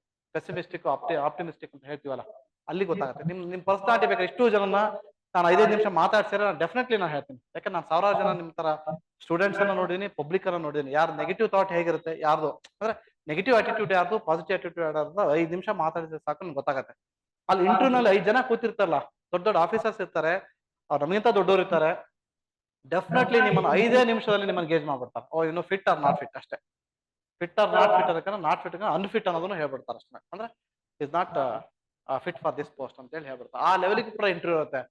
ಅಂತ ಒಂದು ಒಳ್ಳೆ ಆ ಇಂಟರ್ವ್ಯೂಗಳಿಗೆ ನಾವು ಚೆನ್ನಾಗಿ ಪರ್ಫಾರ್ಮ್ ಮಾಡ್ಬೇಕು ಅನ್ನಂಗಿದ್ರೆ ಬೆಳೆಸ್ಕೋಬೇಕು. ನಾವು ಇವಾಗ್ಲಿಂದ ನಾನು ಮಾತಾಡೋ ಸ್ಟೈಲು ಎಷ್ಟೋ ಸರಿ ನಾವು ನೋಡ್ತೀವಿ, ಎಸ್ಪೆಷಲಿ ನಮ್ಮಲ್ಲಿ ಅಂದ್ರೆ ನಮ್ ಸುತ್ತಮುತ್ತ ನಾವು ಜನಗಳು ನೋಡ್ತೀವಲ್ಲ, ಸ್ವಲ್ಪ ಹಿಂಗ್ ಹೋಗ್ಬೇಕ್ರೆ ಹಿಂಗ್ ಟಚ್ ಆದ ಕೈ ಅಂತಂದ್ರೆ ನಾವು ಹಿಂಗ್ ಅನ್ಕೊಂಡು ಹೋಗ್ತೀವಿ, ಬಿಡ ಅನ್ಕೊಂಡು ಹೋಗ್ತಿರ್ತೀವಿ.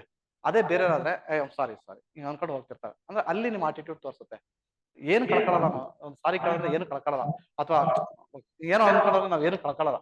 ಈ ಜಾಪನೀಸ್ ಎಲ್ಲ ನೋಡ್ಬೋದು, ಜಪಾನ್ ಅವರೆಲ್ಲ ಒಂದ್ ರೋಡ್ ಕ್ರಾಸ್ ಮಾಡ್ಬೇಕಾದ್ರೆ ಯಾರೊಬ್ಬ ರೋಡ್ ಅಲ್ಲಿ ನಿಮ್ಗೆ ದಾರಿ ಬಿಟ್ಟ ಅಂತಂದ್ರೆ, ಬೈಕನ್ನು ಅಥವಾ ಕಾರನ್ನು, ಅವ್ನು ಅಂದ್ರೆ ಲೈಕ್ ಅವನ ಇದನ್ನ ತಲೆ ಹಿಂಗ್ ಅಂದ್ಬಿಟ್ಟು ಹೋಗ್ತಾನ. ಅಂದ್ರೆ ಲೈಕ್ ಅರ್ಥ ಆಗ್ತೀರ ಹೇಳ್ತಾರದು. ಅಂದ್ರೆ ಆ ತರದ್ ಒಂದು ಆಟಿಟ್ಯೂಡ್ ಅವ್ರು ಬೆಳೆಸ್ಕೊಂಡಿದ್ದಾರೆ. ಅಂದ್ರೆ ನಾವು ಬೆಳೆಸ್ಕೋಬೇಕು. ಅಲ್ಲ ಅವೆಲ್ಲ ಬರೋದು ಹೇಗೆ ಅಂತಂದ್ರೆ, ಅದಕ್ಕೆ ನಾವು ಟೈಮ್ ಕೊಡ್ಬೇಕು. ಆ ತರ ನಾನ್ ಬದಲಾಗ್ಬೇಕು ಅನ್ನೋದು ನಮ್ಮ ಹತ್ರ ಬರ್ಬೇಕು, ಬಂದಾಗ ಮಾತ್ರ ಸಾಧ್ಯ. ಅವೆಲ್ಲವೂ ಕೂಡ ಏನಾಗುತ್ತೆ ಅಂದ್ರೆ ಕನ್ಸಾಲ್ಟೇಟ್ ಆಗಿ ನಿಮ್ಮ ಪರ್ಸನಾಲಿಟಿ ಮೇಲೆ ಡೆಫಿನೆಟ್ಲಿ ಅದು ರಿಫ್ಲೆಕ್ಷನ್ ಆಗ್ತಾ ಹೋಗುತ್ತೆ. ನಿಮ್ಮ ಮಾತುಗಳಲ್ಲಿ ರಿಫ್ಲೆಕ್ಷನ್ ಆಗುತ್ತೆ, ನಿಮ್ಮ ನಡೆನಲ್ಲಿ ರಿಫ್ಲೆಕ್ಷನ್ ಆಗುತ್ತೆ. ಸೊ ನಿಮ್ಮ ಅಪಿಯರೆನ್ಸ್ ಚೇಂಜ್ ಆಗ್ಬಿಡುತ್ತೆ. ಅರ್ಥ ಆಗ್ತದೆ ತಾನೆ? ನೀವು ನೋಡಿ, ಇವತ್ತು ಇಲ್ಲಿ ಈಗ ಏನಿದ್ದೀರಿ ನೀವು, ಇನ್ನೊಂದು 3-4 ಇಯರ್ಸ್ ಅಥವಾ ಒಂದು 5 ಇಯರ್ಸ್ ಬಿಟ್ಟು ನೋಡ್ರೆ ನಿಮಗೆ ಅನ್ಸುತ್ತೆ. ಇವತ್ತೊಂದು ಡೇಟ್ ಬರ್ದಿಡಿ, ಇವತ್ತೆಷ್ಟು 8 ಅಲ್ಲ, 8ನೇ ತಾರೀಕು 2025 ಸೆಪ್ಟೆಂಬರ್. ಇವತ್ತೊಂದು ಡೇಟ್ ಅಂದ್ರೆ ಬರ್ದಿಟ್ಕೊಂಡ್ಬಿಟ್ಟು ನೀವು ಇನ್ನು 5 ವರ್ಷ ಬಿಟ್ಟು, ಅಥವಾ 2030 ಮತ್ತೆ ಅಗೇನ್ ಸೆಪ್ಟೆಂಬರ್ 8ಕ್ಕೆ ನೀವು ನೋಡ್ಕೊಳ್ಳಿ, 5 ವರ್ಷದಲ್ಲಿ ನೀವು ಬದಲಾಗ್ಬಿಟ್ಟಿರ್ತೀರಿ. ಓ ಈ 5 ವರ್ಷದಿಂದ ನಾನು ಹಿಂಗಿದ್ದೆ ಇವತ್ತು ಹಿಂಗಾಗಿದೆ ಅಂತೇಳಿ. ಆ ಬದಲಾವಣೆಗಳು ಬರಬೇಕು ಅಂದ್ರೆ ನೀವು ಕಂಟಿನ್ಯೂಸ್ ಆಗಿ ಎಫರ್ಟ್ ಹಾಕ್ಬೇಕು. ಕಂಟಿನ್ಯೂಸ್ ಎಫರ್ಟ್ ಹೇಗೆ ಅಂತಂದ್ರೆ ಇಟ್ಸ್ ಲೈಕ್ ಜಸ್ಟ್ ಲೈಕ್ ಇವ್ರು ಹೇಳಿದ್ರಲ್ಲ, ಒಂದು ರಿವರ್ ಕೆಳಗಡೆ ಬಿದ್ದಂತ ರಫ್ ಎಡ್ಜಸ್ ಆ ಕಲ್ಲು, ಅದು ಅಂದ್ರೆ ಅದು ತನ್ನ ಹೊಳ್ತಾ ಹೊಳ್ತಾ ಅದು ತನ್ನ ಸುತ್ತ ಇದ್ದಂತ ರಫ್ ಎಡ್ಜಸ್ ಎಲ್ಲ ಕಳ್ಕೊಂಡು ಒಂದು ಫೈನ್ ಪೆಬಲ್ ಆಯ್ತು, ಒಂದು ತುಂಬಾ ಸುಂದರವಾಗಿರ್ತಕ್ಕಂಥ ಕಲ್ಲಾಯ್ತು. ಆ ಕಲ್ಲನ್ನು ಎಲ್ಲರೂ ಇಷ್ಟಪಡ್ತಾರೆ. ಅರ್ಥ ಆಗ್ತಿದ್ಯಾ? ಆ ಕಲ್ಲನ್ನ ಎಲ್ಲರೂ ಇಷ್ಟಪಡ್ತಾರೆ, ತಗೊಂಬಂದ್ ಮನೇಲಿ ಅಲಂಕಾರಕ್ಕೆ ಮನೇಲಿ ಇರ್ತೀವಿ. ಅದೇ ಯಾವ್ದೋ ಒಂದು ರಫ್ ಎಡ್ಜಸ್ ಕಲ್ಲನ್ನ ತಂದು ಇಡ್ತೀವ, ಇಡಲ್ಲ. ಹಾಗೆ ನೀವು ಆ ತರದೊಂದು ಒಂದು ಒಳ್ಳೆ ಒಂದು ಫೈನ್ ಪೆಬಲ್ ಆ ತರದೊಂದು ಕಲ್ಲು ಆಗ್ಬೇಕು ಅನ್ನಂಗಿದ್ರೆ ನಾವ್ ಇವತ್ತು ಕಷ್ಟ ಪಡ್ಲೇಬೇಕು. ಯಾಕಂದ್ರೆ ನಾನು ಅದನ್ನೇ ಹೇಳಿದೆ ನಿಮಗೆ, ರಾಗಿ ಬೀಸೋದು ಯಾರಿಗೂ ತಪ್ಪಿದ್ದಲ್ಲ. ಅಂದ್ರೆ ಎಲ್ರು ಕೂಡ ನೀವು ಯಾರ ಎಂತ ಅಧಿಕಾರಿ ಮಗ ಆಗ್ಲಿ, ಎಷ್ಟೇ ದುಡ್ಡಿರ್ಲಿ, ಈ ಸಿವಿಲ್ ಸರ್ವಿಸ್ ಅಂತ ಇದೆಯಲ್ಲ, IAS ಅಥವಾ KS ಎಕ್ಸಾಮ್ಸ್ ಇದೆಯಲ್ಲ, ಎಕ್ಸಾಮ್ ಬರೀಲೇಬೇಕು, ಇಂಟರ್ವ್ಯೂ ಕೊಡ್ಲೇಬೇಕು. ಸೊ ನೀವು ಅಧಿಕಾರಿ ಆಗ್ಬೇಕಂದ್ರೆ ಕಷ್ಟ ಪಡ್ಲೇಬೇಕು. ಸೊ ಹಾಗಾಗಿ ಸೊ ನೀವೇನು ಈ 10 kg ಪುಸ್ತಕ, ಸ್ಪೆಷಲಿ ಭಾರತ ಸಂವಿಧಾನ ಇರ್ಬೋದು ಅಥವಾ ಇತಿಹಾಸ ಪುಸ್ತಕಗಳು, ನೀವೇನ್ ನಿಮ್ಮ ಅಕಾಡೆಮಿಕ್ ಅಲ್ಲಿ ಇವತ್ತು ಹೋಗಿ ಕೂತ್ಬಿಟ್ಟು ಮನೆಯಲ್ಲಿ ಒಂದು ಕೆಲಸ ಮಾಡಿ. ಇವತ್ತು ಒಂದು 2 ಅವರ್ಸ್ ಒಳ್ಳೆ ಕಾಫಿ ಕುಡ್ದು ಅಥವಾ ಇವತ್ತು ಸಂಜೆ ಅಥವಾ ನಾಳೆ ಒಂದ್ ಒಳ್ಳೆ ಟೈಮ್ ಮಾಡ್ಕೊಂಡು 2 ಅವರ್ಸ್ ಯೋಚನೆ ಮಾಡ್ಕೊಂಡು ಕೂರಿ. ಏನು ಎಲ್ಲ ನಿಮ್ದು ಸೋಷಿಯಲ್ ಮೀಡಿಯಾ ಅಂದ್ರೆ ಡೇಟಾ ಆಫ್ ಮಾಡ್ಬಿಡಿ. ಮೊಬೈಲ್ನ ಏರೋಪ್ಲೇನ್ ಮಾಡಿ ಹಾಕ್ಬಿಡಿ. ಕೂತ್ಕೊಂಡ್ಬಿಟ್ಟು ಒಂದ್ 2 ಅವರ್ ಒಂದು ಒಳ್ಳೆ ಕಾಮಾಗಿರೋ ಜಾಗದಲ್ಲಿ ಕೂತು ನಿಮ್ಮ ಅಕಾಡೆಮಿಕ್ ಅಲ್ಲಿ 6ನೇ ಕ್ಲಾಸಿಂದ 10ನೇ ಕ್ಲಾಸ್ ವರೆಗೆ ನಿಮಗೆ ಏನೇನ್ ನೆನಪಿದೆ ಓದಿದ್ದು ಎಲ್ಲದನ್ನು ಬರ್ಕೋತ ಹೋಗಿ 2 ಗಂಟೆನಲ್ಲಿ. ಒಂದು ಶೀಟ್ಸ್ ತಗೊಳ್ಳಿ. ಒಂದು ಜಿಯೋಗ್ರಫಿನಲ್ಲಿ ಏನಿದೆ, ಮಣ್ಣುಗಳ ಬಗ್ಗೆ ಓದಿದ್ದೀನಿ, ನ್ಯಾಚುರಲ್ ವೆಜಿಟೇಷನ್ಸ್ ಬಗ್ಗೆ ಓದಿದ್ದೀನಿ, ನದಿಗಳ ಬಗ್ಗೆ ಓದಿದಿರಿ. ಆಯ್ತು, ನದಿಗಳ ಬಗ್ಗೆ ಏನ್ ಓದಿದ್ದೀರಿ? ಎಷ್ಟು ನದಿಗಳು ನೆನಪಿದೆ? ಇಂಡಸ್ ನೆನಪಿದೆ, ಗಂಗಾ ನೆನಪಿದೆ, ಯಮುನಾ ನೆನಪಿದೆ, ಆ ನೆನಪಿದೆ. ಸುಮ್ನೆ ಬರ್ಕೋತ ಹೋಗಿ 2 ಅವರ್ ಮ್ಯಾಕ್ಸಿಮಮ್ ನಿಮ್ಮ ಫುಲ್ ಪೊಟೆನ್ಶಿಯಲ್ ನ ಅಲ್ಲಿ ಅಪ್ಲೈ ಮಾಡಿ. ಜಿಯೋಗ್ರಫಿನಲ್ಲಿ ಎಷ್ಟು ನೆನಪಿದೆ ಮ್ಯಾಕ್ಸಿಮಮ್ ಎಲ್ಲ ಬರೀರಿ. ವರ್ಲ್ಡ್ ಜಿಯೋಗ್ರಫಿನಲ್ಲಿ ಏಷ್ಯಾ ಕಾಂಟಿನೆಂಟ್ ಬಗ್ಗೆ ಓದಿದ್ದೀನಿ, ಆಫ್ರಿಕಾ ಬಗ್ಗೆ ಓದಿದ್ದೀನಿ, ಅದನ್ನ ಓದಿದ್ದೀನಿ, ಇದು ಎಲ್ಲ ಬರೀತಾ ಹೋಗಿ. ಸಂವಿಧಾನದಲ್ಲಿ ಆರ್ಟಿಕಲ್ ಫಂಡಮೆಂಟಲ್ ರೈಟ್ಸ್ ಯಾವ್ದು, ಎಷ್ಟು ಆರ್ಟಿಕಲ್ ಎಕ್ಸಾಕ್ಟ್ಲಿ ನಿಮ್ಗೆ ಆರ್ಟಿಕಲ್ 17 ಅನ್ಟಚಬಿಲಿಟಿ ಬಗ್ಗೆ ಹೇಳುತ್ತೆ ಅನ್ನೋದಾಗ್ಲಿ ಅಥವಾ ಏನ್ ಹೇಳ್ತಾ ಬೇಡ, ನನಗೆ ಎಷ್ಟು ನೆನಪಿದೆ ಅಷ್ಟನ್ನ ಬರ್ಕೋತ ಹೋಗಿ. ಸಂವಿಧಾನ ಬರೀರಿ. ಇತಿಹಾಸದಲ್ಲಿ ancient India, medieval India, modern India ಎಷ್ಟು ನೆನಪಿದೆ ಬರೀರಿ. ಆಯ್ತಾ? ನಿಮ್ಗೆ 1919 ಯಾವ್ದೋ Montagu Chelmsford reforms, Minto Morley reforms, Jallianwala ವಾಲಾಬಾಗ್ ಮ್ಯಾಸಕ್ರೆ ಆಗಿದ್ದು ಎಷ್ಟು ನೆನಪಿದೆ ಫುಲ್ ಪೊಟೆನ್ಶಿಯಲ್ ಹಾಕಿ. 2 ಅವರ್ ಅಲ್ಲ, 2 ಅವರ್ ಬೇಕಾದ್ರೆ ಕುತ್ಕೊಂಡ್ಬಿಟ್ಟು ನಾಳೆ ಒಂದು ಒಳ್ಳೆ ಟೈಮ್ ಅನ್ನ ನೋಡ್ಕೊಂಡ್ಬಿಟ್ಟು ಬರೀರಿ. ಎಲ್ಲಾ subject, science and technology, mental ability ಬೇಕಾರೆ ಎಲ್ಲ ಬರೆದ್ಬಿಟ್ಟು ಕೊನೆಗೆ ಒಂದ್ 3-4 ಅವರ್ಸ್ ಆದ್ಮೇಲೆ ಸುಮ್ಮನೆ ಒಂದ್ಸರಿ 1 or 2 ಅವರ್ಸ್ ಬಿಟ್ಟು ನೋಡಿ. ಅಂದ್ರೆ ನನಗೆ ಇಷ್ಟು ನೆನಪಿದೆ ಅಂದ್ರೆ ನಿಮ್ಮ ಮೆಮೊರಿಗೆ, ನಿಮ್ಮ ಮನಸ್ಸಿಗೆ ಕೆಲಸ ಕೊಟ್ಬಿಟ್ಟು ಇಷ್ಟೆಲ್ಲ ನೆನಪಿದೆ ಅಂದ್ರೆ, ಹಾಗಿದ್ರೆ ನಾನು ಒಂದು ಸಕ್ಸಸ್ ಆಗ್ಬೇಕಂದ್ರೆ ಇಷ್ಟನ್ನು ಓದಿದ್ಮೇಲೆ ಈಗೆಲ್ಲ ನೀವು ಆದ್ಮೇಲೆ ಎಲ್ಲ ಬರ್ಕೊಂಡು ಹೋಗ್ತೀರಾ. ಅದಾದ್ಮೇಲೆ ನಾನು ಏನ್ ಮಾಡ್ಬೇಕು ಅನ್ನೋದು ಕ್ವಶನ್ ಮಾರ್ಕ್ ಹಾಕೊಳ್ಳಿ. ಹಾಗಿದ್ರೆ ನನ್ಗೆ ಏನ್ ಉಳಿದಿದೆ ಓದೋದಕ್ಕೆ? ಅರ್ಥ ಆಗ್ತಿದೆ? ಈಗ ನೀವು ಜಾಗ್ರಫಿನಲ್ಲಿ, ಇಂಡಿಯನ್ ಜಾಗ್ರಫಿನಲ್ಲಿ ನದಿಗಳ ಬಗ್ಗೆ ಆಯ್ತು, ಮಣ್ಣುಗಳ ಬಗ್ಗೆ ಆಯ್ತು, ಸ್ವಾಭಾವಿಕ ಸಸ್ಯವರ್ಗ, ಖನಿಜ ಸಂಪನ್ಮೂಲಗಳು, ಕೈಗಾರಿಕೆಗಳು, ಸಾರಿಗೆ, ಮಾನವ ಸಂಪನ್ಮೂಲ, ಆಯ್ತಾ, ಪ್ರಾಕೃತಿಕ ವಿಭಾಗಗಳು, ಬೇಸಿಕ್ಸ್, ಅದೆಲ್ಲದನ್ನು ಬರೀತೀರಿ. ಹಾಗಿದ್ರೆ ಇಂಡಿಯನ್ ಜಾಗ್ರಫಿನಲ್ಲಿ ನನಗೆ ಏನ್ ಉಳಿದಿದೆ ಓದೋದಕ್ಕೆ ಅಂತ ಬರುತ್ತೆ. ಆವಾಗ ಏನ್ ಮಾಡಿ ಅಂದ್ರೆ ಯಾವ್ದಾರ ಒಂದು ಕ್ವಶನ್ ಪೇಪರ್ ತಗೊಳ್ಳಿ. ಪ್ರೀವಿಯಸ್ ಇಯರ್ ನಡೆದಿದ್ದು ಯಾವ್ದಾರ ಒಂದು FD ಅದು ಅಥವಾ PSI ಇದು ಕ್ವಶನ್ ಪೇಪರ್ ತೆಗೆದು ನೋಡಿ. ತೆಗೆದು ನೋಡಿದಾಗ ಒಂದು ಕ್ವಶನ್ಸ್ ಬಂದ್ಬಿಡುತ್ತೆ. ಏನೋ ಒಂದು ಕ್ವಶನ್ಸ್ ಏನ್ ಬಂದಿರುತ್ತೆ ಅಂದ್ರೆ, ಒಂದು ಎಕ್ಸಾಂಪಲ್ ಪಾಪ್ಯುಲೇಷನ್ಸ್ ಬಗ್ಗೆ ಏನೋ ಒಂದು ಪ್ರಶ್ನೆ ಬಂದಿರುತ್ತೆ. ನೀವು ಅವಾಗ ಕ್ವಶನ್ ನೋಡಿದ ತಕ್ಷಣ ಅಂತೀರಿ, ಏನೋ ಒಂದು ಪಾಪ್ಯುಲೇಷನ್ಸ್ ಬಗ್ಗೆ ಅಥವಾ ಇಂಡಸ್ಟ್ರೀಸ್ ಬಗ್ಗೆ ಏನೋ ಒಂದು ಕೇಳಿರುತ್ತೆ ಅಂತ ಹೇಳಿ, ಓ ಈ ಕ್ವಶನ್ಸ್ಗೆ ಉತ್ತರ ನಾನು ಆಲ್ರೆಡಿ ನೋಡಿದೀನಿ. ನನ್ನ ಅಕಾಡೆಮಿಕ್ ಅಲ್ಲಿ 6th ಇಂದ 10th ಕ್ಲಾಸ್ ವರೆಗೆ ಆಲ್ರೆಡಿ ಬಂದೋಗಿದೆ. ನನಗೆ ಈಗ ನೆನಪಾಗ್ತಿಲ್ಲ. ನೆನಪಾಗ್ಬೇಕು ಅಂದ್ರೆ ಏನ್ ಮಾಡ್ಬೇಕು? ಈಗ ಆ ಕ್ವಶನ್ ನೋಡ್ತಿದ್ದಂಗೆ ನಿಮ್ ಮನ್ಸಲ್ಲಿ ಹೇಳುತ್ತಾ, ಈ ಕ್ವಶನ್ಸ್ ನಾನು ಆಲ್ರೆಡಿ ಓದಿದ್ದೀನಿ. ಡೆಫಿನೆಟ್ಲಿ ಆ 100 ಕ್ವಶನ್ಸ್ಗೆ ನಿಮ್ಗೆ ಅನ್ಸುತ್ತೆ ಮನ್ಸಲ್ಲಿ, ಇದು ಆಲ್ರೆಡಿ ನಾನು ಓದಿದ್ದೀನಿ, ಬಟ್ ಓದಿ ತುಂಬಾ ದಿನ ಆಗಿದೆ, ನನಗೆ ನೆನಪಿಲ್ಲ. ಹಾಗಿದ್ರೆ ನಾನು ಏನ್ ಮಾಡ್ಬೇಕೀಗ? ಈಗ ಕೂತು ರಿವಿಷನ್ ಮಾಡ್ಬೇಕಷ್ಟೇ. ನದಿಗಳು ನಿಮಗೆ ಒಂದ್ 3 ನದಿ ನೆನಪಾಗುತ್ತೆ, ಒಂದ್ 20 ನದಿ ನೆನಪಿಟ್ಕೊಳ್ಳಿ. ನಾರ್ತ್ ಇಂಡಿಯಾದಲ್ಲಿ ಒಂದ್ 3 ನದಿ, ಸೌತ್ ಅಲ್ಲಿ ಅಂದ್ರೆ ಒಂದ್ 7 ನದಿಗಳಿದೆ. ಅದಕ್ಕೆ ಉಪನದಿಗಳು, ಅದಕ್ಕೊಂದಿಷ್ಟು ಜಲ ಒಪ್ಪಂದಗಳು, ಆ ಒಪ್ಪಂದ ಈ ಒಪ್ಪಂದ ಅಂತ ಇದೆ. ಅವೆಲ್ಲ ಅದರಲ್ಲೂ ಸ್ವಲ್ಪ ಮರ್ತೋಗಿದೆ. ಇಂಡಸ್ ವ್ಯಾಲಿದು ಒಂದು ಟ್ರೀಟಿ, ಸಾರಿ ಇಂಡಸ್ ರಿವರ್ ಇಂಡಸ್ ಒಂದು ಟ್ರೀಟಿ ಇದೆ, 1960s ಅಲ್ಲಿ ಸೈನ್ ಮಾಡಿದ್ದು, ಅದಷ್ಟೇ ನೆನಪಿದೆ. ಆ ಟ್ರೀಟಿ ಆದ್ಮೇಲೆ ಏನಾಗಿತ್ತು ಅನ್ನೋದು ನೆನಪಿಲ್ಲ. ಕುತ್ಕೊಂಡು ಓದಿ ಅಷ್ಟೇ. ನದಿಗಳಿಗೆ ನನಗೆ ಗೊತ್ತಿದ್ದೆ ನದಿ ಗಂಗಾ, ಈ ಕಡೆ ಬ್ರಹ್ಮಪುತ್ರ, ಮತ್ತೆ ಈ ಕಡೆ ಬಂದ್ರೆ ಇಂಡಸ್, 3 ನದಿ ಅಷ್ಟೇ ನೆನಪಿತ್ತು. ಅವ್ರ ಉಪನದಿಗಳು ನನಗೆ ಗೊತ್ತಿರ್ಲಿಲ್ಲ.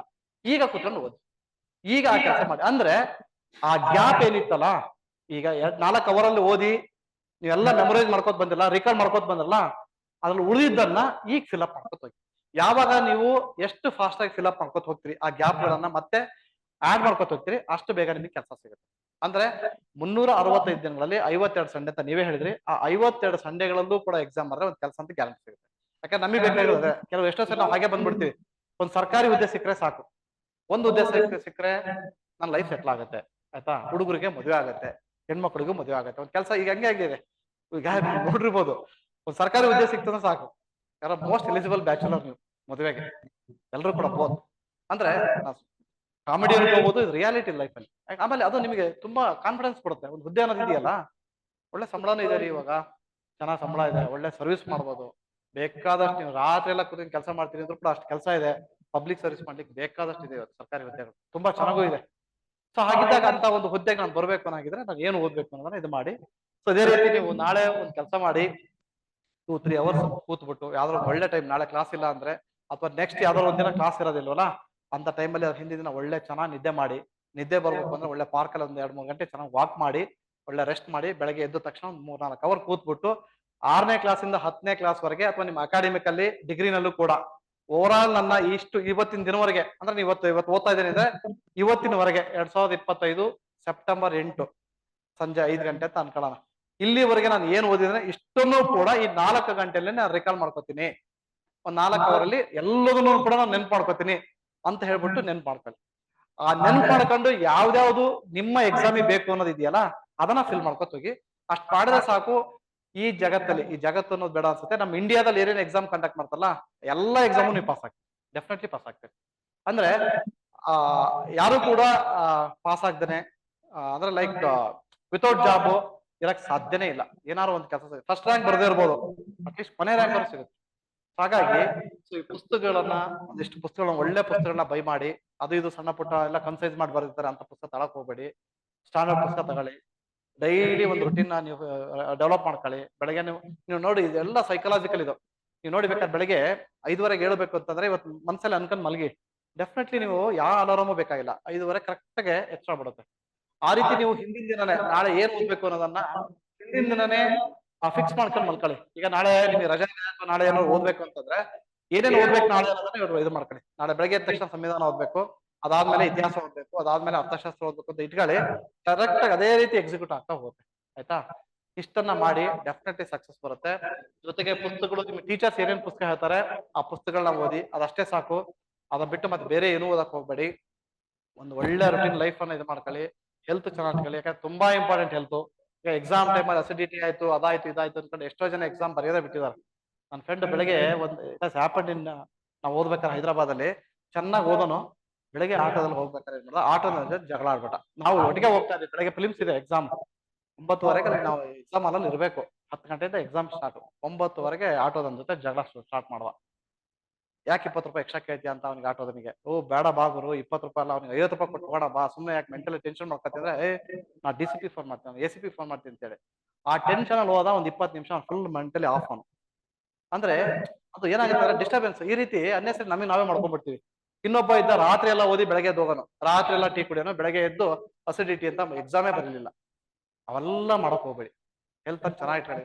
7 ಗಂಟೆ ಮಲಗಬೇಕಾ, 7 ಗಂಟೆಗೆ ಮಲ್ಕೊಳ್ಳಿ, ಬೆಳಗ್ಗೆ 4 ಗಂಟೆಗೆ ಎದ್ದು ಓದಿ. ಅಂದ್ರೆ ಈ ತರದೆಲ್ಲ ಬೇರೆ ಬೇರೆ ಈ ತರದ ಎಕ್ಸ್ಪೆರಿಮೆಂಟ್ ಮಾಡಕ್ಕೆ ಹೋಗ್ಬೇಡಿ ದಯವಿಟ್ಟು. ಆಟೋದಲ್ಲಿ 50 ರೂಪಾಯಿ ಕೇಳ್ತಾನೆ, 50 ಅಲ್ಲ 100 ರೂಪಾಯಿ ಕೊಡಿ, ಅವ್ನು ಖುಷಿಯಾಗಿ ಹೋಗ್ತಾನೆ, ಅವ್ನು ಬ್ಲೆಸ್ ಮಾಡಿ ಹೋಗ್ತಾನೆ ನಿಮಗೆ. ಅಲ್ಲಿ ಜಗಳಕ್ಕೆ ಬಿಡೋದಲ್ಲ. ಅವ್ನ ಜಗಳಕ್ಕೆ ಅವತ್ತು ನೋಡಿ ಅವತ್ತು ಎಷ್ಟು ಮೆಂಟಲಿ ಡಿಸ್ಟರ್ಬ್ ಆಗ್ಬಿಟ್ಟ ಅಂದ್ರೆ, ನನ್ನ ಕಣ್ಣೆದುರಿಗೆ 20 ರೂಪಾಯಿ ಜಾಸ್ತಿ ಕೇಳಿದ್ದಕ್ಕೆ ಜಗಳ ಮಾಡಿದವ್ರು. ಬೇಡ ಬೇಡಪ್ಪ ನಾನ್ ಕೊಡ್ತೀನಿ ಬಾ ಅಂದ್ರೆ ಬಿಡ್ಲಿಲ್ಲ. ನಾನು ACP ಹೇಳ್ತೀನಿ, DCP ಹೇಳ್ತೀನಿ ಅನ್ಕೊಂಡು ಹೋದ. 20 ನಿಮಿಷ ಎಕ್ಸಾಮ್ ಹೋದ್ಮೇಲೆ ಡಿಸ್ಟರ್ಬ್ ಆಗಿ ಕೂತಿದ್ದ. ನನ್ನ ಪಕ್ಕದಲ್ಲೇ ಕೂತಿದ್ದ ಅವನು. ಏನು ತಲೆ ಓಡ್ತಿಲ್ಲ ಪಾಪ ಅವ್ನಿಗೆ. ಹೋಯ್ತು ಮುಗಿತು, 20 ನಿಮಿಷ ಹೋಯ್ತು ಅಂದ್ರೆ ಅವನು ಫಿಲ್ಮ್ಸ್ ಹೋದಂಗೆ ಅದು ಮತ್ತೆ ಪಾಸ್ ಆಗಲ್ಲ ಅವನು. ಅಂದ್ರೆ ಇವೆಲ್ಲವೂ ಕೂಡ ನಾವು ಸೆಲ್ಫ್ ಮೇಡ್ ಮಿಸ್ಟೇಕ್ಸ್ ಎಲ್ಲ ನಾವೇ ಮಾಡ್ಕೋತೀವಿ, ಬಿಟ್ಬಿಡಿ ಇವೆಲ್ಲ. ಅದಕ್ಕೆ ನನ್ನ ಎಕ್ಸಾಂಪಲ್ ನಾನು ಯಾವಾಗ ಹೇಳೋದು ಅಂದ್ರೆ, ನೆನ್ಪಿಟ್ಕೊಳ್ಳಿ, ಈ ದುರ್ಯೋಧನ ಒಂದು ಎಕ್ಸಾಂಪಲ್ ನೆನ್ಪಿಟ್ಕೊಳ್ಳಿ. ಅದಾದ್ಮೇಲೆ ಇದೊಂದು ರೋಲ್ ಕಲ್ಲು, ಅದೊಂದು. ಇನ್ನೊಂದು ವೆರಿ ಗುಡ್ ಎಕ್ಸಾಂಪಲ್ ನಾ ಕೊಡ್ತೀನಿ ನಾನು. ಆ ಇನ್ಸ್ಪಿರೇಷನ್ ಅದೊಂದು ಹೇಳ್ಬಿಟ್ಟು ಮುಗಿಸ್ಬಿಡ್ತೀನಿ, ಟೈಮ್ ಆಯ್ತು. ಒಂದು ಎಕ್ಸಾಂಪಲ್ ಲೈಫ್ ಅಲ್ಲಿ ಯಾವತ್ತು ಅಂದ್ರೆ ಆ ಇನ್ನರ್ ಜೋಶ್ ಎಷ್ಟಿರ್ಬೇಕು ಅಂದ್ರೆ, ಒಂದು ಎಕ್ಸಾಂಪಲ್, ಒಂದು ಹಲವಾರು ಯುದ್ಧಗಳನ್ನ ಮಾಡಿರುತ್ತೆ ಒಂದು ಆನೆ. ಆನೆಗಳೆಲ್ಲ ಹಿಂದೆಲ್ಲ ಯುದ್ಧ ಮಾಡಿರ್ತಾನೆ. ಆನೆಗಳು ನೋಡಿದಿರಿ ನೀವು, ಆನೆ ಕುದುರೆಗಳೆಲ್ಲ ಯುದ್ಧ ಮಾಡ್ತಿದ್ವಲ್ಲ. ಒಂದು ಯುದ್ಧ ಮಾಡಿರ್ತಕ್ಕಂಥ ಆನೆ ವಯಸ್ಸಾಗ್ಬಿಡ್ತು ಪಾಪ. ಅದಕ್ಕೆ ವಯಸ್ಸಾಗಿದೆ, ಬಿಟ್ರು. ಯುದ್ಧಗಳು ಬೇರೆ ಇರ್ಲಿಲ್ಲ ಅವಾಗ. ಅದೇನ್ ಮಾಡ್ತು, ಆನೆ ಒಂದ್ ಯಾವ್ದೋ ಕೆರೆನಲ್ಲಿ ಕೆಸರಲ್ಲಿ ಸಿಕ್ಕಾಕೊಂಡ್ಬಿಡ್ತು. ಅಂದ್ರೆ ಎದ್ದಳಕ್ ಆಗ್ತದೆ, ವಯಸ್ಸಾಗ್ಬಿಟ್ಟು ಎದ್ದಳಕ್ ಆಗ್ತಿಲ್ಲ. ಎದ್ದೇಳ್ಬೇಕಲ್ಲ, ಎಲ್ರು ಟ್ರೈ ಮಾಡಿದ್ರು, ಅದಕ್ಕೆ ಅದ್ರೆಲ್ಲ ಚುಚ್ಚೋರು, ಎದ್ದಳ್ಳಿಲ್ಲ. ಏನ್ ಮಾಡಿದ್ರು ಪಾಪ, ವಯಸ್ಸಾಗಿದೆ, ಕಾಲು ಎತ್ತಕ್ ಆಗ್ತಿಲ್ಲ. ಒಬ್ಬ ಬಂದ್ಬಿಟ್ಟು ಐಡಿಯಾ ಕೊಟ್ಟ, ಯುದ್ಧ ಮಾಡ್ಬೇಕಾರೆ ಇದು ಮಾಡ್ತಾರ ನೋಡಿ, ಏನು ಕೋಟೆ ಮೇಲೆ ನಿಂತ್ಕೊಂಡು ಏನು ಓದ್ತಾರಲ್ಲ, ಕಾಳೆ ಓದ್ತಾರಲ್ಲ, ಕಾಳೆ ಉದಿ ಸಾರ್ ಅಂದ್ಬಿಟ್ಟ ಯಾರೊಬ್ಬ ಐಡಿಯಾ ಕೊಟ್ಟ. ಕಾಳೆ ಊದ್ತಿದ್ದಂಗ್ಲೆ ಅದಕ್ಕೆ ಜೋಶ್ ಬಂದ್ಬಿಡ್ತು. ಯಾಕೆ ಹಲವಾರು ಯುದ್ಧಗಳು ಮಾಡಿತ್ತಲ್ಲ, ಆ ಯುದ್ಧ ಮಾಡಕ್ ನಾನು ಕರಿತಾ ಇದಾರೆ ಅಂತೇಳಿ ಜೋಶ್ ಬಂದ್ಬಿಟ್ಟು ಆ ಕೆರೆನಲ್ಲಿ ಅದು ಯಾರು ಸಪೋರ್ಟ್ ಇಲ್ದಾರೆ ಎದ್ದು ಬಂದ್ಬಿಡ್ತು, ಎದ್ದು ಬಂದು ಕೋಟೆ ಹತ್ರ ನಿಂತ್ಕೊಂತು. ಅಂದ್ರೆ ಎಕ್ಸಾಮ್ಸ್ ಅಂತ ಬಂದಾಗ ಆ ಜೋಶ್ ಬರ್ಬೇಕು ನಮ್ಮ ಹತ್ರ. ನನಗೆ ಈ ಒಂದು ಕೆಲಸ ಕೊಡ್ತಾ ಇದೆ ಈ ಎಕ್ಸಾಮ್ ಅಂತ ಆ ಜೋಶ್ ಬರ್ಬೇಕು. ಆ ಜೋಶ್ ಬಂತಂದ್ರೆ ಹೇತಿ ಕೇಳಿ, ನೀವು ಓದ್ತಕ್ಕಂಥ 3 ಗಂಟೆ ಅನ್ನೋದು 10 ಗಂಟೆಗೆ ಸಮ ಆಗ್ಬಿಡುತ್ತೆ. ಆ ಇನ್ನರ್ ಜೋಶ್ ಬಂದ್ಬಿಡುತ್ತೆ. ಅರ್ಥ ಆಗ್ತಿದೆ. ನಮ್ಗೆ ಎಷ್ಟೋ ಸಲ ಡಿಪ್ರೆಸ್ ಆಗಿ ಕೂತಾಗ ನಾನು ಲಿಟ್ರಲಿ ನಾನು ಪೊಲೀಸ್ ಅಕಾಡೆಮಿಗೆ ಹೋಗ್ತಿದ್ದೆ.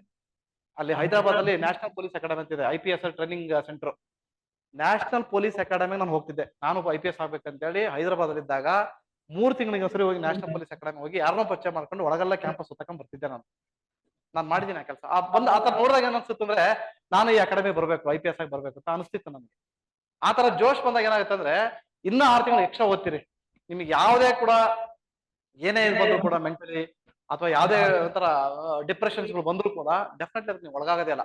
ಆ ತರ ಜೋಶನ್ನ ನಾವು ಬರ್ಸ್ಕೋಬೇಕು. ಯಾವಾಗ ಇನ್ನರ್ ಜೋಶು, ಆ ಸ್ಪಿರಿಟ್, ಮೋಟಿವೇಶನ್ಸ್ ಬರುತ್ತೆ, ಡೆಫಿನೆಟ್ಲಿ ನಿಮ್ಮನ್ನ ಎಲ್ಲಿಗೋ ತಗೊಂಡು ಹೋಗ್ಬಿಡ್ತದೆ. ಆ ತರದ ಇನ್ನರ್ ಜೋಶನ್ನ ಬೆಳೆಸ್ಕೊಳ್ಳಿ, ಮೋಟಿವೇಶನ್ ಬೆಳೆಸ್ಕೊಳ್ಳಿ. ನಾನೇ ಎಕ್ಸಾಂಪಲ್, ಬೆಸ್ಟ್ ಎಕ್ಸಾಂಪಲ್. ಯಾಕಂದ್ರೆ ಅದಕ್ಕೇನು ವಯಸ್ಸಾಗಿದೆ ಅನ್ನೋದು ಅದಕ್ಕೆ ಅನ್ಸೇ ಇಲ್ಲ. ನನ್ನನ್ನು ಇದು ಕರೀತಾರೆ ಅಂತೇಳಿ ಆ ಕೆರೆಯಿಂದ ಅದು ಎದ್ದು ಬಂತು, ಇದಕ್ಕೆ ನಾನು ರೆಡಿ ಇದೀನಿ ಅಂತೇಳಿ. ಹಂಗೆ ಯಾವುದೇ ಕಾಂಪಿಟೇಟಿವ್ ಎಕ್ಸಾಮ್ಸ್ ಆದ್ರೂ ಕೂಡ ಅಷ್ಟೇ ಸ್ಪಿರಿಟ್ ಅಲ್ಲಿ, ಅದೇ ಜೋಶಲ್ಲಿ ಎಕ್ಸಾಮ್ ಬರೀಬೇಕು. ಸುಮ್ಮನೆ ಬರೀತೀವಿ ನೋಡೋಣ, ಕೆಲಸ ಸಿಕ್ಕಿದ್ದ ನೋಡೋಣ ಬಿಟ್ರಾಯ್ತು, ಆತರ ಬೇಡ. ಪ್ರತಿಯೊಂದು ಕೂಡ IAS ಆಗ್ಲಿ, KS ಆಗ್ಲಿ, ಯಾವ ಎಕ್ಸಾಮ್ಸ್ ಆದ್ರೂ ಕೂಡ ನಾನು ಹೇಳೋದು ಇಷ್ಟನೇ, ತುಂಬಾ 100% ಎಫರ್ಟ್ ಹಾಕಿ. ನೀವು ಪುಸ್ತಕ ಓದ್ಬೇಕಾದ್ರೂ ಹಾಗೇನೆ 100% ಎಫರ್ಟ್ ಹಾಕಿ ಪುಸ್ತಕ ಓದಿ. ನಾನು ಓದ್ತಾ ಸಂವಿಧಾನ ಇದೆ, ನಾನು ಓದೋ ಜಾಗ್ರಫಿ ಇದೆ ಅಂತಂದ್ರೆ 100% ಅದನ್ನ ಎಫರ್ಟ್ ಹಾಕಿ. ಯಾಕಂದ್ರೆ ಅದರಿಂದ ಏನಾಗುತ್ತೆ ಅಂದ್ರೆ ಒಂದು ಸೊಸೈಟಿ ಸರ್ವಿಸ್ಗೆ ನಿಮ್ಮ ಲೈಫು, ನಿಮ್ ಸುತ್ತಮುತ್ತ ಇರೋ ಲೈಫ್, ಎಲ್ಲರ ಲೈಫು ಬದಲಾಗಿ ಹೋಗ್ಬಿಡುತ್ತೆ. ನಾವೇ ಕೂಡ ಎಷ್ಟೋ ಸಲ ಅನ್ಕೋತಿ, ನಾವೆಲ್ಲರೂ ಡೆಲ್ಲಿ ಹೋಗ್ಬೇಕು ಅಂತಂದ್ರೆ ನಾನು ಹಿಂದೆ ಜನರಲ್ ಕಂಪಾರ್ಟ್ಮೆಂಟ್ ಅಲ್ಲಿ ಕಷ್ಟಪಟ್ಟು ಓಡೋಗಿ ಸೀಟ್ ಹಿಡಿತಿದ್ದೆ. ಇವತ್ತು ಹಂಗಿಲ್ಲ. ಡೆಫಿನೆಟ್ಲಿ ನಾನು ಹೇಳ್ತೀನಿ, ಏನು ಹಂಗೆ ಹೇಳ್ಬೇಕು ಬೇಡ ಗೊತ್ತಿಲ್ಲ, ನಮ್ಗೆ ಫ್ಲೈಟ್ ಅಲ್ಲಿ ಬುಕ್ ಮಾಡಿ ಕಳಿಸ್ತಾರ್ರಿ ಸರ್ಕಾರ ನಮ್ಮನ್ನ. ಇವತ್ತು ಡೆಫಿನೆಟ್ಲಿ ನಮಗೆ ಹಿಂದೆ ಒಂದು ಟೈಮಲ್ಲಿ ಓದ್ಬೇಕಾದ್ರೆ ಎಷ್ಟು ಕಷ್ಟಪಡ್ತಿದ್ವಿ ಅಂದ್ರೆ ಜನರಲ್ ಕಂಪಾರ್ಟ್ಮೆಂಟ್ ಅಲ್ಲಿ ಹೋಗಿ ಬಿದ್ನೋ ಅಂತ ಹೋಗ್ಬಿಟ್ಟು ಸೀಟ್ ಹಾಕೊಂಡ್ಬಿಟ್ಟು ಕುತ್ಕೊಂಡ್ಬಿಡ್ತಿದ್ವಿ. ಅಷ್ಟು ಕಷ್ಟಪಡೋರಿಗೆ ಇವತ್ತು ಸರ್ಕಾರ ನಮಗೆ ಫ್ಲೈಟ್ ಬುಕ್ ಮಾಡಿ ಡೆಲ್ಲಿ ಕಳ್ಸುತ್ತೆ, ಇನ್ನೆಲ್ಲಿ ಬೇಕಾದ್ರೂ ಕಳ್ಸುತ್ತೆ. ಅಂದ್ರೆ ಅದು ಟ್ರಾನ್ಸ್ಫಾರ್ಮೇಶನ್ ತರ. ಅರ್ಥ ಆಗ್ತಿದ್ಯಾ? ಆ ಟ್ರಾನ್ಸ್ಫಾರ್ಮೇಶನ್ ಆಗ್ಬೇಕು ಅಂದ್ರೆ ಇವತ್ತು ನೀವು ಕಷ್ಟ ಪಡ್ಲೇಬೇಕು. ಅಷ್ಟು ಕಷ್ಟಪಟ್ಟಿದ್ರೆ ಡೆಫಿನೆಟ್ಲಿ ನೀವು ಅಲ್ದಾನೆ ಇಡೀ ಸೊಸೈಟಿನೇ ಚೇಂಜ್ ಮಾಡಾಕ್ಬೋದು. ಎಲ್ರೂ ಬದಲಾಗ್ತಾರೆ. ನಿಮ್ಗೆ ರೆಸ್ಪೆಕ್ಟ್ ಯಾವ ಲೆವೆಲಿಗೆ ಸಿಗುತ್ತೆ ಅಂದ್ರೆ, ನಿಮ್ಮಲ್ಲಿ ಯಾವ್ದಾದ್ರು ಒಂದು ಫುಟ್ಬಾಲ್ ಆಟ ಇತ್ತು, ಕ್ರಿಕೆಟ್ ಆಟ ಇತ್ತು, ಏನಾರು ಇರ್ಲಿ, ಗಣಪತಿ ಹಬ್ಬ ಇತ್ತು, ಏನೇ ಇದ್ರು ಕೂಡ ನಿಮ್ನ ಚೀಫ್ ಗೆಸ್ಟ್ ಆಗಿ ಕರೀತಾರೆ. ಡೆಫಿನೆಟ್ಲಿ ನಿಮ್ಮನ್ನ ಕರೀತಾರೆ, ನಿಮ್ಗೋಸ್ಕರ ಕಾಯ್ತಾರೆ. ನಿಮ್ ವೆಹಿಕಲ್ ಅಲ್ಲಿ ಬರ್ತೀರಿ ಅಂತಂದ್ರೆ ಅರ್ಧ ಗಂಟೆ ಮುಂಚೆ ಹೂವಿನ ಹಾರಡ್ಕೊಂಡು ನಿಂತಿರ್ತಾರೆ ನಿಮ್ ಊರಲ್ಲಿ. ಯಜಮಾನ್ರು ಯಾರು ಹಿಂಗ್ ಪಂಚೆ ಹಿಂಗ್ ಕಟ್ಕೊಂಡಿದ್ದಾರೆ, ಬಿಟ್ಟು ಕೈ ಕಟ್ಟಿ ನಿಂತಿರ್ತಾರೆ. Definitely it has happen to me. ನಾನ್ ನೋಡಿದೀನಿ ಕಣ್ಣಾರೆ. ನನಗೆ ಏಕವಚನದಲ್ಲಿ ಮಾತಾಡೋರು ಯಾವ ಬಂದ್ರಿ ಸರ್ ಅಂತ ಮಾತಾಡ್ತಾರೆ. ಇದು ಬದಲಾವಣೆ. ಇದೆಲ್ಲ ಬದಲಾವಣೆ ಆಗಿದ್ದು. ಏನ್ ನಮ್ಮ ತಂದೆ ದೊಡ್ಡ ಬಿಲ್ ಗೇಟ್ಸ್ ಏನಲ್ಲ, ಕೋಟ್ಯಾಧಿಪತಿ ಅಲ್ಲ, ಒಬ್ಬ ಕಾಮನ್ ಪ್ರೈಮರಿ ಸ್ಕೂಲ್ ಟೀಚರ್ ನಮ್ಮ ತಂದೆ. ಒಂದ್ 20 ಗುಂಟೆ ಜಮೀನ್ ಇದೆ ಅಷ್ಟೇ, ಒಂದ್ 20 ಗುಂಟೆ ಜಮೀನ್ ಇದೆ ಅಷ್ಟೇ, ಅರ್ಧ ಎಕರೆ ಅಷ್ಟೇ. ಈಗ ಹೋದ್ರೆ ಅದು ಜನ ಬೆಲೆ ಕೊಡ್ತಾರೆ. ಏನು ಪಾಪ KS ಮಾಡೋಣ, 2 ಸರಿ ಪಾಸ್ ಆಗಿದ್ದಾನೆ, ಪುಸ್ತಕ ಬರ್ತಾನೆ. ಅಂದ್ರೆ ಇಷ್ಟು ಟ್ರಾನ್ಸ್ಫಾರ್ಮೇಶನ್ ಆಗ್ಬೇಕು ಅಂತಂದ್ರೆ ಎಕ್ಸ್ಟ್ರಾ ನೀವು ಏನೂ ಮಾಡೋದು ಬೇಡ. ಏನ್ ಓದ್ತಾ ಇದ್ರಿ ನೀಟಾಗಿ ಓದಿ, ಈ ಕ್ಲಾಸ್ ರೂಮ್ ನ ಚೆನ್ನಾಗಿ ಬಳಸ್ಕೊಳ್ಳಿ, ನಿಮ್ ಫ್ರೆಂಡ್ ಸರ್ಕಲ್ ನ ಚೆನ್ನಾಗಿ ಬಳಸ್ಕೊಳ್ಳಿ, 2 GB ಡೇಟಾ ಇದೆಯಲ್ಲ ಅದನ್ನ ಚೆನ್ನಾಗಿ ಬಳಸ್ಕೊಳ್ಳಿ, ಒಳ್ಳೆ ಮೆಂಟಲಿ ಸೌಂಡ್ ಇರಿ. ಆಯ್ತಾ? ಎಕ್ಸಾಮ್ ಯಾವ್ದು ಬರುತ್ತೆ ಎಲ್ಲದನ್ನು ಬರ್ದಾಕಿ. ಯಾವ ಎಕ್ಸಾಮ್ ಬೇಡ ಬೇಡ ನನಗಲ್ಲ ಅಂತ ಅನ್ಕೊಳಕ್ ಹೋಗ್ಬೇಡಿ. ಬರೀರಿ. ನಾಳೆ ದಿನ ಯಾವ್ದೋ FDA ಕರೀತಾರೆ, ಬರೀರಿ, ಅದನ್ನು ಬರೀರಿ. FDA ಬರೀರಿ, ಸುಮ್ಮನೆ ಏನಾಗಲ್ಲ. ಏನು ಒಂದ್ ಸಂಡೇ ಎಕ್ಸಾಮ್ ಇರುತ್ತೆ, ಹೋಗ್ರಿ, ಒಂದ್ 2 ಅವರ್ ಬರ್ದ್ ಬನ್ನಿ. ರಿಸಲ್ಟ್ ಏನಾರು ಆಗಿರ್ಲಿ, ಕರೆ ಕೆಡ್ಸ್ಕೊಳ್ಳಿ. ಬಂದಾದ್ಮೇಲೆ ಹೋಗೋದು ಬಿಡೋದು ನಿಮಗೆ ಬಿಟ್ಟಿದ್ದು. ಅಂದ್ರೆ 6 to 8 months ಏನ್ ಹೇಳಿದೆ, ಒಂದ್ 6ರಿಂದ 8 ತಿಂಗಳು ಚೆನ್ನಾಗಿ ಪ್ರಿಪೇರ್ ಆಗ್ಬಿಟ್ಟು ಯಾವ ಎಕ್ಸಾಮ್ ಬರುತ್ತೆ ಎಲ್ಲ ಬರೀರಿ. ಸೊ ನಿಮ್ಗೆ ಅನ್ಸಿರೋ ಡ್ರೀಮ್ ಜಾಬ್ ಅದನ್ನೇ ಹೋಗ್ಬೇಕು ಅನ್ನಂಗಿದ್ರೆ ಅದು ಹೋಗಿ, ಅದು ಬರುತ್ತೆ. ನೆಕ್ಸ್ಟ್ ಬಂದಾಗ ಎಕ್ಸಾಮ್ ಬರೀರಿ, ಅದು ಕರೆದಾಗ ಎಕ್ಸಾಮ್ ಬರೀರಿ, ಪಾಸ್ ಆಗುತ್ತೆ, ಡೆಫಿನೆಟ್ಲಿ ಪಾಸ್ ಆಗುತ್ತೆ. ಹಾಗಾಗಿ ಓದೋ ವಿಷಯಕ್ಕೆ ಯಾವತ್ತೂ ಕೂಡ ಜಸ್ಟಿಸ್ ಕೊಡಿ. ನೀವೇನು ಓದ್ತೀರಿ ಅದು ಜಸ್ಟಿಸ್ ಕೊಡಿ ಅಷ್ಟೇ. ಅದ ಬಿಟ್ರೆ ಮತ್ತೆ ಅಡಿಷನ್ ಆಗಿ ಏನೂ ಇಲ್ಲ. ಇದರಲ್ಲಿ ಯಾವ ಸ್ಟ್ರಾಟಜಿಗಳು ಇಲ್ಲ, ಅಥವಾ ಯಾವ ಮಂತ್ರ ಮ್ಯಾಜಿಕ್ಗಳು ಇಲ್ಲ, ಎಂಥದ್ದು ಇಲ್ಲ. ಓದೋದನ್ನ ನೀಟಾಗಿ ಓದಿ, ಬರಿಬೇಕಾದ್ರೆ ನೀಟಾಗಿ ಬರೀರಿ, ಮಾತಾಡ್ಬೇಕಾದ್ರೆ ಚೆನ್ನಾಗಿ, ತುಂಬಾ ಚೆನ್ನಾಗಿ ಮೆಲೋಡಿಯಾಗಿ, ಎಲ್ಲರೂ ಕೂಡ ಡಿಪ್ಲೊಮ್ಯಾಟಿಕ್ ಆಗಿ ಮಾತಾಡಿ. ಯಾರ ಜೊತೆ ಏನೂ ಕೂಡ ಕಲಹಗಳು ಬೇಡ. ಯಾಕಂದ್ರೆ ಇವೆಲ್ಲವೂ ಕೂಡ ಏನಾಗುತ್ತೆ ಅಂದ್ರೆ ನೆಕ್ಸ್ಟ್ ನೀವು ಹೋಗೋ ಸೀಟ್ಗೆ ನಿಮ್ಮನ್ನ ರೆಡಿ ಮಾಡುತ್ತೆ ಅಷ್ಟೇ. ಈ ಅಕಾಡೆಮಿಕಲ್ಲಿ ಏನ್ ಓದ್ತೀರಿ 2 ವರ್ಷ 3 ವರ್ಷ ಇದೆಯಲ್ಲ, ಇದರಂತ ಬ್ಯೂಟಿಫುಲ್ ಡೇಸ್ ನಿಮ್ ಲೈಫಲ್ಲಿ ಯಾವತ್ತೂ ಸಿಕ್ಕಲ್ಲ. ನಾನು ಹೇಳ್ತೀನಿ ಕೇಳಿ. ಯಾಕಂದ್ರೆ ನೀವು ಓದ್ಬೇಕಾದ್ರೆ, ಡಿಗ್ರಿ ಓದ್ಬೇಕಾದ್ರೆ ನಿಮ್ಗೆ ಗೊತ್ತಿತ್ತು 32 ಮಾರ್ಕ್ಸ್ ಬಂದಿತ್ತು ಅಂದ್ರೆ +3 ಹಾಕಿ 35 ಮಾಡಿರ್ತಾರೆ. ನಿಮ್ಗೆಲ್ಲ ಗೊತ್ತಿದ್ಯಾ? ನನಗೆ 35, ನನಗೆ SSLC 35 ಬಂದಿದೆಯಲ್ಲ, ಡೆಫಿನೆಟ್ಲಿ ನನಗೆ 35 ನಂದಲ್ಲ, ಅದು ನನಗೆ ಬಂದಿರೋದೇ 30 +5 ಹಾಕಿ ಕಳಿಸಿದಾರೆ ಅಷ್ಟೇ. ನನ್ಗೆ ಗೊತ್ತದು. ಯಾಕಂದ್ರೆ ನನಗೆ 35 ಬಂದಿದೆ SLC ನಲ್ಲಿ. ನನಗೆ ಇಂಗ್ಲಿಷ್ ಅಲ್ಲಿ ಬರೀ 35. ಆಯ್ತಾ? ಆ 35 ನಾನು ಯಾವಾಗಲೂ ಅಷ್ಟೇ ಅನ್ಕೋತೀನಿ, ನನ್ ಗ್ಯಾರಂಟಿ 35 ಅಲ್ಲ, 32 33 ಬಂದಿರುತ್ತೆ. ಇನ್ನೊಂದ್ 2 ಸೇರ್ಸಿ ಕಳ್ಸಿರ್ತಾರೆ, ಪಾಸ್ ಮಾಡಿರ್ತಾರೆ. ಅಲ್ಲ ಡಿಗ್ರಿಗಳು ಹಂಗೇನೆ. ಬಟ್ ಇಲ್ಲಿ ಹಂಗಿಲ್ಲ, ಕಾಂಪಿಟೇಟಿವ್ ಎಕ್ಸಾಮ್ಸ್ ಅಲ್ಲಿ ಡೆಫಿನೆಟ್ಲಿ ಹಂಗಿಲ್ಲ. ಇಲ್ಲಿ ಹೇಗಿರುತ್ತೆ ಅಂದ್ರೆ ಇದು it's not for your selection process. ಇದು ನಿಮ್ಮನ್ನ ಸೆಲೆಕ್ಷನ್ ಪ್ರೊಸೆಸ್ ಅಲ್ಲ, it's A rejection process. 1,000 ಪೋಸ್ಟಿಗೆ 6 lakh ಜನ ಬರೀತಾರೆ ಅಂದ್ರೆ ಸೆಲೆಕ್ಷನ್ ಅಲ್ಲ. ನಿಮ್ಮನ್ನ ಏನ್ ಮಾಡ್ತಾರೆ? ರಿಜೆಕ್ಷನ್, ಫಿಲ್ಟರ್ ಮಾಡ್ತಾರೆ. ಬೆಸ್ಟ್ ವರ್ಡ್ ಫಿಲ್ಟರ್ ಮಾಡ್ತಾರೆ. ಫಿಲ್ಟರ್ ಅಂದ್ರೆ ಅರ್ಥ ಏನು? ನಿನ್ನ ರಿಜೆಕ್ಟ್ ಮಾಡೋದಕ್ಕಿನ್ನ ನಿನ್ನ ಫಿಲ್ಟರ್ ಮಾಡೋದಂದ್ರೆ ಅದೊಂಥರ ಒಳ್ಳೆ ಟರ್ಮ್ ಅಲ್ಲ. ಫಿಲ್ಟರ್ ಆಗ್ಬಿಟ್ಟಪ್ಪ ನಾನು ಅನ್ಕತಿ, ನಾನು ರಿಜೆಕ್ಟ್ ಆಗಿದೆ ಅನ್ನೋದ್ಲಿ ನಾನು ಫಿಲ್ಟರ್ ಆಗ್ಬಿಟ್ಟೆ ಅಂದ್ರೆ ನಾನು ಹೊರಗೆ ಹೋದೆ ಅಂತ ಅರ್ಥ. ನನ್ನ ಆಕ್ಚುಲಿ ರಿಜೆಕ್ಟ್ ಮಾಡಿರೋದು. ಅರ್ಥ ಆಗ್ತಿದೆಯಾ? ಅಂದ್ರೆ it's not selection, it's A rejection. ಹಾಗಾಗಿ 1,000 ಕೊನೆಗೆ ಉಳ್ಕೊತಾರಲ್ಲ, ಎಲ್ಲ ರಿಜೆಕ್ಟ್ ಆಗಿ ಉಳ್ಕೊಂಡ್ರು ಅಷ್ಟೇ. ಅವರೆಲ್ಲ ಸೆಲೆಕ್ಟ್ ಆದ್ರು ಅಂತ ಅನ್ಕೋಬಾರ್ದು ನಾವು. ಎಲ್ಲರೂ ರಿಜೆಕ್ಟ್ ಆಗಿ ಉಳಿದವ್ರು ಇವ್ರೊಬ್ರು, ಇವ್ರು 1,000 ಜನ ಉಳ್ಕೊಂಡ್ರು, ಅವ್ರು ಅಷ್ಟೇನೆ ಆ ಲಿಸ್ಟ್ ಅಲ್ಲಿ ಇದಾರೆ ಅಷ್ಟೇ.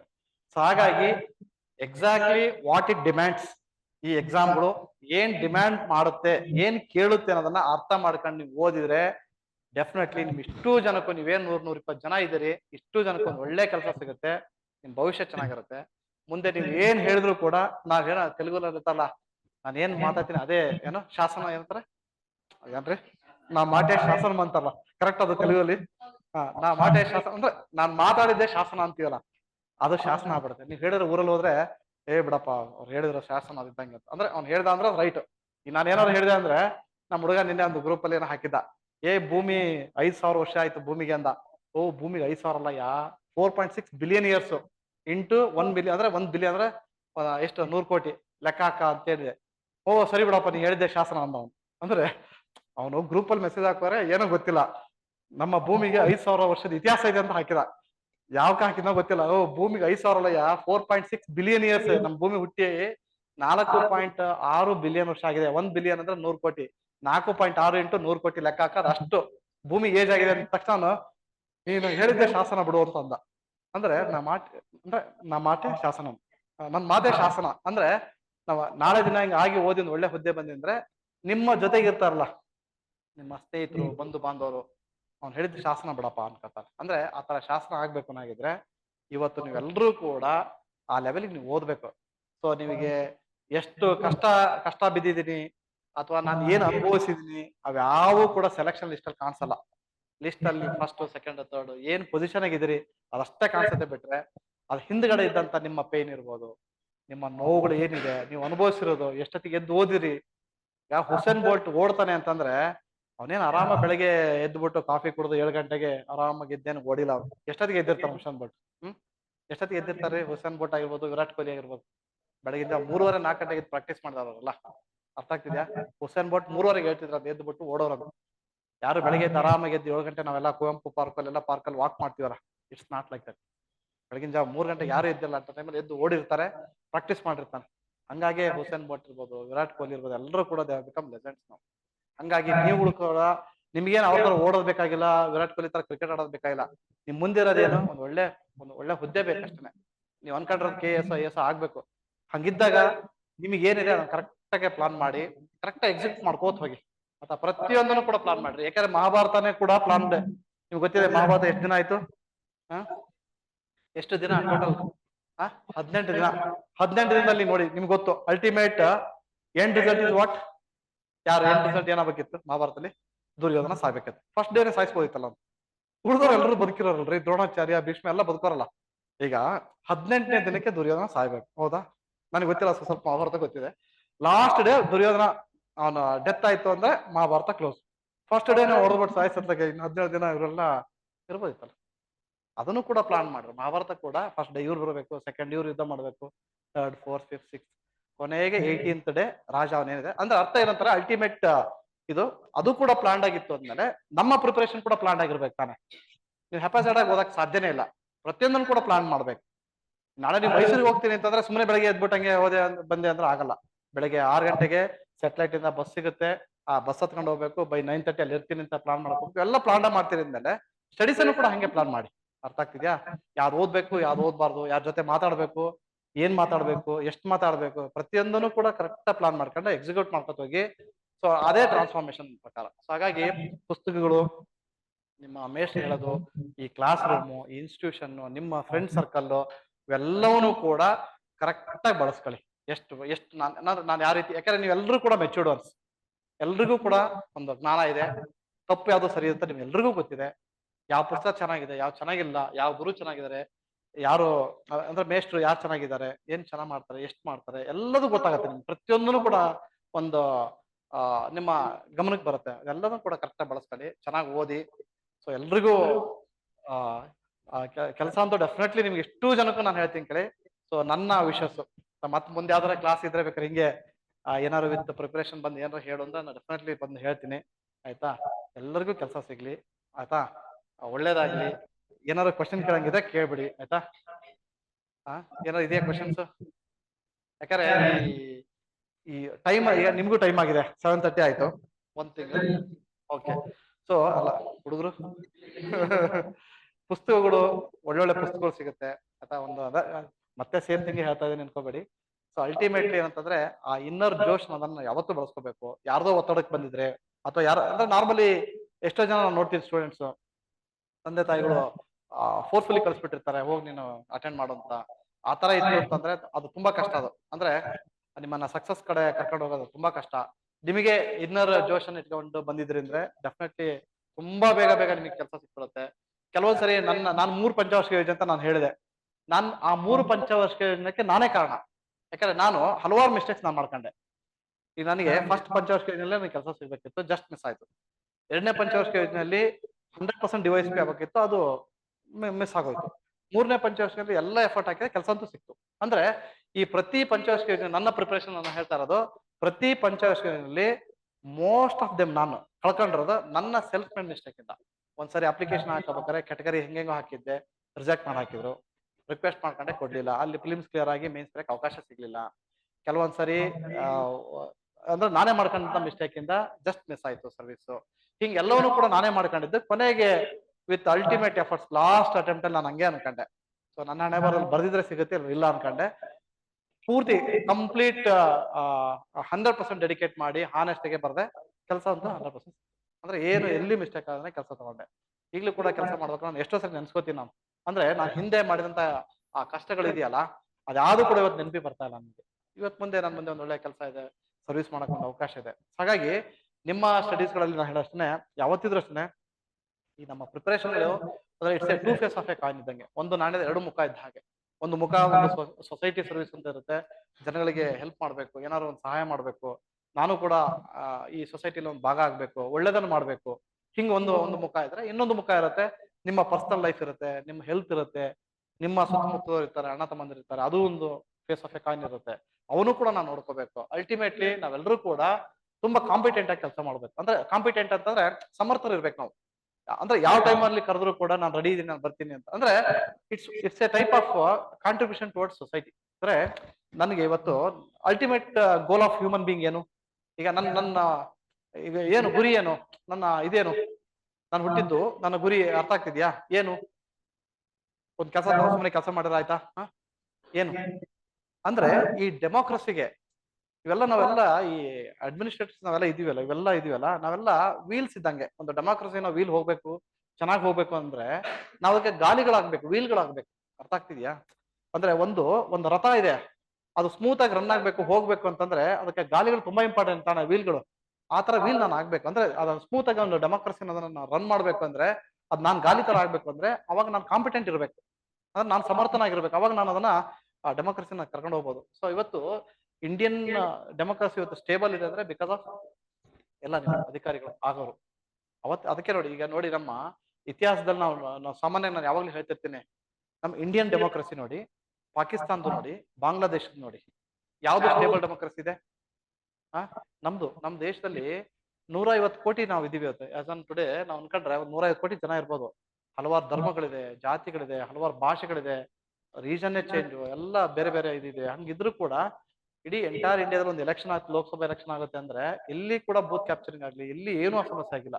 ಎಲ್ಲರೂ ಕೂಡ ನಾವು ವಿತ್ ಇದಕ್ಕೆ ನಾವು ವೋಟ್ ಮಾಡಿರ್ತೀವಿ. 150 ಕೋಟಿ 100 ಕೋಟಿ ಜನ ನಾವು ವೋಟ್ ಮಾಡಿರ್ತೀವಿ. ಆಯ್ತಾ? ನಮ್ಮ ದೇಶದ ಜನಸಂಖ್ಯೆ ಅಂದ್ರೆ ನಾರ್ತ್ ಅಮೆರಿಕಾ, ಸೌತ್ ಅಮೆರಿಕಾ, ಒಂದಿಷ್ಟು ಯುರೋಪ್ ಸೇರಿಸಿದ್ರು ಕೂಡ ನಮ್ಮ ಜನಸಂಖ್ಯೆಗೆ ಈಕ್ವಲ್ ಇಲ್ಲ. 3 ಖಂಡಗಳನ್ನು ಸೇರಿಸಿದ್ರು, ಇವನ್ ಇದನ್ನ ಆಸ್ಟ್ರೇಲಿಯಾ ಸೇರ್ಸ್ಕೊಂಡ್ಬಿಡ್ಬೇಕಾರೆ ಅಲ್ಲೊಂದು 3 ಕೋಟಿ ಇರ್ಬೋದು, 4 ಕೋಟಿ ಇರ್ಬೋದು. 4 ಖಂಡ ಸೇರಿಸಿದ್ರು ನಮ್ಮ ಇಂಡಿಯನ್ ಪಾಪ್ಯುಲೇಷನ್ ಈಕ್ವಲ್ ಇಲ್ಲ. ಅಷ್ಟು ಜನ ಇದ್ರೂ ಕೂಡ ನಮ್ದು ಇಷ್ಟು ಸ್ಟೇಬಲ್ ಡೆಮೋಕ್ರಸಿ ಇರಕ್ಕೆ ಏನ್ ಕಾರಣ ಇರ್ಬೋದು? ಹ್ಮ್ ಹ್ಮ್ ಯೂನಿಟಿ, ವೆರಿ ಗುಡ್. ಮತ್ತೆ ಅಂದ್ರೆ ಯೋಚನೆ ಮಾಡಿ, ಇವೆಲ್ಲ ಹೇಗೆ ಅಂದ್ರೆ ನಾವು ನಾರ್ಮಲಿ ಹೇಳ್ತೀವಿ ಯಾವಾಗ್ಲೂ ಅಷ್ಟೇ, it's nothing but brain storming ಅಂತ ಹೇಳ್ತೀವಿ. ಬ್ರೈನ್ ಸ್ಟಾರ್ಮಿಂಗ್ ನೀವು ಯಾವಾಗ ಮಾಡ್ತೀರಿ ಅವಾಗ ನಿಮ್ಮಲ್ಲಿ ಒಂದು ಇದು ಅಂದ್ರೆ ಲೈಕ್ ಒಂದು ಏನಂತೀವಿ, ಪ್ರೌಢಿಮೆ ಬರಕ್ ಶುರು ಆಗ್ಬಿಡುತ್ತೆ. ನಾವು ಬ್ರೈನ್ ಸ್ಟಾರ್ಮಿಂಗ್ ನಾವು ಯಾವಾಗ ಮಾಡ್ಬೇಕು ಅಂದ್ರೆ, ಒಂದು ವಿಷಯ ಸಿಕ್ಕಿದ್ರೆ ಅದನ್ನ ನಾವು ಇನ್ನೂ ಹೈಯೆಸ್ಟ್ ಲೆವೆಲ್ ಆಫ್ ಎಫಿಷಿಯನ್ಸಿ ನಾವು ತಗೊಂಡು ಹೋಗ್ಬೇಕು. ಅರ್ಥ ಆಗ್ತಿದ್ಯಾ? ನನಗೆ ಐ ಡೋಂಟ್ ನೋ, ನನಗೆ ಎಕ್ಸ್ಪ್ರೆಸ್ ಮಾಡಕ್ ಬರ್ತಿಲ್ಲ ಅನ್ಕೋತೀನಿ. ಅಂದ್ರೆ ನೀವು ಏನಾದ್ರು ವಿಷಯ ಕೊಟ್ರೆ ಬ್ರೈನ್ ಸ್ಟಾರ್ಮಿಂಗ್ ಮಾಡ್ಬೇಕು. ಮಾಡಿದ್ರೆ ಅಲ್ಟಿಮೇಟ್ ಇನ್ನು 50 ವರ್ಷ ಆದ್ಮೇಲೆ ಬರ್ತಕ್ಕಂಥ ಆನ್ಸರ್ ನಿಮಗೆ ಬಂದ್ಬಿಡ್ಬೇಕು. ಇವಾಗ ಈಗ ನಾನು ಅನ್ಕೋತೀನಿ, ಈಗ ನೀವು ಯಾರು ಕೂಡ ನೋಬಡಿ ನೋಸ್, ನಾವ್ 2005ರಲ್ಲಿ ಇದ್ದಾಗ ಅಥವಾ 2004ರಲ್ಲಿ ಇದ್ದಾಗ ಈ ತರ ಟಚ್ ಸ್ಕ್ರೀನ್ ಬರುತ್ತೆ. ನಾವು ಇದರಲ್ಲಿ ಫೋನ್ ಪೇ ನಲ್ಲಿ ದುಡ್ಡು ಹಾಕ್ತಿವಿ. Without money we can travel anywhere. ಅಂದ್ರೆ ಜಗತ್ತಲ್ಲಿ ಎಲ್ಲಿ ಬೇಕಾದ್ರೂ ಹೋಗ್ತೀವಿ ದುಡ್ಡು ಇಲ್ದಾನೆ ಜೇಬಲ್ಲಿ. ನಾ ಜೇಬಲ್ಲಿ ದುಡ್ಡು ಇಟ್ಕೊಂಡಿಲ್ಲ, ಆರಾಮಾಗಿ ಹೋಗ್ತೀನಿ ನಾನು. ನಾರ್ಮಲಿ ಆಫೀಸ್ಗೆ ಹೋಗ್ತಾರೆ, ₹1 ಜೇಬಲ್ಲಿ ಇಟ್ಕೊಂಡು ಹೋಗಲ್ಲ. ಆಯ್ತಾ? ಹಂಗ ಆಫೀಸ್ಗೆ ಓಡಾಡ್ತೀವಿ. ಅಂದ್ರೆ ಆ ತರ ಟೆಕ್ನಾಲಜಿ ಬರುತ್ತೆ ಅಂತ ನೀವು ಯಾವಾಗ 2002-2003ರಲ್ಲಿ ಯೋಚನೆ ಮಾಡಿದ್ರೆ? ಅವಾಗ ನೀವು ಜಸ್ಟ್ ಅವಾಗ ಹುಟ್ಟಿದ್ರಿ ಅನ್ಸುತ್ತೆ. ಅವಾಗ ಒಂದ್ ಎಷ್ಟನೇ ಕ್ಲಾಸ್ ಇದ್ರಿ ನೀವು? 2002-2003ರಲ್ಲಿ ಬೇಡ, 2008-2009ರಲ್ಲಿ ನಿಮ್ಗೆ ಏನಾದ್ರು ಸ್ವಲ್ಪ ಬಂದಿತ್ತು ಅಂದ್ರೆ, ಸ್ವಲ್ಪ ಜ್ಞಾಪಕ ಇದು ಬಂದಿತ್ತು ಅಂದ್ರೆ ಯೋಚನೆ ಮಾಡಿದಿರ ಅವಾಗ ಏನಾರು?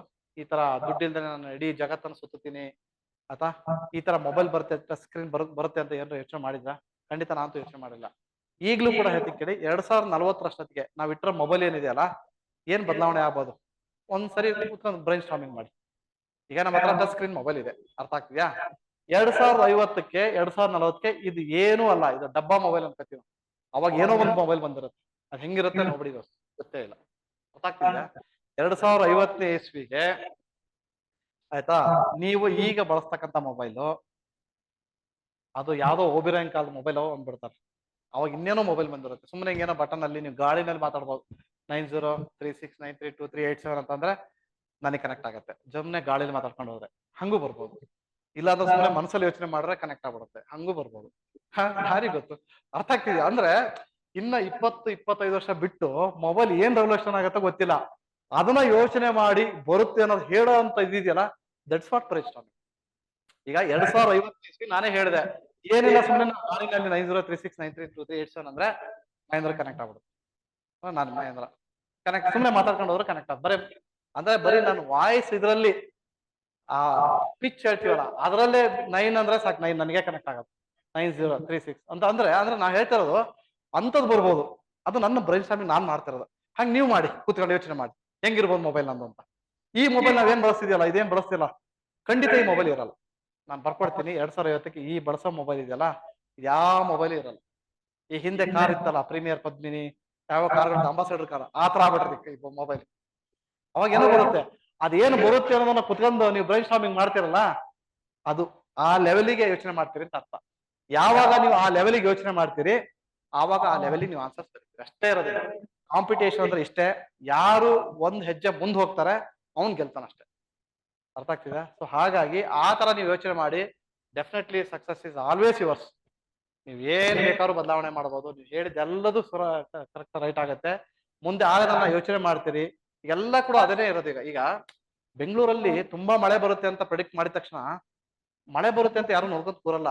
ಎಲ್ಲ ಅಧಿಕಾರಿಗಳು ಫೀಲ್ಡ್ಗೆ ಇಳಿದ್ಬಿಡ್ತಾರೆ. ಎಲ್ಲೆಲ್ಲಿ ಏನೇನ್ ಮಾಡ್ಬೇಕು, ಏನ್ ರೆಸ್ಕ್ಯೂ ಆಪರೇಷನ್ಸ್ ಏನ್ ಮಾಡ್ಬೇಕು, ಪ್ರಿಪೇರ್ಡ್ನೆಸ್ ಹೆಂಗಿರ್ಬೇಕು ಅಂತ ಎಲ್ಲ ರೆಡಿ ಆಗ್ಬಿಡ್ತಾರೆ.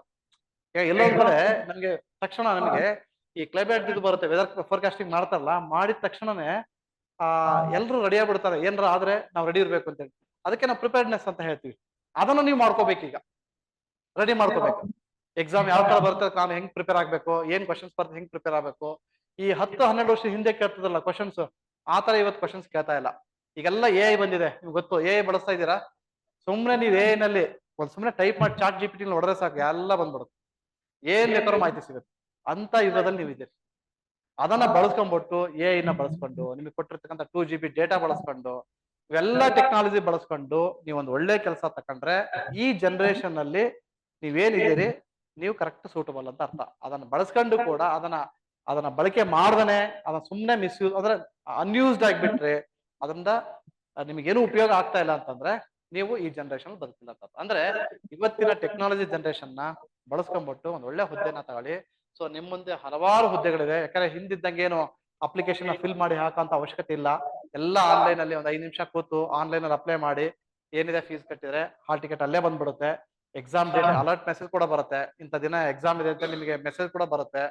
ಎಲ್ಲಾ ತಂತ್ರಜ್ಞಾನ ಇವತ್ತು ನಿಮ್ ಮುಂದೆ ಇದೆ.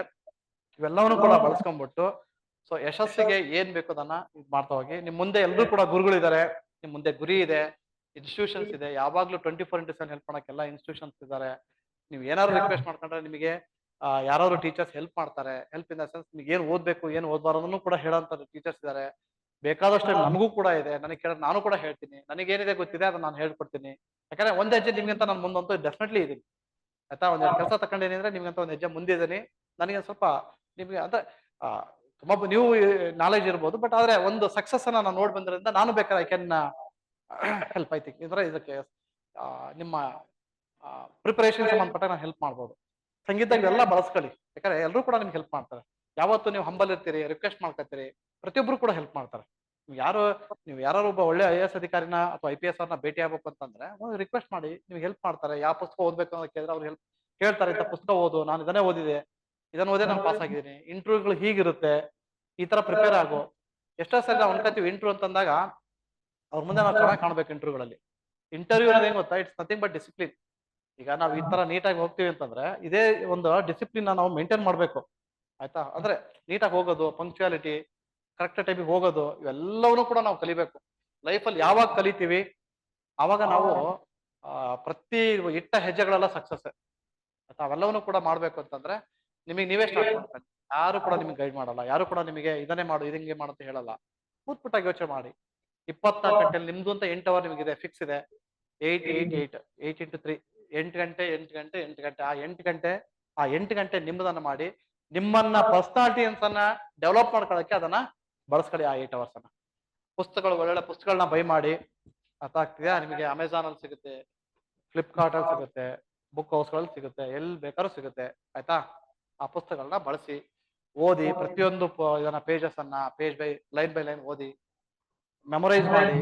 ಅರ್ಥ ಆಗ್ತಿದ್ಯಾ? ಈ ದುರ್ಯೋಧನ ನೆನ್ಪು ಮಾಡ್ಕೊಳ್ಳಿ ಆಯ್ತಾ. ನನ್ನ ಪೆಬಲ್ಸ್ ನೆನ್ಪು ಮಾಡ್ಕೊಳ್ಳಿ. ಆನೆ ಹೇಳಿದೆ ನಿಮಗೆ, ಆ ಹುಮ್ಮಸ್ಸನ್ನ ಬೆಳೆಸ್ಕೊಳ್ಳಿ. ಅರ್ಥ ಆಗ್ತಿದ್ಯಾ? ಆ ಜೋಶ್ ಅನ್ನ ಬೆಳೆಸ್ಕೊಳ್ಳಿ, ಆ ಇನ್ನರ್ ಸ್ಪಿರಿಟ್ ಅನ್ನ ಇಟ್ಕೊಳ್ಳಿ. ಸೊ ಇವತ್ತು ಒಂದು ಒಳ್ಳೆ ಸರ್ವಿಸ್ ಮಾಡಕ್ಕೆ ನಿಮ್ಮೆಲ್ಲರೂ ಕೂಡ ಅವಕಾಶ ಇದೆ. ಯಾಕಂದ್ರೆ ಎಷ್ಟೋ ಜನಕ್ಕೆ ನಾನು ನೋಡ್ತೀನಲ್ಲ, ರಿಮೋಟ್ ಪ್ಲೇಸ್ ಅಲ್ಲಿ ಇದ್ದಾರೆ, ಅವ್ರಿಗೇನು ಕೂಡ ನಿಮಗೆ ಸಿಕ್ಕಂತ ಅವಕಾಶಗಳು ಸಿಕ್ಕಲ್ಲ. ಸೊ ಬೆಂಗಳೂರಲ್ಲಿ ಇದೀರಿ, ಇವೆಲ್ಲ ಬಳಸ್ಕೊಳ್ಳಿ. ಸೊ ಏನಾರು ಇದ್ರೆ ನನಗೆ ಹೇಳಿ, ಬೇಕಾದ್ರೆ ನಾನು ಕೂಡ ನಿಮ್ಗೆ ಏನಾರು 1 or 2 ಅವರ್ಸ್ ಬೇಕಾದ್ರೆ ಇಂಥ ಡೌಟ್ ಇದೆ ಅಂತಂದ್ರೆ ಬೇಕಾದ್ರೆ ನಾನು ಐ ಕ್ಯಾನ್ ಗೊತ್ತಿದ್ದನ್ನ ಕ್ಲಾರಿಫೈ ಮಾಡ್ಬೋದು ಆಯ್ತಾ. ನನಗೆ ಗೊತ್ತಿರೋಷ್ಟಂತ ನಾನು ಖಂಡಿತ ಹೇಳ್ತೀನಿ. ಏನಾರು ಡೌಟ್ ಇದ್ರೆ ದಯವಿಟ್ಟು ಕೇಳಿ ಆಯ್ತಾ. ಏನಾರು ಡೌಟ್ ಇದೆಯಲ್ರಿ? ಕೇಳಿ. ಯಾಕಂದ್ರೆ ನೀವೆಲ್ಲ ಹೊಸದಾಗಿ ಅದು ಒಳ್ಳೆ ಗೋಧುಳಿ ಟೈಮಲ್ಲಿ ಕಾಲಿಟ್ಟಿದ್ದಾರೆ, ಬಲ್ಗಾಲಿಟ್ ಬಂದಿದ್ದಾರೆ. ಯಾಕಂದ್ರೆ 5 to 7 ಅಂತ ಅದೇ ಹೇಳಿದೆ ನಾನು. ಅರ್ಧ ಗಂಟೆ ಲೇಟ್ ಆದ್ರೂ ಪರವಾಗಿಲ್ಲ, ಗೋಧುಳಿ ಸಮಯದಲ್ಲಿ ನಿಮ್ಗೆ ಮುಹೂರ್ತ ಒಳ್ಳೆ ಚೆನ್ನಾಗಿದೆ. ಫಸ್ಟ್ ಕ್ಲಾಸ್ ಇದೆ ಸರ್, ಇದೇ ಫಸ್ಟ್ ಕ್ಲಾಸ್. ಓಕೆ, ಒಳ್ಳೆ ಟೈಮಲ್ಲಿ ಬಂದಿದೆ ಡೆಫಿನೆಟ್ಲಿ. ಈ ತರ ಟೈಮ್ ನಿಮ್ಗೆ ಯಾವತ್ತೂ ಸಿಕ್ಕಲ್ಲ, ನಾನು ಹೇಳ್ತಿಲ್ಲ. ಒಳ್ಳೆ ಟೈಮಲ್ಲಿ ಬಂದಿದ್ದೀರಿ. ಎಲ್ರಿಗೂ ಕೂಡ ಸಕ್ಸಸ್ ಅನ್ನೋದು ನೀವೇನ್ ಅನ್ಕೊಂಡಿರಲ್ಲ ಅದಕ್ಕಿಂತ 10% ಜಾಸ್ತಿ ಸಿಗ್ಲಿ. ನೀವೇನಾದ್ರು ನಾನು KS ಆಗ್ಬೇಕು ಅಂದ್ರೆ ನೀವು IAS ಆಗಿ. IAS ಆಗ್ಬೇಕು ಅಂದ್ರೆ ಫಸ್ಟ್ ರ್ಯಾಂಕ್ ಬಂದ್ಬಿಡಿ ಆಯ್ತಾ.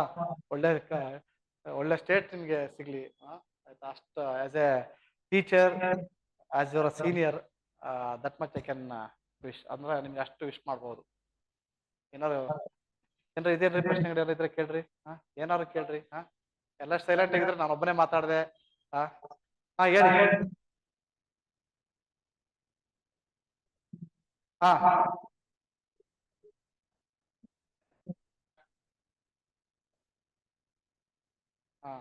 ಈಗ PSIಗೆ ನೀವು ನಾರ್ಮಲಿ PSI ಆಗಿರ್ಬೋದು, KS ಆಗಿರ್ಬೋದು, ಯಾವ ಎಕ್ಸಾಮ್ಸ್ ಅವ್ರು ಹೇಳ್ತೀನಿ ಕೇಳ್ರಿ. ಈಗ ಪೇಪರ್ 1 ಪೇಪರ್ 2 ಇದೆ. PSI ನ ನಿಮ್ಗೆ ಗೊತ್ತಿದೆ. ಒಂದು ಇದರಲ್ಲಿ ರೈಟಿಂಗ್ ಇದೆ, ಎಸ್ಸೆಗಳು ಕೇಳ್ತಾನೆ, ಕನ್ಸೈಸ್ ಮಾಡಕ್ ಕೇಳ್ತಾನೆ, ಒಂದಿಷ್ಟು ಬೇರೆ ಬೇರೆ ಎಲ್ಲ ಕೇಳ್ತಾನೆ. ಅವೆಲ್ಲ ನಿಜವಾಗ್ಲೂ ಸಿಂಪಲ್. ಅವು ನಾವೇನ್ ಮಾಡ್ತೀವಿ ಗೊತ್ತಾ, ನಾವು ಓದಕ್ಕಿಂತ ಮುಂಚೆನೆ ಟಫ್ ಅನ್ಕೊಂಡ್ ಕೂತ್ಬಿಡ್ತೀವಿ. ತಪ್ಪು ಮಾಡೋದು ಅದನ್ನೇ. ಈಗ ನಾನು ಮೊನ್ನೆ ಹಿಂಗ್ ನೋಡ್ತಾ ಇದ್ದೆ, ಹಿಮಾಲಯ ಪರ್ವತ ಮೌಂಟ್ ಎವರೆಸ್ಟ್ ಹತ್ತಿರೋದು ಒಂದು 10-15 ಜನರು ವಿಡಿಯೋಸ್ ನೋಡ್ತಾ ಕೂತಿದ್ದೆ. ಅದ್ರಲ್ಲಿ ಎಲ್ರು ಪಾಸಿಟಿವ್ ಆಗಿ ಮಾತಾಡ್ತಿದ್ರು. ಹತ್ತಿದಿ, ಅದೇನೋ ಬೇಸ್ ಕ್ಯಾಂಪ್ ಇದೆ, ಅಲ್ಲಿಂದ ಹೋಗ್ಬೇಕಾದ್ರೆ 4 ಬರುತ್ತೆ. ನೆಕ್ಸ್ಟ್ ಆ 4ನೇ ಇದಿರುತ್ತಲ್ಲ, ಆ ಬೇಸ್ ಇಂದ ಲಾಸ್ಟ್ ಹತ್ಬೇಕಾದ್ರೆ ಸ್ವಲ್ಪ ಕಷ್ಟ ಇದೆ ಅಂತ ಹೇಳ್ತಾ ಇದ್ರು. ಅಲ್ಲೇನೆ ಮೋಸ್ಟ್ ಆಫ್ ದಿ ಡೆತ್ ಆಗೋದು ಅಲ್ಲೇ ಅಂತ ಹೇಳ್ತಾ ಇದ್ರು. ಅವಾಗ ನೋಡಿದಾಗ ನನಗೆ ಅನ್ಸುತ್ತೆ ಯಾರು ಕೂಡ ನೆಗೆಟಿವ್ ಮಾತಾಡ್ಲಿಲ್ಲ. ಹೋಗ್ಬೋದು, ಏನ್ ಸಮಸ್ಯೆ ಇಲ್ಲ ಅಂತ ಹೇಳ್ತಾರೆ. ಅಂದ್ರೆ ನಾವು ಕೂಡ ಹಾಗೇನೆ ಅನ್ಕೋಬೇಕು. ಕಷ್ಟ ಇಲ್ಲ. ಪೇಪರ್ 1 ಆಗ್ಲಿ, ಪೇಪರ್ 2 ಆಗ್ಲಿ, ಯಾವ್ದಾರಾಗ್ಲಿ, ಅಥವಾ ಫಿಸಿಕಲ್ ಟೆಸ್ಟರ್ ಆಗ್ಲಿ. ಫಿಸಿಕಲ್ ಇರುತ್ತೆ ಫಸ್ಟ್, ಯಾವ್ದು ಕೂಡ ಕಷ್ಟ ಅಲ್ಲ, ನನ್ನಿಂದ ಸಾಧ್ಯ. ಯಾಕಂದ್ರೆ ನನ್ನ ಹಿಂದೆ ನಮ್ಮ ಅಣ್ಣಂದಿರು ಅವರೆಲ್ಲ ಮಾಡಿದ್ದಾರೆ, ಅವರೆಲ್ಲರೂ ಕೂಡ PSI ಆಗಿದ್ದಾರೆ. ಯಾರೇನು PSI ಆಗದೇನೆ ಮನೇಲಿಲ್ಲ, ಅವರೆಲ್ಲರೂ ಮಾಡಿದಾರೆ ಅಂದ್ರೆ ನನಗೂ ಮಾಡಕ್ ಸಾಧ್ಯ. ಹಂಗಿದ್ಮೇಲೆ ನಾನು ಮಾಡ್ಬೇಕು, ನನ್ನ ಕೈಲಿ ಆಗುತ್ತೆ. ಪೇಪರ್ ನಲ್ಲಿ ಏನಿದೆ, ಪೇಪರ್ 2 ನಲ್ಲಿ ಇದೆ ನೋಡಿ, ಕೂತ್ಕೊಂಡ್ಬಿಟ್ಟು ಅನಾಲಿಸಿಸ್ ಮಾಡಿ. ಅರ್ಥ ಆಗ್ತಿದ್ಯಾ?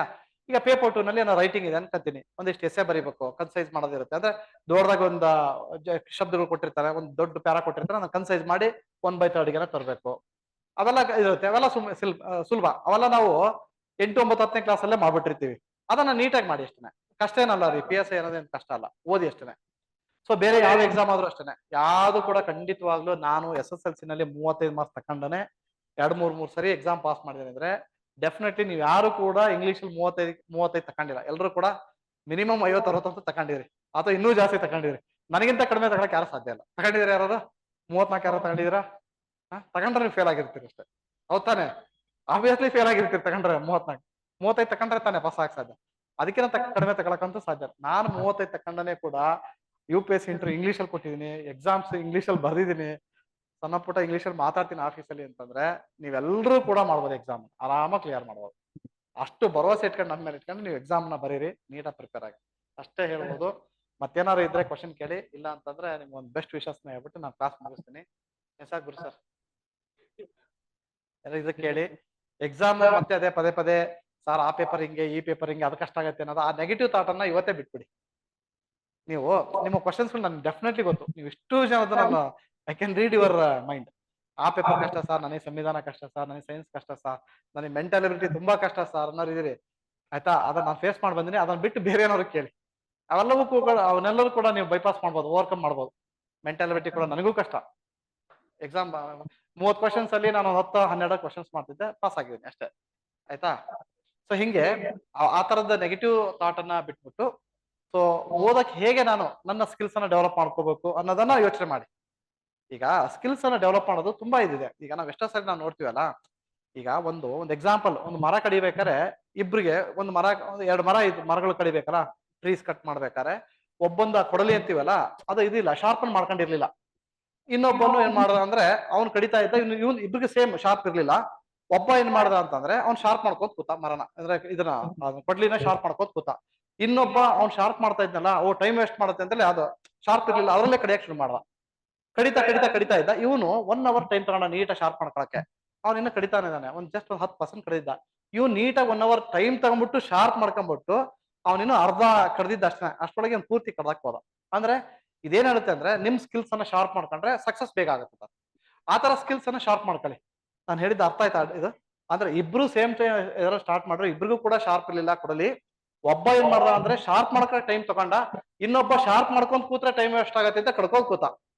ಅವ್ನ್ ಕಡಿತಾ ಇದ್ದಾಗ ಇವ್ನು ಶಾರ್ಪ್ ಮಾಡ್ಕೊಂಡ, ಶಾರ್ಪ್ ಇದ್ದದಕ್ಕೆ ಬೇಗ ಕಡ್ದು ಹಾಕಿದ. ಅಂದ್ರೆ ಸಕ್ಸಸ್ ಅನ್ನೋದು ಹಾಗೆ, ಯಾವಾಗ ನಿಮ್ಮ ಶಾರ್ಪ್ ಮಾಡ್ಕೋತೀರಿ, ಸ್ಕಿಲ್ಸ್ ಅನ್ನ ಶಾರ್ಪ್ ಮಾಡ್ಕೋತೀರಿ, ಸಕ್ಸಸ್ ಬೇಗ ಬರ್ತಾ ಹೋಗುತ್ತೆ. ಅದಷ್ಟು ಬಿಟ್ರೆ ಮತ್ತೆ ಇನ್ನೇನು ಇದಕ್ಕೆ ಯಾವ್ದು ಕೂಡ ರೂಲ್ಸ್ ಅಥವಾ ಬೇರೆ ಏನು ಸ್ಟ್ರಾಟಜಿಗಳಿಲ್ಲ. ಓದೋದು ಒಂದೇ ಸ್ಟ್ರಾಟಜಿ, ಹಾರ್ಡ್ ವರ್ಕ್ ಒಂದೇ ಸ್ಟ್ರಾಟಜಿ, ಹಾನೆಸ್ಟಿ ಒಂದೇ ಸ್ಟ್ರಾಟಜಿ, ಹಂಬಲ್ ಒಂದೇ ಸ್ಟ್ರಾಟಜಿ. ಅದ ಬಿಟ್ರೆ ಲೈಫಲ್ಲಿ ಮತ್ತೆ ಬೇರೆ ಏನಿಲ್ಲ. ನನಗೆ ಗೊತ್ತಿರಾಗೆ ಈ ತರ ಒಂದ್ 2-3 ಸರ್ವಿಸ್ ತಕೊಂಡು ಇಷ್ಟು ಮಾತಾಡ್ಬೋದು. ಬಿಟ್ರೆ ಮತ್ತೆ ಬಿಯಾಂಡ್ ದಿಸ್ ನೀವೇ ಎಕ್ಸ್ಪೀರಿಯನ್ಸ್ ಮಾಡ್ಬೇಕು ಲೈಫಲ್ಲಿ. ಅರ್ಥ ಆಗ್ತಿದ್ಯಾ? ಚೆನ್ನಾಗಿ ಓದಿ.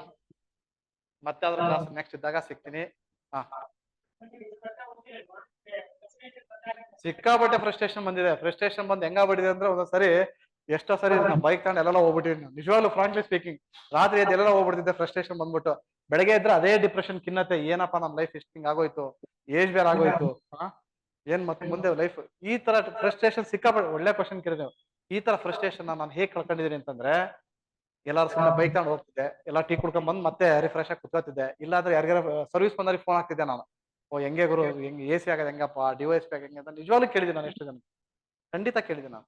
ಹೆಂಗ್ ಏನಾದ್ರು ಒಂದು ಹೇಳೋ ಸ್ಟ್ರಾಟಜಿ ಅಂತ ಹೇಳಿ, ಏನೋ ಒಂದು ಹೇಳೋರು. ಆ ಟೈಮಿಗೆ ಅದು ಹೆಂಗ್ ಗೊತ್ತಾ, ಫ್ರಸ್ಟ್ರೇಷನ್ ಕಡಿಮೆ ಆಗ್ಬಿಡೋದು. ಈಗ ನಾವು ಬೆಳಗ್ಗೆ ಎದ್ದ ತಕ್ಷಣ ಖಿನ್ನತೆ ಶುರು ಆಗ್ಬಿಡೋದು, ಡಿಪ್ರೆಷನ್.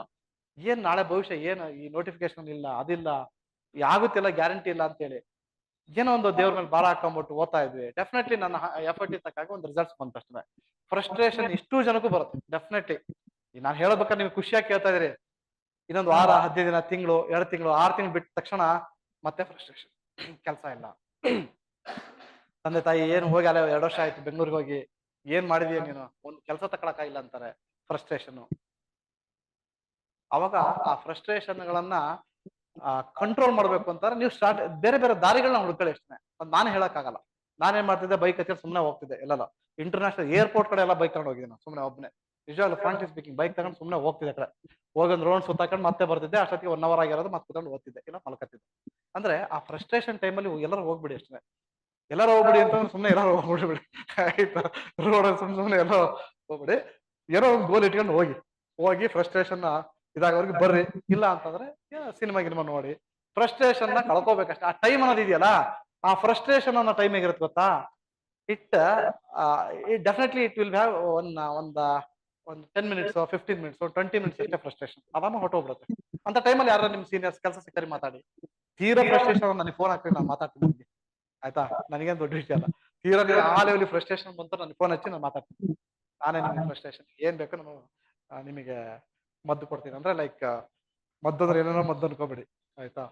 ನಿಮಗೆ ಅದಕ್ಕೆ ಪರಿಹಾರ ಕೊಡ್ತೀನಿ ನಾನು ಆಯ್ತಾ. ಅಷ್ಟೇ, ಏನು ಬೇಕಾದಷ್ಟು ಸಿಗುತ್ತೆ ನಿಮಗೆ. ಫ್ರಸ್ಟ್ರೇಷನ್ ಅಂತ ಡೆಫಿನೆಟ್ಲಿ ಇರುತ್ತೆ. ಒಳ್ಳೆ ಕ್ವಶನ್ ಕೇಳಿದ್ರೆ. ಎಲ್ರಿಗೂ ಫ್ರಸ್ಟ್ರೇಷನ್ ಇರುತ್ತೆ ರೀ. ಪ್ರಾಣಿಗಳಿಗೂ ಫ್ರಸ್ಟ್ರೇಷನ್ ಇರುತ್ತೆ, ಮನುಷ್ಯರಿಗಂತೂ ಇದ್ದೇ ಇರುತ್ತೆ. ಅದು ಎಸ್ಪೆಷಲಿ ಸಿವಿಲ್ ಸರ್ವಿಸ್ ಆಸ್ಪಿರೆಂಟ್ ಅಂತೂ ಇನ್ನೂ ಜಾಸ್ತಿ ಫ್ರಸ್ಟ್ರೇಷನ್. ಯಾಕಂದ್ರೆ ಡಿಗ್ರಿ ಆದ್ರೆ 3 ವರ್ಷಕ್ಕೆ ಮುಗ್ದೋಗ್ಬಿಡುತ್ತೆ. ಇನ್ಯಾವುದೋ ಎಕ್ಸಾಮ್ ಆದ್ರೂ ಮುಗ್ದೋಗ್ಬಿಡುತ್ತೆ. ಇದಿಲ್ಲ ಇದು. ಹೇಗೆ ಅಂದ್ರೆ ನೋ ಎಂಡ್. ಕೆಲಸ ಯಾವಾಗ ಸಿಗುತ್ತೆ ಗೊತ್ತಿಲ್ಲ. ಹಂಗಾಗಿ ಫ್ರಸ್ಟ್ರೇಷನ್ ಅಂತೂ ಮಾಮೂಲಿ ಬಂದ್ಬಿಡುತ್ತೆ. ಅದನ್ನ ಕಳ್ಕೋಬೇಕು ಫ್ರಸ್ಟ್ರೇಷನ್. ಅದಕ್ಕೆ ನಾನು ಏನ್ ಮಾಡ್ಬೇಕು ಅನ್ನೋದು ನಿಮ್ಗೆ ಗೊತ್ತಾಗ್ಬೇಕು. ಮತ್ತೆ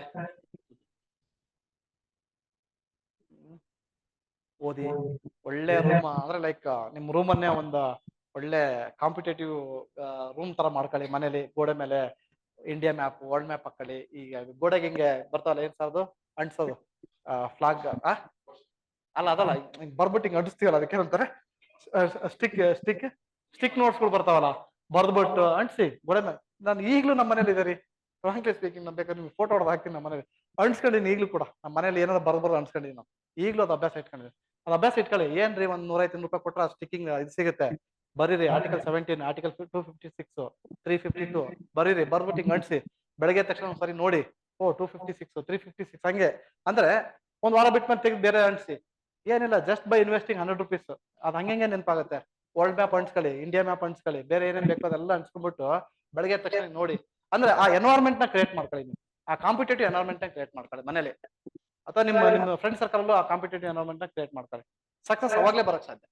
ಯಾವಾಗ್ಲೂ ಕೂಡ ನಾನು ಅದನ್ನೇ ಯೋಚನೆ ಮಾಡ್ತಿರ್ಬೇಕು. ನನಗೆ ಏನಾದ್ರು ಒಂದು ಸರ್ವಿಸ್ ಸಿಗ್ಬೇಕು, ಒಳ್ಳೆ ಸರ್ವಿಸ್ ಸಿಗ್ಬೇಕು ಅಂತೇಳಿ ಯೋಚನೆ ಮಾಡಿ ಸಕ್ಸಸ್ ಇನ್ನೂ ಹತ್ರ ಆಗ್ತಾ ಹೋಗುತ್ತೆ. ಬಿಟ್ರೆ ಬೇರೆ ಮತ್ತೆ ಯಾವ ವಾಮ ಮಾರ್ಗಗಳು, ಯಾವ ಸ್ಟ್ರಾಟಜಿನೂ ಖಂಡಿತವಾಗ್ಲೂ ಇಲ್ಲ. ಅಲ್ಟಿಮೇಟ್ಲಿ ನೀವ್ ಏನ್ ಸ್ಟ್ರಾಟಜಿ ಮಾಡ್ಕೊಂಡು ಹೆಂಗ್ ಗೊತ್ತೀರಿ, that is the only strategy ನನ್ನ ಪ್ರಕಾರ. ಸೊ ನಿಮ್ಗೆ ಯಾವ ಮೀಡಿಯಂಗಳು, ನಾನು ಕನ್ನಡ ಮೀಡಿಯಮು, ನಾನು ಆ ಮೀಡಿಯಮು, ನಾನು ಸ್ವಲ್ಪ ದಡ್ಡ ಇದ್ದೀನಿ, ನನಗೆ ಅಷ್ಟು ನಾಲೆಜ್ ಇಲ್ಲ, ಯಾವ ಅಡೆತಡೆಗಳು ಖಂಡಿತ ಬರಲ್ಲ. ನನ್ಗಿಂತ 35 ಮಾರ್ಕ್ಸು ಯಾವ ಎಕ್ಸಾಂಪಲ್ ನಿಮ್ಗೆ ಸಿಗಲ್ಲ. ನಾನು ಇಂಗ್ಲೀಷ್ 35 ಮಾರ್ಕ್ಸು, ಡಿಗ್ರಿ ಫೇಲು ಆಯ್ತಾ. 3 ವರ್ಷ ಡಿಗ್ರಿ, 4 ವರ್ಷ ಮಾಡಿದ್ದೀನಿ. ನನಗಂತ ಬೆಸ್ಟ್ ಎಕ್ಸಾಂಪಲ್. ನನಗೆ ಅನ್ಸಿದಂಗೆ ಮತ್ತೆ ನಿಮ್ಗೆ ಯಾರು ಕೊಡಕ್ ಸಾಧ್ಯ ಇಲ್ಲ. ಯಾರು ಕೂಡ ನನಗೆ ಅನ್ಸುತ್ತೆ ಯಾರು ಡಿಗ್ರಿ ಫೇಲ್ ಆಗಿಲ್ಲ. SSLC ನಲ್ಲಿ 35 ಮಾರ್ಕ್ಸ್ ಯಾರು ತೆಗ್ದಿಲ್ಲ ಇಂಗ್ಲೀಷಲ್ಲಿ. ಎಲ್ಲರೂ ನನಗಿಂತ ಜಾಸ್ತಿ ತೆಗೆದಿರಿ ಅಂದ್ರೆ ನನಗಿಂತ ಒಳ್ಳೆ ಪೋಸ್ಟ್ ನಿಮ್ಗೆ ಸಿಗುತ್ತೆ ಅಂತ ನನ್ನ ಅನಿಸಿಕೆ. ಏನ್ರಿ?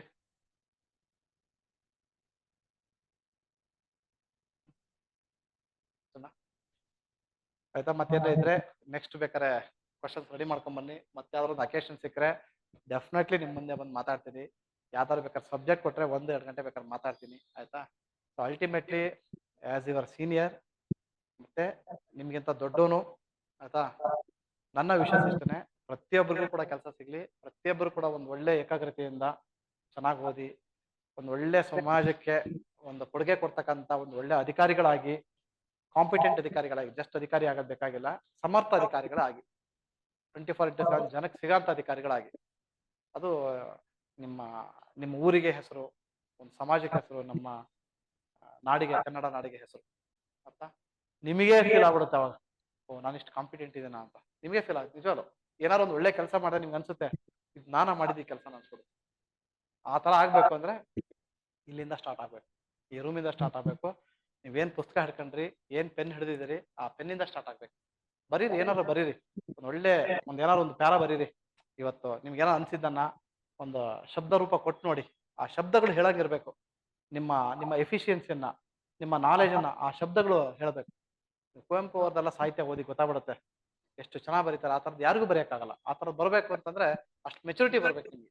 ಅದೆಲ್ಲ ಮೆಚುರಿಟಿ ಬರ್ಬೇಕು ಅಂದ್ರೆ ಹಿಂಗೆ ನಮ್ಮ ಸ್ಟ್ರೀಮ್ ಕೆಳಗಡೆ ನಮ್ಮ ಕಲ್ಲು ಹೊರಳುತ್ತಲ್ಲ ಹಂಗ್ ಹೊರಡ್ಬೇಕು ಲೈಫಲ್ಲಿ. ಅಷ್ಟೆಲ್ಲ ಆದಾಗ ಅಥವಾ ನಮ್ಮ ದುರ್ಯೋಧನ 4 ಅಟೆಂಪ್ಟ್ ಬರೆದು 5ನೇ ಅಟೆಂಪ್ಟಿಗೆ IAS ಆದ್ನಲ್ಲ, ಆ ದುರ್ಯೋಧನ ತರ ಆಗ್ಬೇಕು.